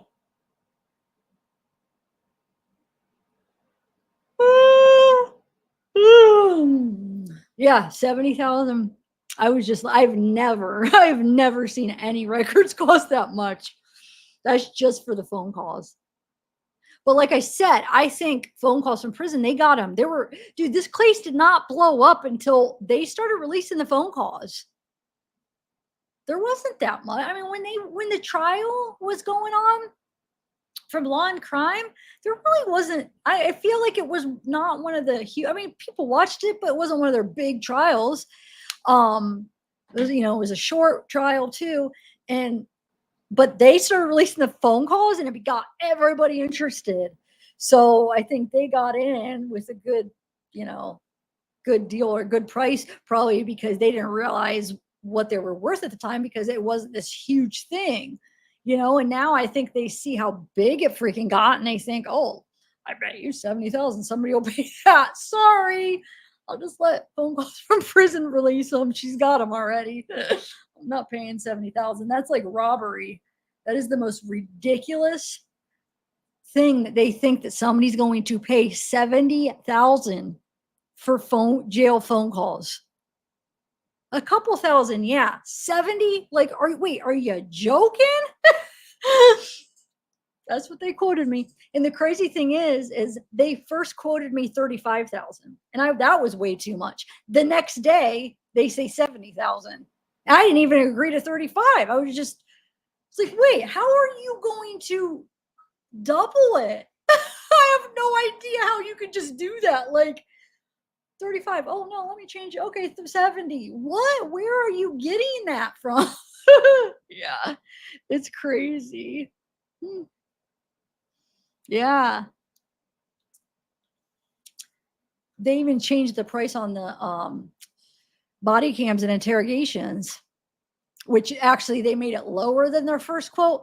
But then by the time they freaking messed around, and I said I wanted them, but by the time they even got around to it, they were all out anyway. So it's like, you know what? They're all out. It's not worth spending. They were going to charge me $1,500, but they originally quoted me $3,000 for the body cams, just the body cams, which means there's only like 1, 2, like what, 4, maybe 5? Because you would get the interrogation, you would get the body cam arresting him, and then the Mila body cams. There's probably like 4 body cams probably for 3,000, but then they lowered it down to 1,500. But it was weird because I wasn't saying like lower it. I just didn't respond yet. So I'm like, wait, why are they changing? Like, I don't understand why these prices are changing. But yeah, but I was still gonna do it because it was before they were out. And then by the time they were going so slow, and then they came out, and I'm like, you know what? It's not going to be even worth 1,500 because they're going to be out all over. So I just didn't get them. It's like, too late. You took freaking too long, dude. It has to be worth your money. $1,500 is a lot of money. You know what I'm saying? So it can't be like something that everybody has, because then it's like $1,500. I don't know. It's just, that's a lot of money. That's a lot of money to me, So anyway, sorry. I don't mean to be talking money with you guys, but well, you know what some people do. I've had requests that are like, tell us how much your records request, we could help. Because I guess Plunder, she gets people to help her. She tells them the price, and everybody pitches in, I guess, for the records requests. So I should maybe start doing it. You guys, people did help me a little bit with the Paul calls. I did I told people, and then I had PayPal at the time and Cash App, and yeah, I got some donations. It was nice, but that was the only one I even asked for because it was kind of expensive. But yeah, I guess some people just ask their viewers for it. Anyway, so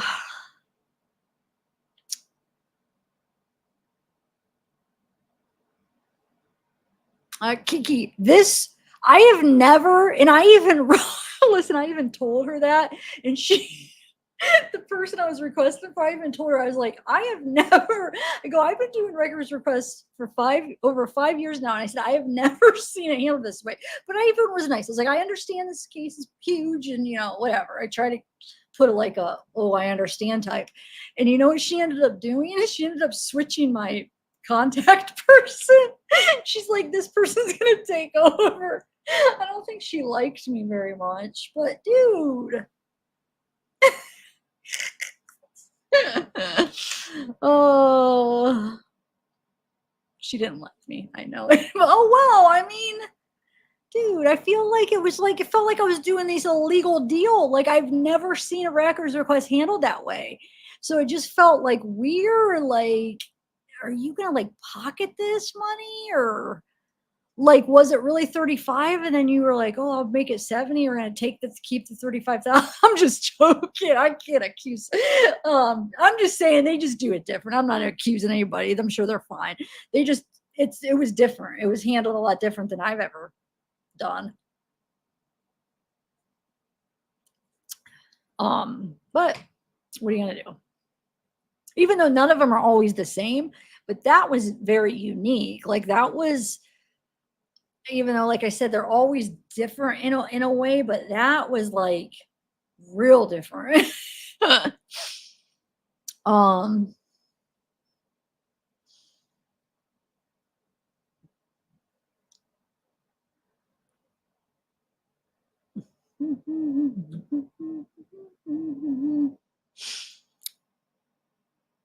I hope she doesn't watch my channel.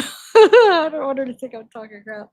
You're good if you're watching. It's just different. This case blew up, and everybody's probably getting overwhelmed. All right. Oh, look, Hope is just watching. I know. I feel like because I was kind of scattered from my fall anyway, that like when I started, I feel like that's why I feel like it was like, I don't know if this is a good live, because when I started, I feel like I was just like, I don't know. Oh, well, you have those. Like I have days where I do a live and I feel like, God, that was a good live. I don't mean like you guys are always awesome, but I mean like where I feel like I did good at presenting the stuff and stuff.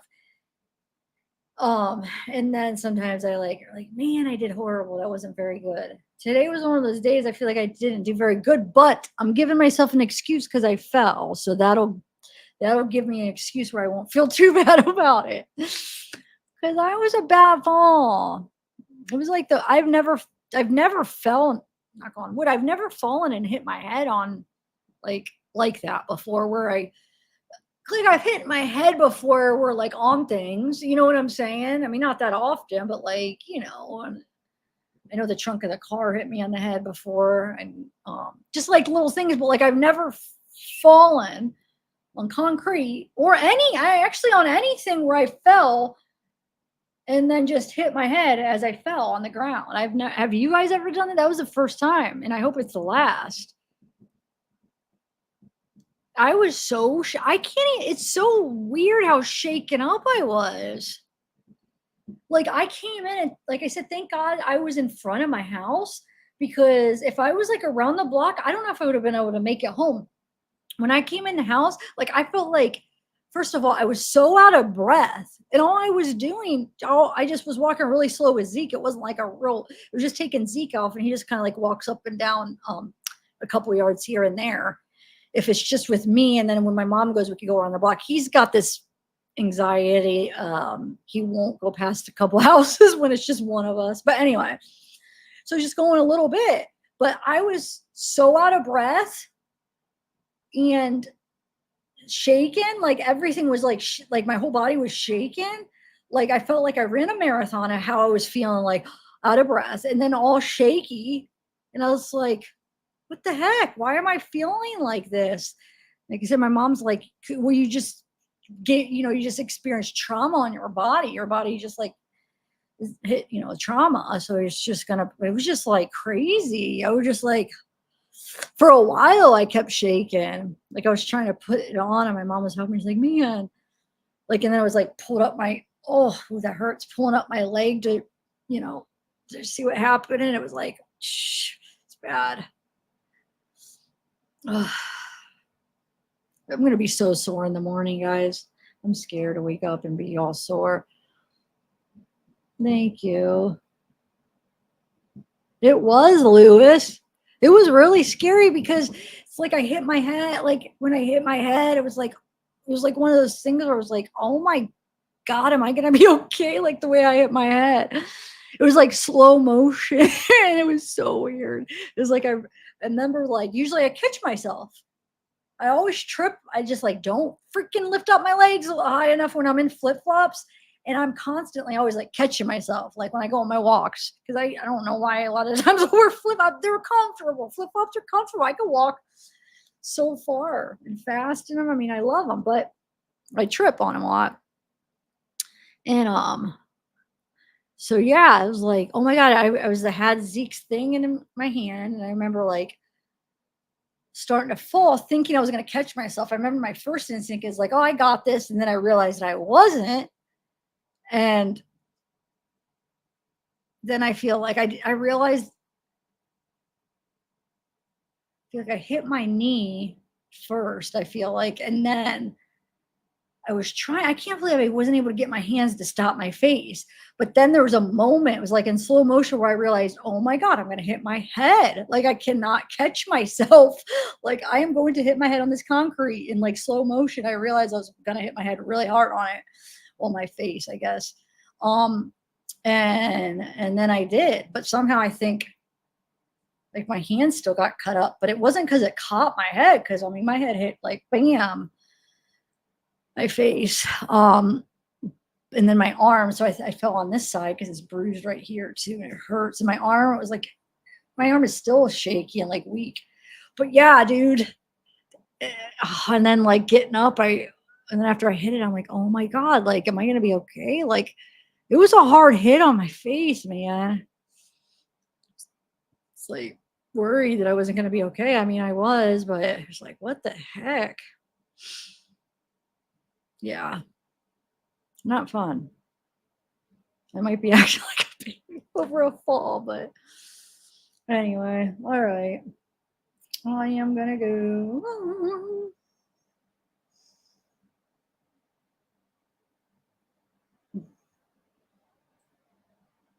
But it's gonna make me never wear my flip-flops on my walk.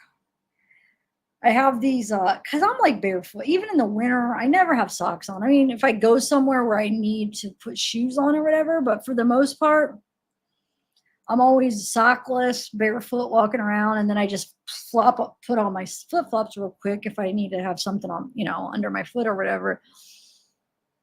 Or Crocs in the winter. I usually have Crocs in the winter, but I never like wear socks. I'm always pretty barefoot. So my mom got me those barefoot. Oh my God, hold on. I moved my those barefoot shoes. Oh my God, they're so comfortable. It's like supposed to like mimic like being barefoot. Oh, but when I wear those when I want, I don't trip. So I'm gonna start wearing those. They're so comfortable. Anyway, what happened to Austin? Somebody steal your package? Yeah, it was today. Have you not been in the live? I feel like I've been talking about it a lot. Yeah, because look, let me take this down. Look. And then if you could see, it's getting black and blue right there.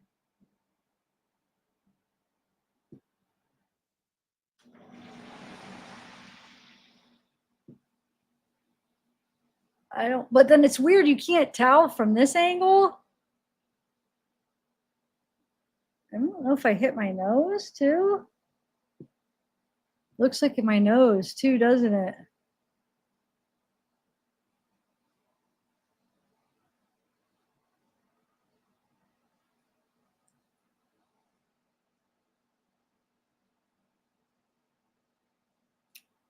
But yeah, from head on, you can't really see.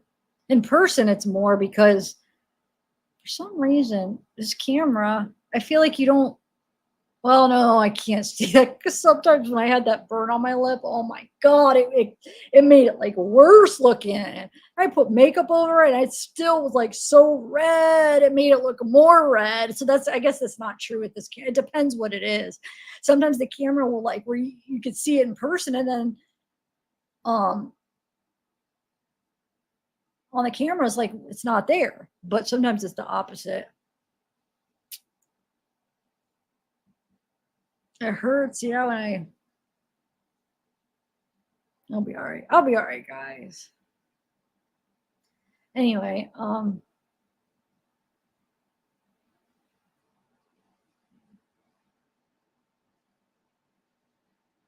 broke my leg because Amazon put a package right under my doorstep. Dang it! I could see, dude. I could see how that would be a major issue. Well, you got hurt too. Hey, just me. I know. I've been watching a lot of hurricane videos and it's breaking my heart. But I love seeing, well, I guess I shouldn't say I love seeing this because I don't. They should not be in that situation. But all the ones that I've seen, like the dogs are always, the animals will be like up on something floating or they're like making sure their animals are okay. It's precious. But yeah, I iced it right after it happened. I had put I iced my face for a while right after I fell and my knee. Because my knee was instantly swelled up. It was like this big bump.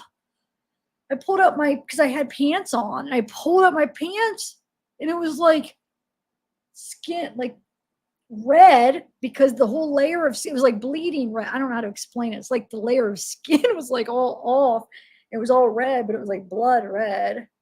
Like bleeding too. You know what I'm saying? And it was so swollen. It's like puffed out. I'm like, and that was like right after I fell when I lifted up. I'm like, how did that do it? I guess that does happen though. Like if it could do it right away. It's like, wow. Anyway, I gotta stop talking about it. I'm sorry, I'm being a baby. All right. She just embarrassed now that he calls her out.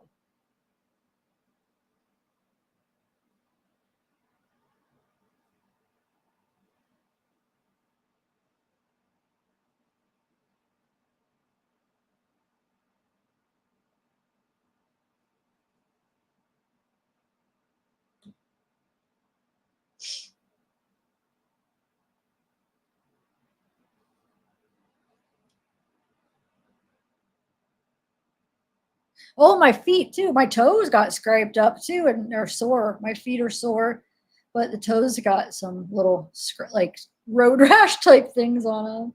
Not that bad compared to my hands though. Anyway.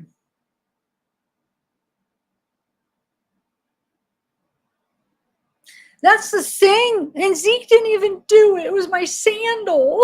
He was just walking like a good boy. Can't even blame him. It was all me. That was all me.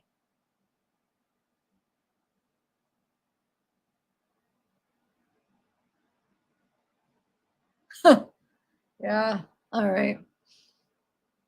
Yeah. No, Ziggy would do good. Ziggy. Oh, hey, Darth. I had a bad fall today. If you rewind it, you could hear me explain it. My face, my knee, my hands. I know I should say I joined up. Oh, I love watching it, but that's funny. Yep, I'm starting MMA training. I had my first fight. I don't know. Okay, all right. I'm gonna go, guys. I gotta go. I'm trying to decide what I want to do with my knee. If I should open it up and wash it with water. Okay, I'm gonna go. Bye, guys. Should I wash it with water? A part of me thinks I should tonight. I'm scared to look at it though. All right. Bye, everybody.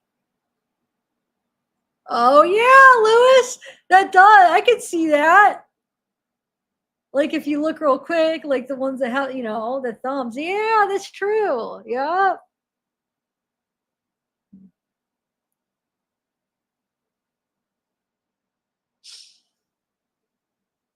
Mm. Open up your knee. Yeah. I gotta figure out which, my OCD is gonna drive me nuts to figure out which soap to use. And then if I'm like, did I rub it too hard? Did I do it too? Oh my God, you should see my mom. Like, cause I did like with, well, part of my OCD, I couldn't let her help or touch anything. So I do have a part of that. A part of that is I do, but it's not like one of those things where that part is like an everyday thing, unless if something happens like that. So she was trying to help clean it. And I'm like, no, because my OCD, it's like, I have to do it. So it's like she had opened a Band-Aid, like one of those big Band-Aids, but she touched it. So I was like, I can't use that. So I had to open my own. I had to, like, she had to put it back. I'm like, I can't use that, Mom. Just let me do it. So yeah, yes. Poor Mom. She was just trying to help me, but I'm like, Mom, I can't. Just let me do this. I understand, but like, it's gonna be easier if I just do it. She wanted to help so bad because I'm like shaking, trying to do it. She's like, here, let me help. I'm like, no. It's like, here, just let me sit here for a minute so I could stop shaking. But because it would just, the mental side of it, I just need to do it myself. I mean, she got like the box of stuff and brought it to me and said, oh, then my grandma was like helping me walk. I'm like, I just let her. I mean, I was like, as long as, I mean, I could limp, but she was like holding my girl was like holding my arm as anytime I walk, she's like, here, holding my arm to help me walk.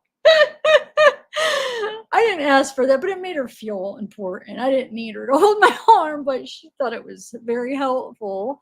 So I let her do it. What if, wait, yeah, I'm gonna go rinse it. All right, guys, thank you. Ooh. I know, Justice. I've already been here for 20 minutes, 4 hours and 20 minutes. My next one, like, oh, wait, I got emails. I hope there's not some good ones where I'm going to miss. Hold on.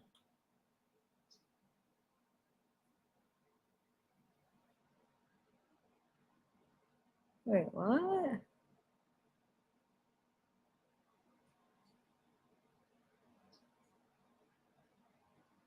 Hold on a second. What is this? Urgh. This mouse, I swear, is driving my nuts. Hold on, I want to see what this person sent me.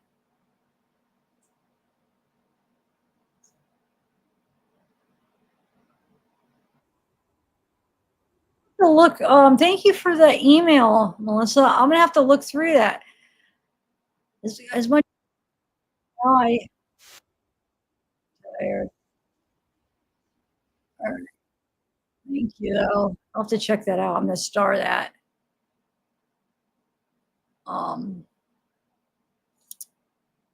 Because I wanna. Oh, that's one of the ones you sent me is one of the ones I had, but I didn't play. I didn't play some of them because a lot of them had music.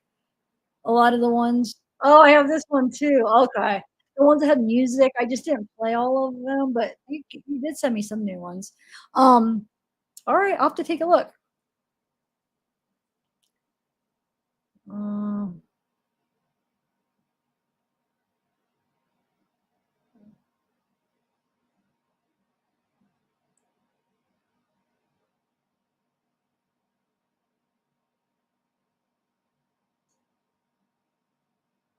Oh, Brenda, I'll have to take a look at that. Okay. All right. Thanks, guys. See ya. Well, hopefully. Oh, dude, I better go. I have to get my INR tomorrow too. Either tomorrow. Oh yeah. If I don't do a live tomorrow, I won't see you before my birthday. I'm gonna try to do a live tomorrow. I don't know if I'll have time to like find anything interesting, but if not, I don't know. Oh, I gotta pick the winner for the members giveaway. I gotta still do that.